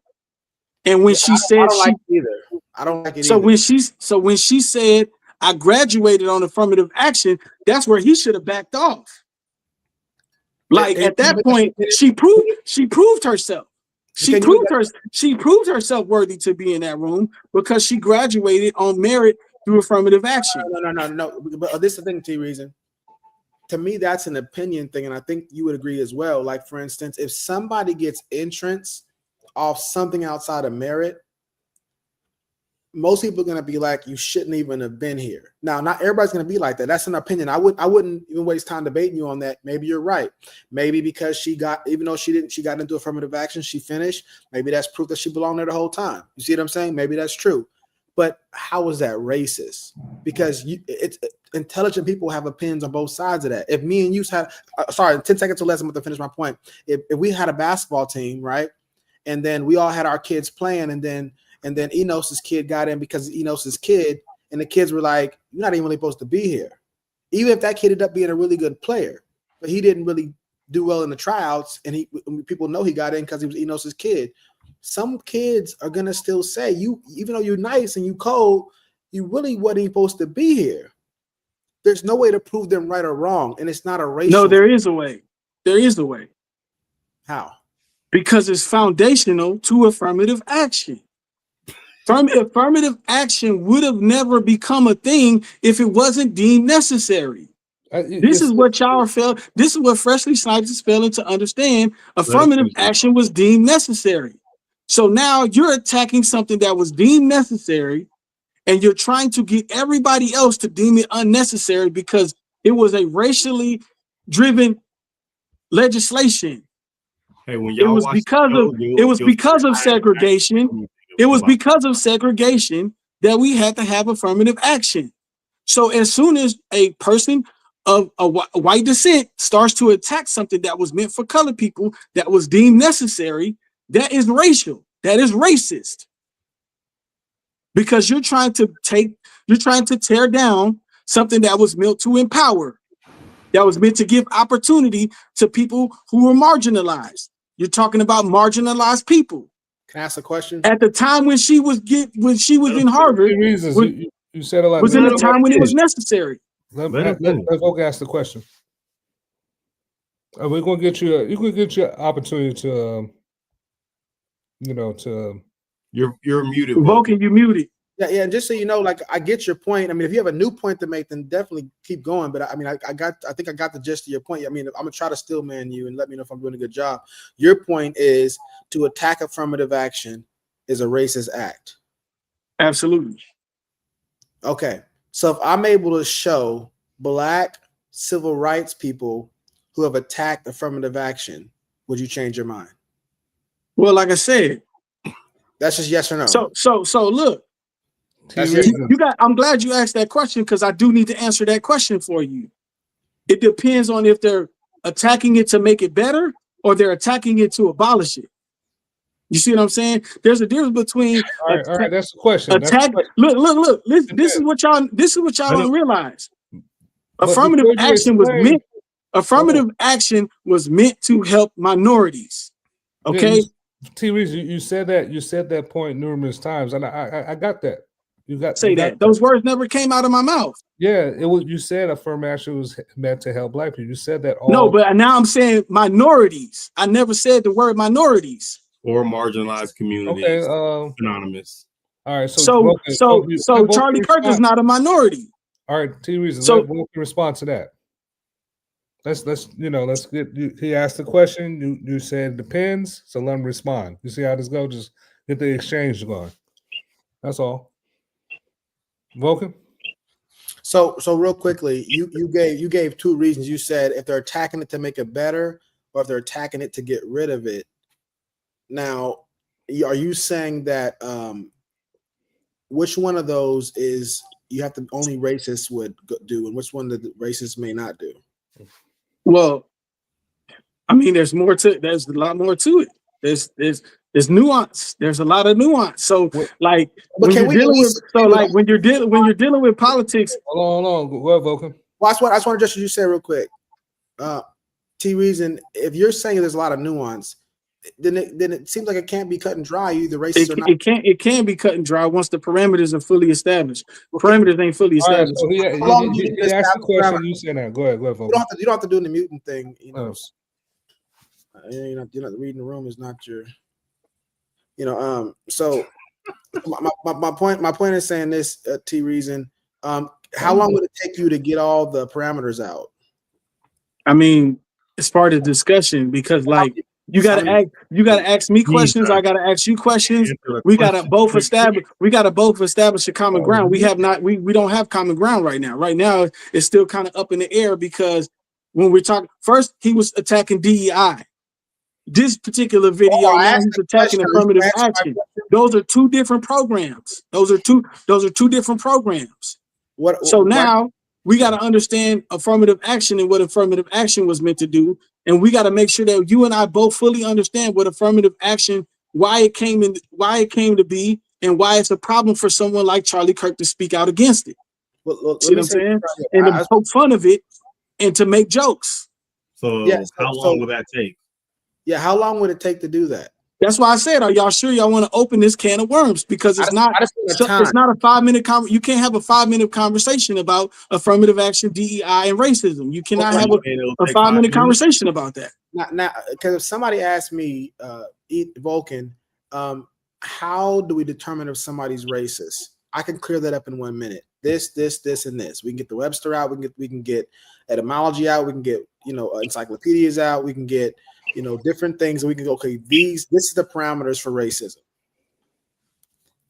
If it's going to take more than a 5-minute conversation just to understand whether or not what the parameters are on attacking affirmative action makes you racist, it's pretty convoluted, it seems. No, it's not. It's not. It sounds very fluid. Because you're trying to minimize a major issue. Like when you understand historical events, there's historical events you can't explain in 4 or 5 minutes. There's a reason why there's history books. There's a reason why there's textbooks. There's a reason why there's so many chapters to a book. Okay. So what you're doing is you're reading the back of the book and saying, I read an entire book. That's a flawed way of thinking, and you will never accomplish anything in life with that way of thinking. You might as well go into a library and just read the back of the book and be like, I know what this book is. I know. I'm an expert on the topic because I read the back of a book. That's what you're doing right now. Okay, well, I appreciate the passion in that, and I definitely don't. No. It's not just the passion; it's the logical. It's the logic behind it. Yeah, but my point is saying this: I appreciate what you're saying. I don't want to be doing that. So that's what I'm trying to figure out from you is, can you tell us, and how long would it take? How do we determine when somebody attacks affirmative action? How do we determine if they're a racist or not? Can you tell me how long it would take you to go into the forest and find a horse? I'm disgusted, bro. You just answer the question with a question. Can you tell me how long it would take you to cross a river? Can we acknowledge you just answer the question with a question? I'm trying to let you know that there's no exact answer to that question. There's no exact answer. Like I could think I could do it in 5 minutes, and then I try to do it in 5 minutes, and then it opens up a can of worms. I don't know how many landmines we're gonna hit. I don't know how many can of worms we're gonna hit. If we can't do it in this time, we can't do it in this time. Real quick. Go ahead. If we just give you 5 minutes to say what you think racism is, do you think you could accomplish it? If none of us said anything. No, it's too abstract. It's too abstract for that. That's the point. Racism has a definition. It's not abstract. Someone defined it. Okay, so you can define racism, but when you're trying to explain how someone is racist, that's where it's not easy, because y'all keep giving him every single out on the planet. Y'all keep giving him the benefit of the doubt for every step of the way, but he just literally attacked a black woman who accomplished something great and tried to turn it into something negative, and y'all are siding with him in doing so. Instead of saying what he did was foul, what he did was wrong, what he did was racist, y'all are saying he's not racist, he just talking about another woman. Eddie in the barbershop. I did do that. I did say what he said was foul. Huh? Can you at least admit that I did say what he said was foul? T Reason, can you hear me? Yeah, I'm listening to you. Can you at least admit that I did say what he said was foul? You did, but not Freshly Snipes. I haven't said anything about any of that stuff. All that stuff where you said what I don't understand, I haven't even spoken on. You've been talking to Vulcan about this issue the whole time. The only conversation you and I had was holding you accountable for things that came out of your mouth. I haven't even broached the subject of the Charlie Kirk thing. Remember, so you didn't say anything about Charlie Kirk or affirmative action. Can you repeat anything that I've said about those things in particular? I'm asking you. Why? Because you should remember what you said. You should remember what you said. That I didn't say something. So we don't address that as the root cause. Oh, it's white supremacy. It's injustice. It's So real quickly, if we can just take a brief intermission right here. I want to make a positive case that he's not racist, which I haven't done yet. And T Reason, feel free to beat it up and critique it, or anybody too. But this is Exhibit A.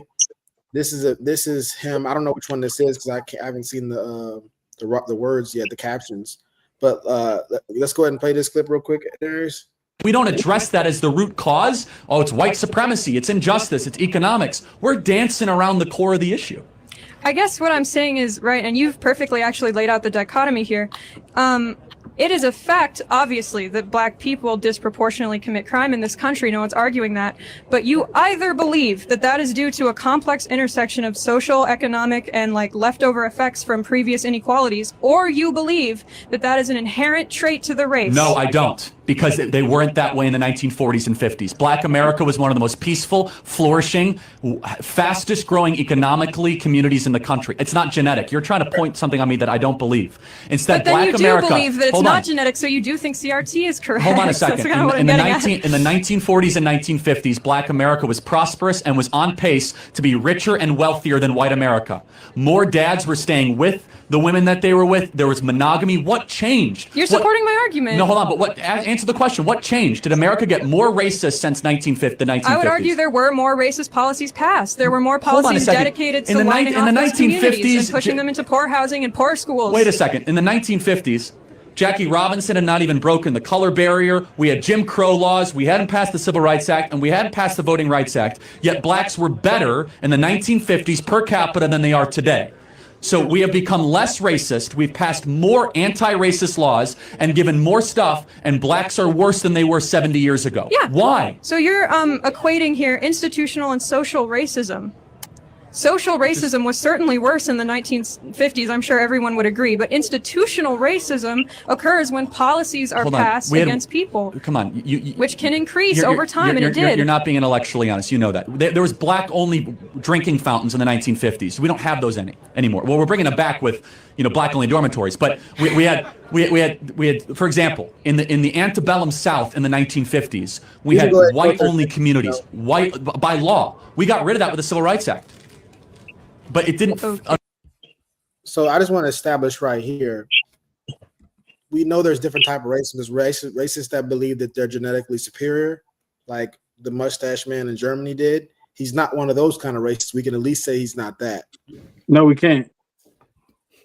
Because the lady said inherent, and she said it's not genetic. He said it's not genetics. Okay, but I'm not going just by just this video. I've seen other videos where he asserts that the white people are the dominant, better race. So, like, he might have said that right there, but there's been other instances where he inferred that whites were the superior. Okay, Whites were the smarter race. So we got other videos coming up too. I appreciate you bringing that up, T Reason. He knows he's working on other videos. I sent him myself. And then he's choosing his argument very well. You see what I'm saying? So I will say he's a great debater, but I think she did a good job of pointing out the flaws in his argument, because basically he was saying that blacks were better in the 1950s and before affirmative action and DEI and all of this other stuff. So but sorry, quick T Reason. I just want to let you know something to do. You don't have to actually play this one right here. I just want to say this one. This is a video where Charlie Kirk took 400 black people to the White House, specifically. And then the people that were there at the event say he treated them like royalty. So again, I'm not saying this proves he's not racist. It's one individual video. I just want to show more evidence of him doing things that Hitler would have done. So like mustache man. So that's not true. That's not true. It's just not true. What part? About Hitler. Mustache man. Well, I don't know if that's YouTube. You have to do that, but I know TikTok you have to do that. Do you know what Hitler's true values and beliefs were about black people? Well, I don't want to get off the Charlie Kirk thing, but if we could put a pin in that. Okay, but I'm just saying, don't try to make Charlie Kirk seem innocent and then try to demonize Hitler, and then they conflate it. Okay, yeah, I'll remove because what I would say this is just an example for him to sway people to his side, even though his true beliefs don't align with that. Gotcha. You see what I'm saying? Got another video yet? He knows what's going on with other video. Like you have politicians and people who will do these displays, like Trump will go into a black barbershop. So now you know what I'm saying? So Trump will pay a black person to be on stage with him with a Trump hat.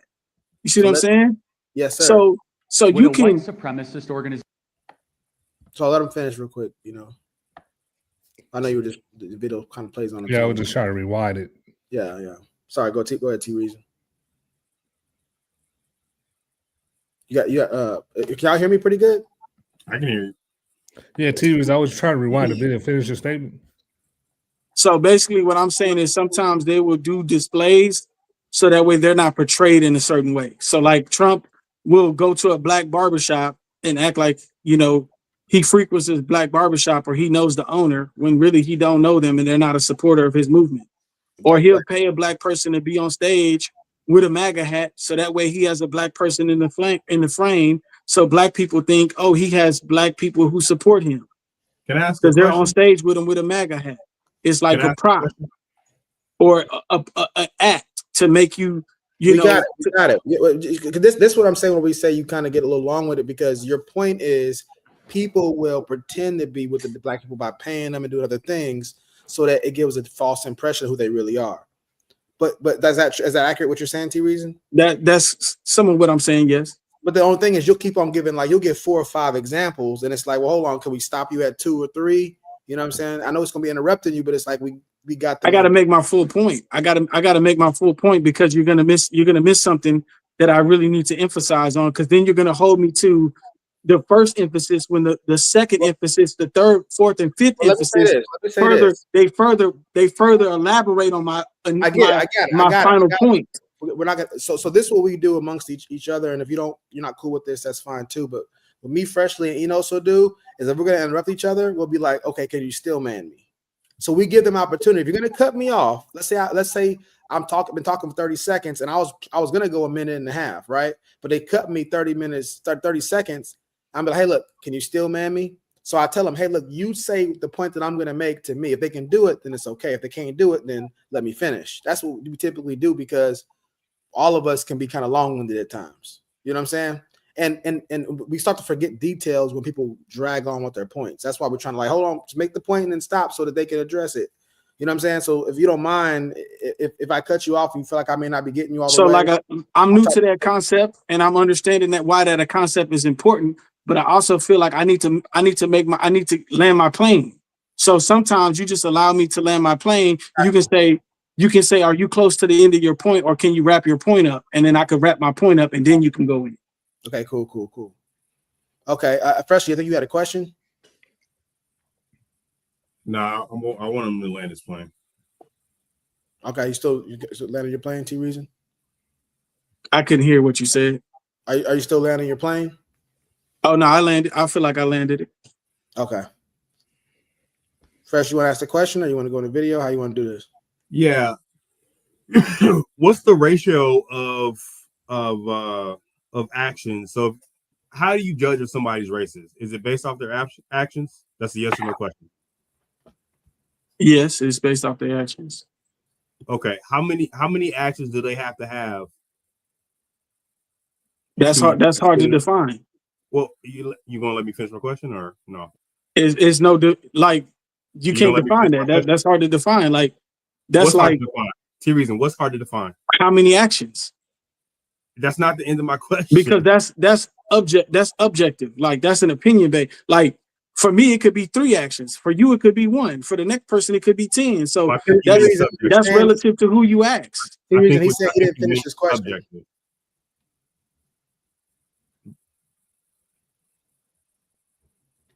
It's okay. You don't want to finish your question? No, you actually haven't answered the question yet, so I don't think it's gonna matter. But I think you meant subjective instead of objective. Right. There's no number I can give you where I can say, oh, if they did 3 racist acts, then they're racist. So how do you determine if someone's a racist by their actions? If there's not their core message, objective number, their core message, their fundamental belief across. How do you define someone's fundamental beliefs? Is it based off of what they say?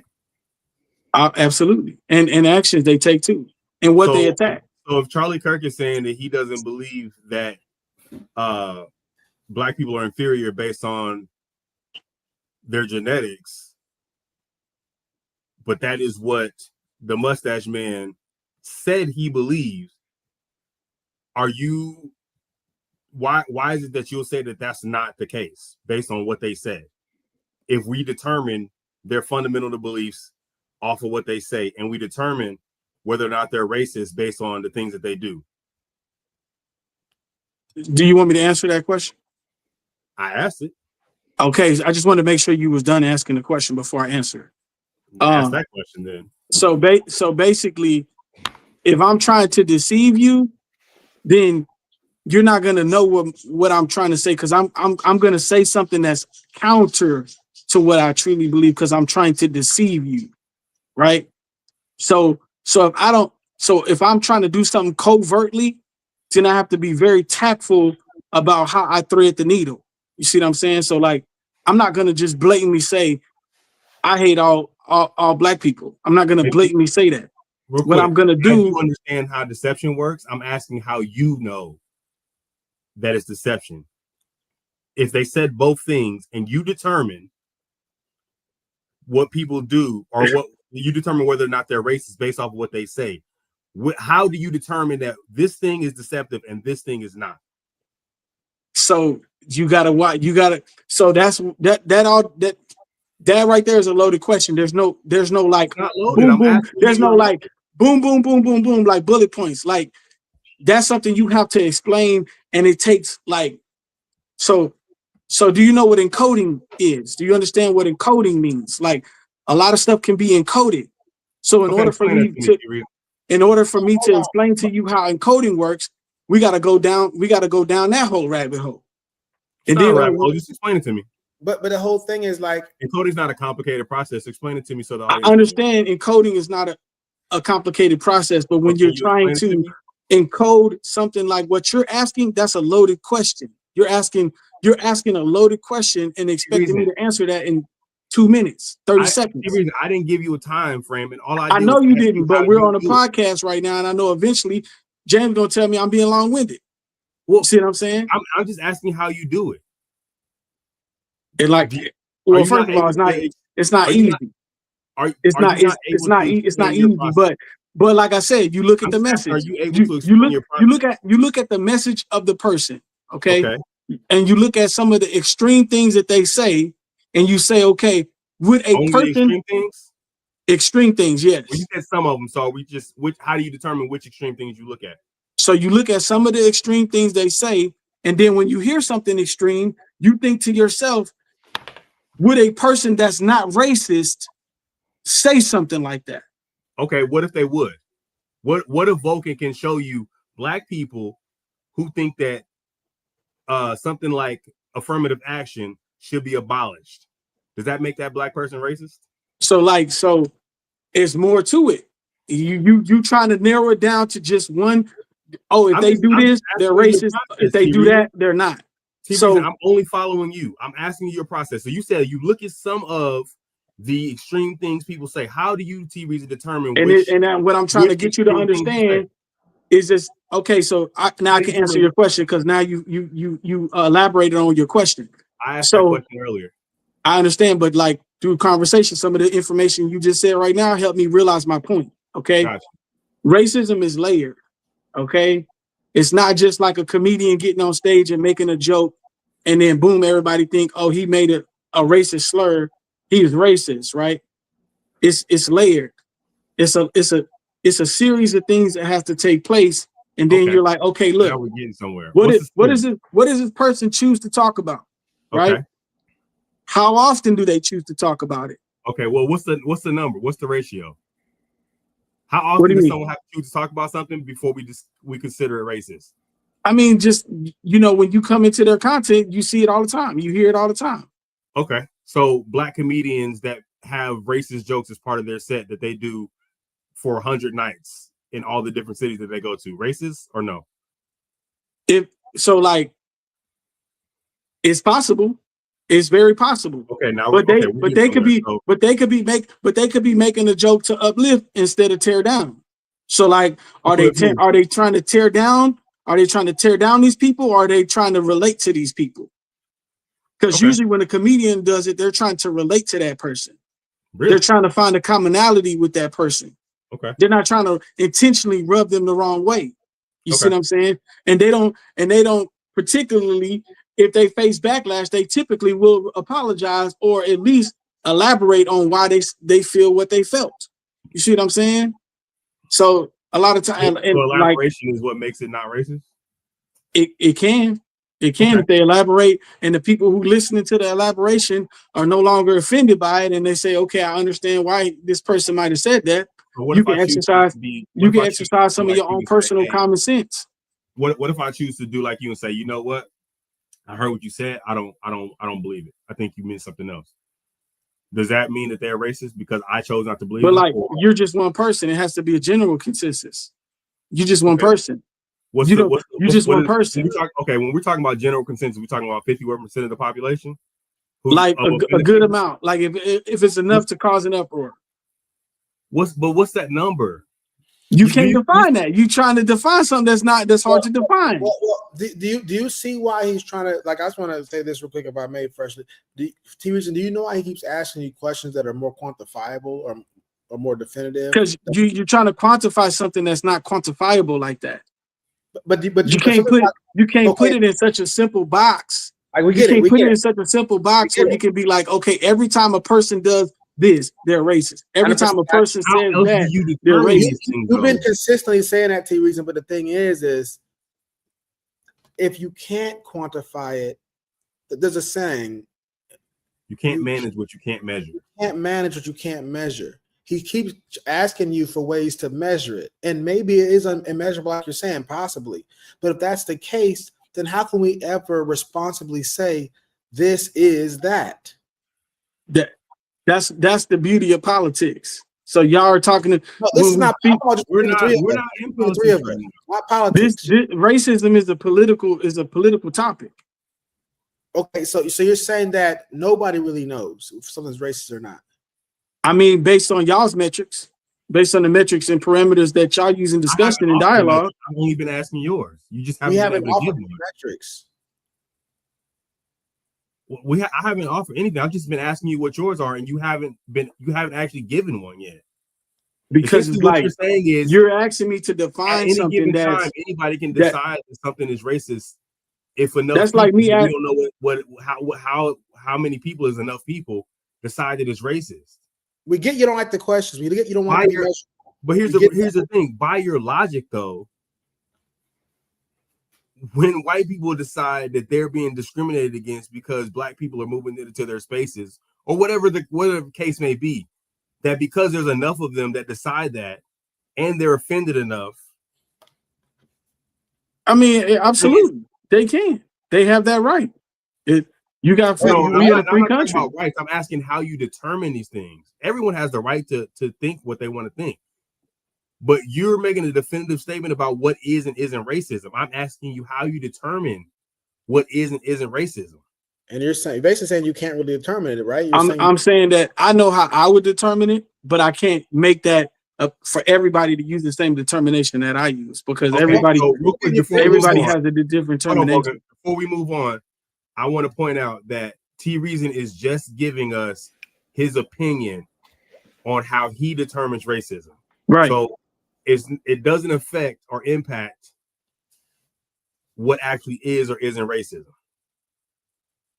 Yeah, because you're basically saying you don't have an objective definition, a parameter for racism. It's a subjective one to you. Correct. To a degree. Yes. Okay. Well, I don't have any argument anymore then. Well, but do you realize what that means for the conversation, T Reason? Well, like I said, you got to look at the message, and like I could determine him racist, but you got to determine it for yourself, because you guys are at liable to say I don't agree. You see what I'm saying? So even though I could feel like I showed you irrefutable proof, you can still refute that proof and say I don't feel as though that was a racist statement, even though it was a racist statement. How is it irrefutable? There's always a window. There's always a little bit of nuance where you can say I don't feel that way. You can say I don't agree, or I don't feel that way. It's very like the videos you guys showed me. I don't agree that they show that he's not racist. No, but real quick, what I'm saying? You may feel that video you showed proves that he's not, because he had a whole bunch of black people in attendance and try to teach him something. But I still don't feel that way. So like it's very subjective to the person you're asking to what room you're in. You see what I'm saying? So it depends on what room you're in. So like this is not an easy. It's not an easy answer. That's why people who even are racist aren't perceived as racist, because all they have to do is say I'm not racist, or do one act that makes them look as though they're not, and then it's like how y'all say I'm moving the goalpost. They can move the goalpost. You see what I'm saying? They can move the goalposts. Oh, well, I have a black friend, or oh, I went to college with black people, or oh, I was at a black seminar. You know what I'm saying? Or there's always a nuance, but we know those people can still be racist. So my question to you guys is, can you have a black friend and still be racist? You broke up on the last piece of the question. I heard you. Can you have a black friend? And then you broke up. What was the question? That's my question. Can you have a black friend and still be racist? That's my question. I'm ready to play the video, but y'all go ahead. What do you? I know, but can y'all answer my question though? What do you define? I suppose it's possible. Sure. Yeah. So it is possible. Yeah, I would say yeah. All right. Supremacist organization. Wait, is that the end of the argument? Is that the end of your point? Yes. What do you say that to say what? Because he uses that a lot as a caveat to him being racist. You see what I'm saying? He'll point to Candace Owens or some pictures he took with some people and say, well, I'm friends with Candace Owens, and there's no way I can be racist. Okay. I understand what you're saying. T-Reason, let me just say this real quick. Up until now, we've only been debating your point of him being racist. Vulcan is just now, and I'm talking about this pod and last pod. Vulcan is just now making a positive case for him not being racist. The only argument up until now, this time and last time, was that the things that he says don't guarantee that, but they don't make him racist. What you're admitting now is it's possible he's not racist based on some of these things. But that's been the point the whole time from the other side, is like, well, this is not a guarantee that he's racist. It doesn't prove he's racist. You just admitted like those things don't make him a racist. You could have a black friend and still be racist. But conversely, you could also be racist.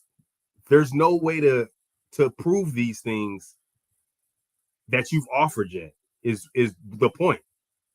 That's been the argument from the other side. My point is making a positive case for him not being racist.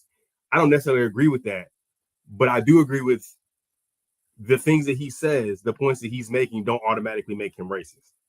Well, like I said, you can move the goalposts a lot as well, and I think he did a lot of that with a lot of his displays. Is he moved the goalposts a lot? In one room he would say this, and then in another room he say something totally different, and that would sway people to his side, to his message. I agree. To you, I asked which room. How do we determine which room he's telling the truth in?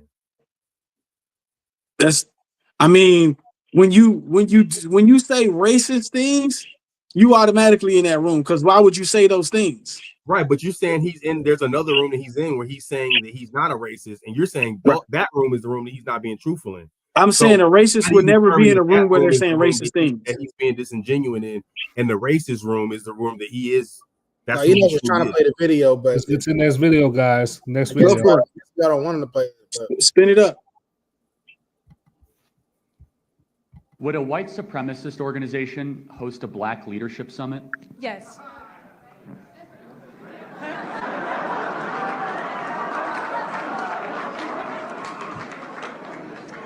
You can be. Would a white supremacist organization have a Black female communications director for over a year and a half? Yes, there are ideological shields. Yes, there are ideological shields that further your talking points and who are every much as committed to bigotry and white supremacy. Would a white supremacist organization host the nation's largest young Latino leadership summit for 5 years straight? Yes. Can you name one instance when we have ever tolerated hatred once? When you have ever tolerated hatred? Yes.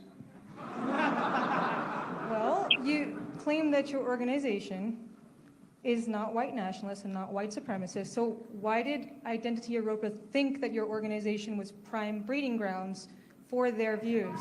Because they're idiots. Because they're idiots. So wait. No, I wanna have an honest discussion with you, right? Because I do agree that you should look in the mirror first before asking people to solve your problems.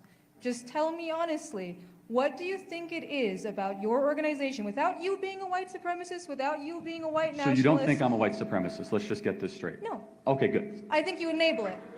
Oh, I enable. Yes. Despite every time I encounter anyone around that ideology, I repudiate it and I reject it. I'm asking you what why else you would feel, you want me to do? I'm asking you why you feel that what it is you think about your organization that might attract white supremacists and white nationalists, because you've repudiated a lot of members who were later revealed to have white nationalist ties. It's not a lot of members. You're talking about 4 people in a membership organization with hundreds of thousands of students over 7.5-year history. You're looking at 4 isolated examples that the dishonest press decides to look at, despite the unbelievable body of work that Turning Point USA rejects anyone that has hatred. Turning Point USA has diverse leadership summits, such as a Black Leadership Summit, and you kind of lost me after that one, by the way, that you could host a Black Leadership Summit and also be white supremacist.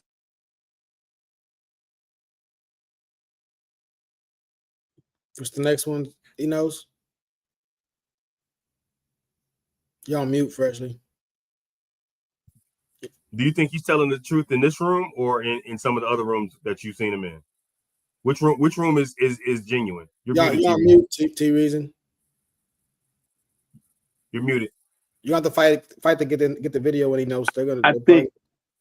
I think Charlie Kirk is an incredible tap dancer, man. I think that boy was tap dancing, and he was dancing right around it. I think she did a good job of approaching the subject matter, and I think he did a good job of sidestepping the oncoming traffic.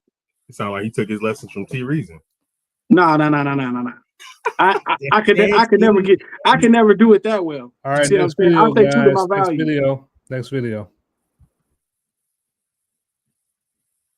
Charlie Kirk being a racist for 2 minutes straight. Give me one thing that white people and black people have different biologically. Don't change the question of this, like DNA-wise, we are different. No, we're not. That's a lie. It has been disproven. Front page of National Geographic 6 months ago. Racism created by society. If you look at DNA independently in a science laboratory, they cannot distinguish between a black person or a white person if they look at just the DNA, because the only difference is the melanin.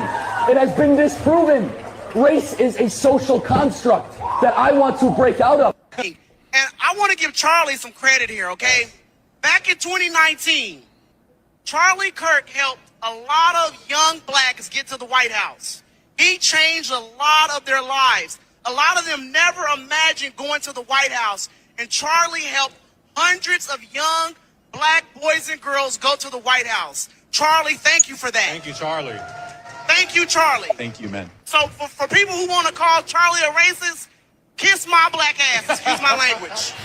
Charlie Kirk is not a racist. See, you got an anti-DEI shirt on, so this is about to get good. Well, instead of debating DEI, why don't you define it? Got you. So diversity, equity, and inclusion. I know what that means. Okay, my fault. I would say DEI stands for didn't earn it. Ooh, didn't earn it. You've been working on it. I honestly believe that the fact that you got to this point where you was already unrepresented on these campuses already shows that you did actually earn to get those fundings, did actually earn to get that exclusivity tailored to you. But let's try to find some common ground. Okay. Do you think people should be hired based on their race or their competency? I don't think that. I think they should be race. Which one? My fault. Yeah. Sorry. My fault. I think that they should be hired based off their competency, not their race. We totally agree, right? Okay. So what DEI does in practice, not in theory, is it focuses on race more than competence. And Okay. that is our concern. Okay. And so what I want, and you seem, very passionate about a lot of things, and you obviously have skills. For your life, I want you always to be judged on the content of your character, not the color of your skin. Where DEI says, no, we're actually going to care more about skin color than competency. And so what we want is an America based on merit, America based on how hard you work, an America based on what you bring to the table, not just what you look like. Look at that racism going out. Boy, Charlie, racist like a mud, ain't he? Y'all shut the front door. It's only idiotic people that think Charlie's a racist, because the thing is that for some reason there's something on the inside of black people. Not all. I got to say that every time, because y'all be like, you hate black people. I'm black. How am I hate myself, you fool? It's something on the inside of black people that when they hear white people say a fact, it make them feel some type of way. We talk about this in the barbershop. We talk about this among black people, how violent the community is, how people want to move out. They seek out this ghetto stuff. They say all these different things, and let a white person say the same thing. Now the person is a racist. I want to show a clip of Charlie Kirk being a racist for 2 minutes straight. Give me one thing that white people and black people have different biologically. Don't change the question of this, like DNA-wise, we are different. No, we're not. That's a lie. It has been disproven. Front page of National Geographic 6 months. Any more videos, or that was the last one? He knows. You're on mute. You're on mute, he knows. That's the last one. Okay. So, in short, and I'll let y'all get back to it. He says there's no genetic difference. So he's not the kind of white supremacist, white racist who believes they're genetically superior. He believes that white people at one point in time were culturally better than whites. So he doesn't think that white culture is just always better and just better. He thinks that there was a time when blacks was actually a better culture. And so he doesn't think that way. He thinks that blacks were actually more successful than whites, or trending towards more success than whites at one point in time. So he believes that black people could operate in a higher level than white people at some point in time. He goes out of his way to bring black people into political situations and educate and to let them lead and do things of that nature. So we don't see him actively suppressing black progress. He's making them leaders and giving them access to more people and more networking and stuff like that.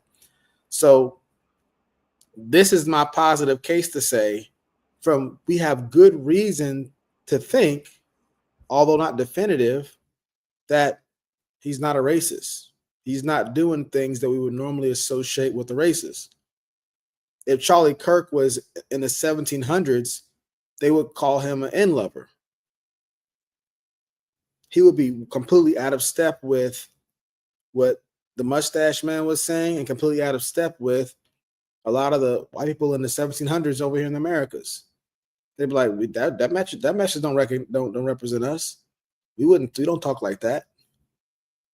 So to reason my point, and then you and Freshly can get back to it again, but just how can you watch those things and still think that he's racist? And if you're going to just assume that he's lying, you could assume that about anything he says. And then if you're going to look at it that way, you can never have any type of objective conversation about somebody, because you can always just say they're lying. Hey, Vulcan, that's my point. So whatever T Reason responds to that covers what I was trying to say. Or it covers what I was saying, excuse me. T Reason, you ready? Or you can I don't mind. I know you're doing something right now, but yeah, I got like 10 more minutes that I can be on here. Okay, cool. But what I will say is this: a lot of times when you're dealing with someone that's using deception and manipulation, there's going to be a lot of things that's going to be said that's not a part of his general message. That's what he's like. You got to decode the message, right? So some people don't have the natural decoder to decode that, right? So you can say one thing and it be true and factual, and still have deep racist thoughts, deep rooted issues in your mind, right? So even though he might have said that, like he argued with the guy about DNA and stuff like that, he still thinks there's clear differences between white people and black people by some of the other statements that he made. And then the fact that he's specifically targeting DEI and affirmative action. So he could get you off track and take you down a rabbit hole of him believing that everybody's equal. But, you know, when you look at some of the other things he's saying, it's counterintuitive to what he just said in that video. You see what I'm saying? So like, if he really and truthfully believes what he's saying, he would be talking about solutions to the problem. And these will be viable solutions that you and I can agree would actually fix the situation, right? A lot of the things that he's proposing actually put us back in the 1940s, in the 1950s. Because see, he actually really wants to go back to that time frame. You see what I'm saying? That's why it says make America great again. He favored segregation other than integration. You see what I'm saying? He's saying, without saying this, that he would prefer those white people to have the job because they have more merit and they deserve those positions. They earned those positions. And those black people who got those positions were given those positions. And now he's trying to make all black people think that because I was hired through affirmative action or DEI, that I was given this position, that I didn't earn it, which I believe is a fallacy. And I believe that's the greatest pitfall that he's laying before us right now. Is that which fallacy it is? Do you happen to know the fallacy is that he wants to make it seem like he thinks that there's no difference between black people and white people. But he clearly thinks there's a difference because he believes that the white people can excel better and those positions would be filled by more white people than is already filled by white people. That those black people barely got their spot and they were given their spot and they didn't earn it. And I disagree with that to the core. But he's using specific verbiage to make you think and make Freshly Snipes think that he give a damn and that he's seeing the world through a logical, non-subjective lens. But he's very subjective because he likes the fact that 90%, 98% of pilots are white. It's white dominated. So when you have these things happening, how do we make it equal? How do we give everybody a fair shot? DEI and affirmative action was to give everybody a fair shot. Charlie Kirk doesn't believe everybody deserves a fair shot. He deserves only the best of the best deserve to play. But if you never even got the chance to learn and acquire the skills and prove yourself that you can do these things, you'll never get that opportunity based on Charlie Kirk's ideology, which is racist. His ideology is white people deserve to dominate all the spaces that they dominate, and black people don't even deserve a chance to compete. I appreciate what you're saying because my family would definitely agree with you in a lot of ways about this. It's what he's doing. It's what he's doing. The difficulty about what you're saying is there's no test of falsifiability for this. There's no way to prove or disprove your point. There's no logic in it. Would you agree with that? There's no way to prove or disprove. I can prove it. I can prove it. No, I'm saying on my end, what could I do? So just for the audience out there, a test of falsifiability is this. Let's say that I have a certain hypothesis. I believe a certain thing. I have a certain thing I believe. What I would do as a scientist, I figure out, okay, how do I test to see if this is true? So instead of a test of falsifiability, I'm going to test my theory. And if it stands the test, then it's good. If it fails the test, then I got to go back to the drawing board. It wasn't right? So what I'm asking T Reason is, what could I do for you to prove that he wasn't racist? Okay, and I can answer that for you. You would have to do the same thing that it takes to chop down a tree. It requires the same amount of thought process and effort in order to prove it. This is how I can prove that he is racist. How thick is this tree? Exactly. Okay, so you gotta think it's a pretty thick tree. It's some girth to this tree. This tree is not a tree that was only been there for years. This tree been there 40, 50, 60 years. Yeah, but bamboo, I can chop that bamboo down quick. It's a tree. It's not a bamboo tree. You know what I'm saying? It's a tree. It's a good sized tree with about a 2 to 3 foot trunk on it. And you got an axe. There's bamboo trees that have trunks that are 2 to 3. No, but I'm saying, but you got to say bamboo in order for it to be a bamboo tree, right? So, but I'm saying, so what's the test of falsifiability for what you're saying? Or you gotta chip at it over time. You got to chip at it over time. You can't just be like one. You can't use one example and then it discredit all of the other. What I can't do, because I mean, you're saying you can't do this. I get all that. I'm saying, what do I do? I just told you. You can chip at it over time. You got to keep. Metaphor. You got to present your case. You got to present your case, and you got to present all of the facts.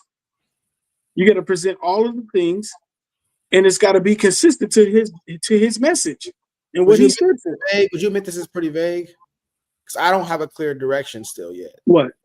You said I got to present a case. You didn't tell me. Okay, so why don't you give me something that's not vague? Why don't you narrow down the parameters since you feel as though there's a way to do it? I don't think there's any better way than that.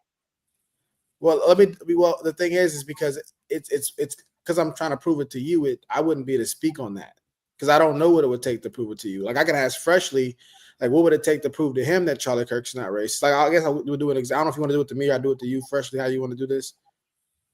Vulcan. Yeah. How would you prove to me? What can I do to prove to you that Charlie Kirk is a racist? You have to show me him saying disparaging things about people because they're black. You have to show me. You got to show me a trend of him mistreating people because they're black. There's no other reason that he mistreated them is because they're black, or that he only mistreats people that are black. So I wouldn't be defining him mistreat anybody else. Him saying things about he only speaks negatively about black people. He doesn't associate black people. I think that's the same point as 3. So you got to show me that I'm targeting black people. You have to show me that in his interviews or in a private conversation that he had with somebody like the Clippers owner, where he's speaking disparagingly about black people. That's what it would take for me to be able to believe that he was a racist, or people that knew him. Yeah, at least 2 or 3. I'm using the Bible says by 2 or 3 let a word be established. 2 or 3 people that knew him personally that said that he said racist things in front of me. Okay, so that's 6 things. If I'm able to do all 6 of those things, would you agree that Charlie Kirk is a racist? You wouldn't have to do all 6, but if you did all 6, I would definitely say he's racist. But if you could do one of them, then I would say he's racist. Okay. Test the falsifiability. Yeah. That'd be my 2 minutes. See, I gave you this is what you need to do to show he's racist. So I would ask you, with all the videos that we've seen so far from today and the last time we was on the live, you don't think that he displayed any of those things? I think quite the opposite. I mean, and the thing is, I think part of it is this. I've been around very conservative, ballsy white people, white males. You see what I'm saying? He looks like one of those guys. I've been in churches like that. I've been around people. I work with guys like that. They're very ballsy. They're gonna say things that other white guys. They're gonna say edgy things. They're gonna say edgy things that they believe the other white guys wouldn't say because they wouldn't want to be perceived as racist. They don't care. They don't care if you perceive them as racist because in their mind they're going, I'm not racist. If you can't handle the truth, that's on you. He speaks like one of those guys. Like, I don't care if you think it's racist. I know I'm not racist. This is what it is. I'll say this thing that's uncomfortable and knowing that people are going to take me a certain way because I don't care. Just like guys do that when you look at the red pill stuff with the women and men. There's certain men, not all men, but there's some men who say, I'll say it. It's true, so I'm going to say it. It's going to make you look like a sexist. Don't care. It's true, so I'm going to say it. There are men like that. There's white men who are like that too. If they don't like a Democratic woman, they don't like a number of Democratic women. Because notice he named only Democratic women in that post that he made about those black women. He didn't name Republican women, just Democratic black women.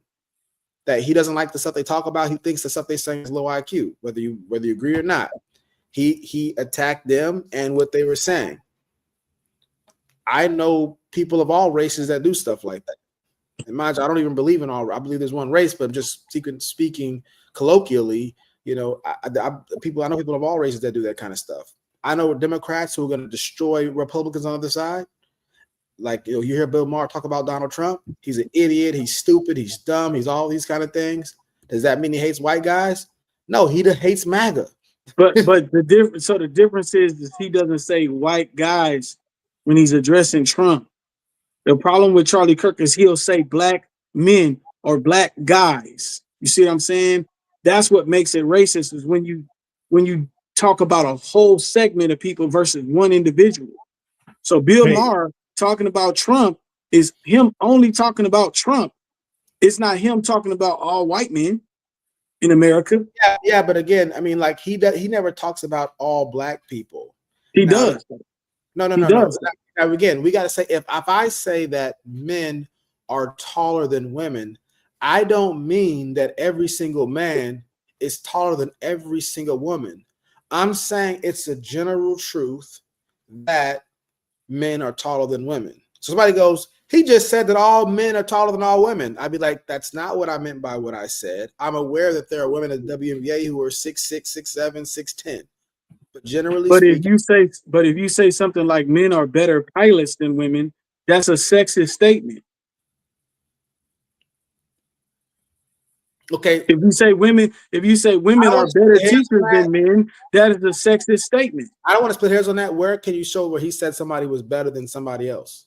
So I saw him say that blacks were doing better than whites at a certain point in time. I did see that. He didn't. He said they were on the way to trending toward. They were trending towards being. To be specific, but I get where you're going. Yeah.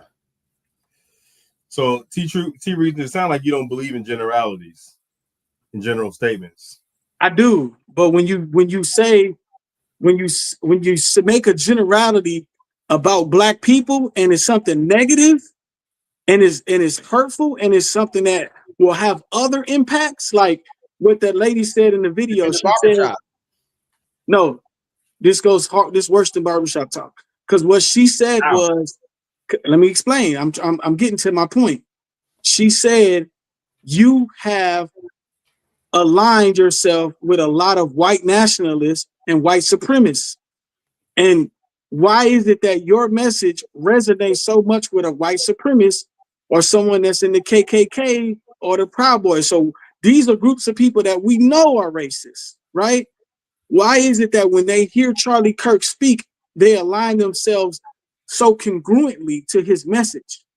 And he's putting all of these black people in one specific box in a negative light. What box was that? When he said black pilots. When he said again, he never said black pilots. He wasn't talking about black pilots. He did. He said black pilots. No. Yeah, he mentioned black pilots, but the subject was DEI. He said, if you have DEI policies, I'm not gonna be sure if the black. You're taking his message out of context. You got like y'all got to take what I say literally, You got to take what he says literally. Still man me real quick. You're basically saying that he was talking about DEI. He wasn't talking about black people. He was talking about a program. And I'm saying, no, he wasn't. No, finish. No. Before you get into what you're saying, what's my full point though? You're saying he was talking about DEI and he was making a general statement. He was not only prefacing black people or black men. Yeah, but what was the point that I was making though? That's the point he was making. No, I'll say it and then so you can say it. What I'm saying is this right here. His whole point is we shouldn't have legislation or policies like DEI, because if you have policies like DEI, then I'm not gonna know for sure if the person that's piloting the plane, especially if they're a non-white person, the non-white male, basically, he said, I'm not gonna know if they were actually the best for the job. I won't know that because there's a policy that takes things in consideration that aren't just how good you are. So he's saying don't have that policy there because I don't want to think like that. That's what he said. And you know what I would say to that? Well, hold on, before we get to what you said to that, I want you to still man me. So basically, you're saying that. So what you feel is that he needs to have confidence to know that the person earned the position based on merit and not for a program, DEI program, and this and that. He believes that whites and blacks should operate on the same playing field and have to meet the same requirements, and that everything should be equal. Yeah, and he says that he doesn't want anything taken in consideration outside of just how good you are, what you do. Right. That's it. And the problem that I have with that is, do you have that's because I believe that too. So I'm trying to understand from you, like, what's wrong with me thinking that way? There's a big problem with that. There's a huge problem with that. And the reason why there's a problem with that is because you're only fast forwarding to this specific moment in time and assuming perfect world theory. You're assuming mine doesn't need perfect world. I don't need a perfect world for what I'm saying. Yes, you do. Yes, you do. Perfect world, it should be that way. You need a perfect world for that to happen, because DEI and affirmative action would have never been created if we lived in a perfect world. Because that tells me you don't understand why the programs were created in the first place. That tells me Charlie Kirk is pretending as though he don't want to know why those programs were created. No, I know. We can know why, again, because again, it's not just him. Malcolm X didn't want it either. You see what I'm saying? Malcolm X. It don't matter. That doesn't change the fact that it's necessary. No. Again, I'm not disputing whether it's necessary or not. What I'm saying is, I am though. That's what I'm disputing. Yeah, but nobody's making that case. Even Charlie Kirk in his videos says, I think it should just be for black people. It shouldn't be for trans. It shouldn't be. No, he said it should be abolished. No. I'm telling you, we have a video. We played it on the show, like where he says the civil rights bill should be just for black people. That's it. It should be a 1-page bill for black people. That's it. And he also said it was a big mistake too. Well, Malcolm X said it was a mistake. Okay, but you can be right about a lot of things and wrong about one. 100% agree, but my point is having that opinion doesn't make you racist. Malcolm X wasn't a racist, and neither was Charlie Kirk for making that statement. It's a difference when your race has been in opposition of that. It's a difference. Okay, you just said guilty by association. No. Guilty by association. You can be, because look at what you're doing. It's not just association. It's action too. Because he's not just associating himself. He's taking action and he's dismantling something. You look at the amount of action and effort. It's a strategic attack. So when you don't realize it's a strategic attack, you can't even see over the bushes. You taking the bait. You taking the bait, and you don't even realize you're taking the bait. Because your mind can't encompass that you're being misled, that he's taking you down a rabbit hole and he's taking you off target. Okay. The target is affirmative action was necessary. DEI was necessary. These were necessary programs. And it's so convenient for him today to say, we don't need those. It's so convenient for him to say, there's nothing that you can do that I can do as a white person or a black man. It benefits him to say those things, because then we can start going back in time. History will repeat itself. And my question to you guys is, do you want history to repeat itself for black people to not be able to get jobs, and black people to not be able to have a seat at the table, and for black people not to be able to become pilots, and for black people not to be able to have jobs and feed their families and vote and own properties and stuff like that? I think the difference is we probably have different prescription of how to accomplish making sure it doesn't happen again. So you have one way, which is DEI and affirmative action, and probably, of course, other things. I think that DEI and affirmative action can be a hindrance to Black progress. I think it can be. So let me ask you this. What would happen if we remove those things? What do you think would happen? Or what are some bad things that you think can happen if we remove those things? Well, before I say that, I know you said you didn't have much time left, so I didn't know. Yeah, I don't. I wanted to keep going. I probably got like 5 more minutes, to be honest with you. Okay, so I don't know if it's better to just do our closing statements. Yeah, we could do closing statements, and we could talk about it another time, man. Yeah. So I'll go first, and then T. Reeves, you can go. I'll say I appreciate the conversation, the whole show. We've been on for a long time, and we're not. None of us are spring chickens on here. So great conversation. I think a lot was covered, and I didn't intend on getting back into this subject again. But after the conversation earlier, I was like, oh, there's still a lot more left there. And when the conversation you had with you and Enos, I was like, that was really good. I wanted to get in, so I got a chance to get in a little bit. Pause. But my main point is saying this right here. This is my issue, and this is not going to be about the subject specifically. It's just the way I think you're going about it, T-Reason. It sets up a scenario where there's no way to know anything. We can assume, we can maybe infer, but we're already disbelieving anything. So anytime you're not giving Charlie Kirk any chance of redeeming himself, because anything he said that could redeem him, you just be like, I don't believe it. It's code. You see what I'm saying? So that's convenient for you and anybody who thinks like you. Now, you could be right. Maybe everything he says is a lie. And he's just doing this ultimate grand scheme where he says one thing and says something else. But that's very unlikely. It's very unlikely to be the case. And if it was true, there's no way to prove it or disprove it unless you were a mind reader or you were God. You see what I'm saying? So the thing about your model, when you look at how science and philosophy works, predictive models are more useful than models that don't have predictive ability. The models, that's why I freshly keep asking you to define things and to give metrics to things and to quantify things, because that gives us a workable model to where we can actually use it to figure things out. Every time he's done that, you go, it's too complicated, I can't do it, you're trying to box me in, it's not that simple. And all those are fine individually, but when you pile all that up, we go, well, we don't have really anything then. So basically, like to your point, T-Reason, in your defense, you said, this is subjective to me. This is just my definition of it. But there's something called circular reasoning or begging the question, where you're using what you're trying to prove as proof for why it's true. And then it gets into this circle like this. So I'll be like, okay, he said this, which wasn't racist. Well, I think he's lying there. So we can't use it. So we got to go back around. But everything he says that you think made him a racist, we can use that. So you get to pick when he's telling the truth, and you get to pick when he's lying. That is confirmation bias on your part. Arbitrarily.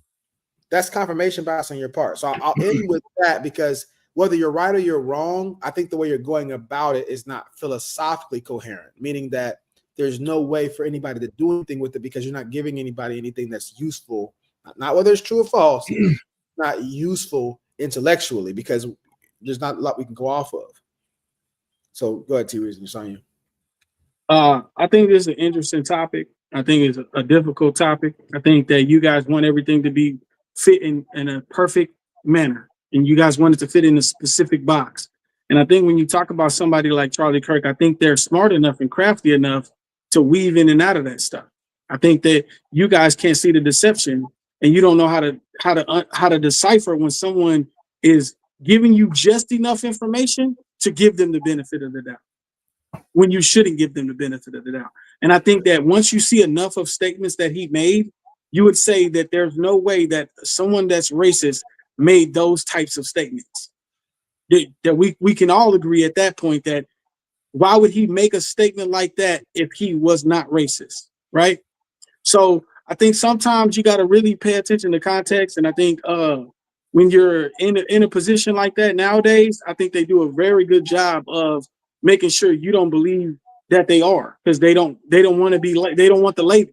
They want the action, but they don't want the label. You see what I'm saying? And I do appreciate you guys for having me on. I like the decorum. I like the fact that you guys focus on logic and reason, and y'all try to get down to to the specifics of the situation. I do like that a lot. But I think with Charlie Kirk, it's not so, it's multi-layered. And you got to go down each layer and you got to chop at the tree over time before you can finally make your final conclusion of, was this guy racist or was he not racist? And then you also look at alignment. The biggest thing that I want you guys to take away from is look at the people that align themselves with Charlie Kirk. So if you have all of these hate groups align with your message, what type of messaging do you have? You see what I'm saying? And symbolism is a lot to play too. You need to understand what the red hat means, what the MAGA hat means. Red hat backwards is hatred. So you got to understand a lot of stuff is blatant in your face, but it's very hidden in plain sight. So now racism has had to do a retreat. Like when you go to war with somebody, you might be on the forefront and you might have to retreat. And right now they're in retreat, and now they're trying to come out where it can roar its ugly head. And that's all I had to say. Fresh is on you, and then it's going to close it out. Let's talk to let him know you can close it out after this. I don't know if he's still on. Here you guys go. Can y'all see my screen? Yes, sir. All right, that's my closing statement. Boo. I couldn't see. Oh, I guess it's coming up now. Oh, now we see it. There we go. Reasoning conducted or assessed according to strict principles of validity. Strict principles of validity. How do you prove that your point is valid? And it should be strict. That's all. But that my counter to that is that doesn't apply to something that's debatable though. Like when you use logic and you apply it to something that's heavily debatable, like racism is debated. People debate that. You know what I'm saying? Like it's subjective. So like my truth and your truth might be different. So like when you try to debate something like that, debated and viewed in America, like you didn't experiment. That's when you start to see it. That's why you start to look in the mirror and see yourself as a kid again, and you get embarrassed. But I got nothing to do to, that's my fault. I heard you say debated. Again, I don't have any refute. We've already done a show on your truth and my truth. How that literally makes it not objective. We're dealing in objective truths. That's why you use logic, because it removes your truth and my truth of it and just gets to the truth. Anytime you add subjectivity in something, you're actually departing from logic.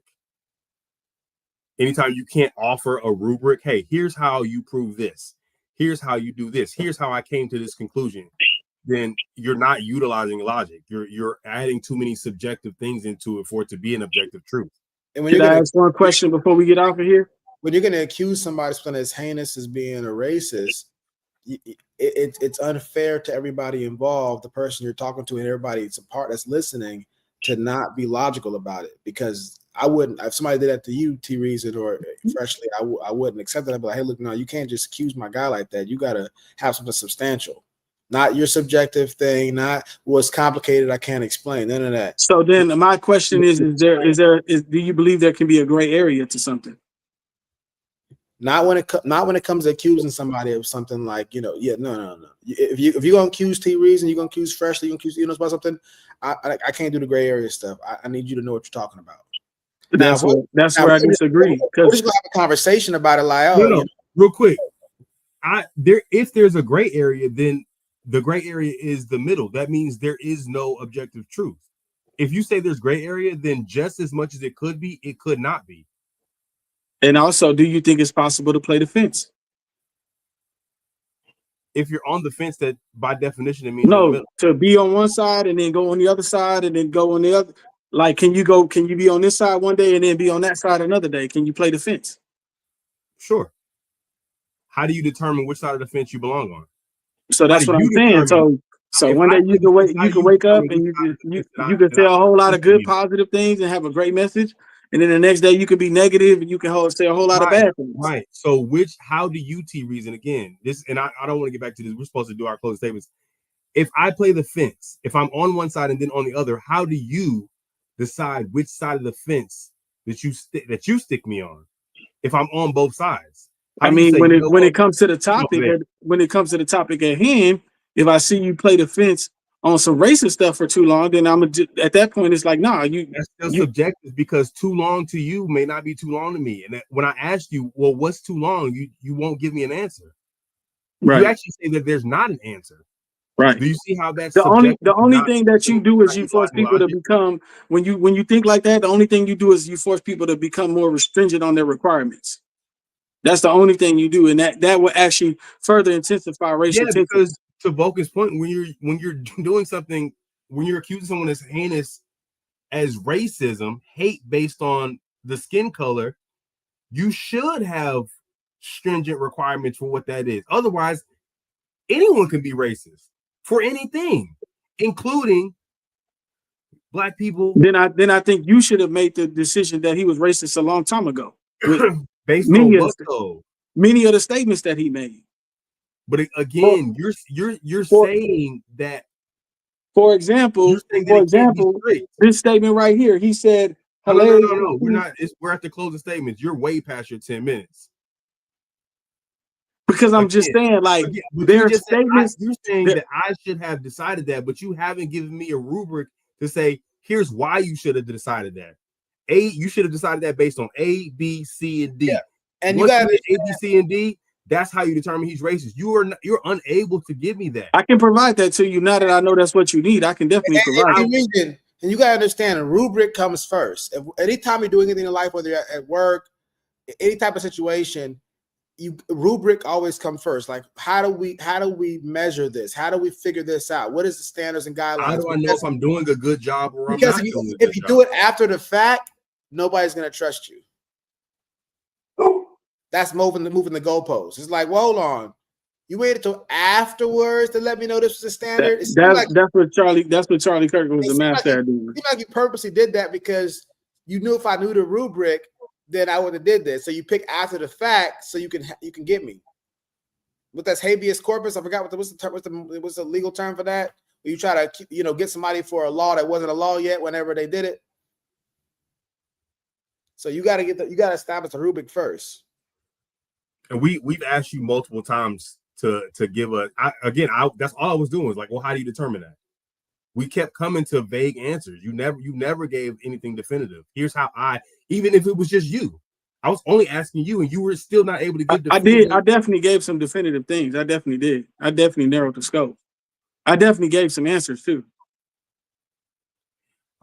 Guys, when you go back and watch the show, you can determine whether or not he gave definitive answers. Before you do that, look up the definition of definitive. Yeah, I think. Well, I mean, I guess we can go ahead and close it out. We told so we close it out. He said he wouldn't sleep, but great show. T Reason holding it down, fresh. You already know. So I think it's a good conversation. Vulcan Soapbox out. I'm here to stand on my soapbox and proclaim that to the world. On this show. This is the hottest show on the planet right now. What's the debate? Ain't no debate.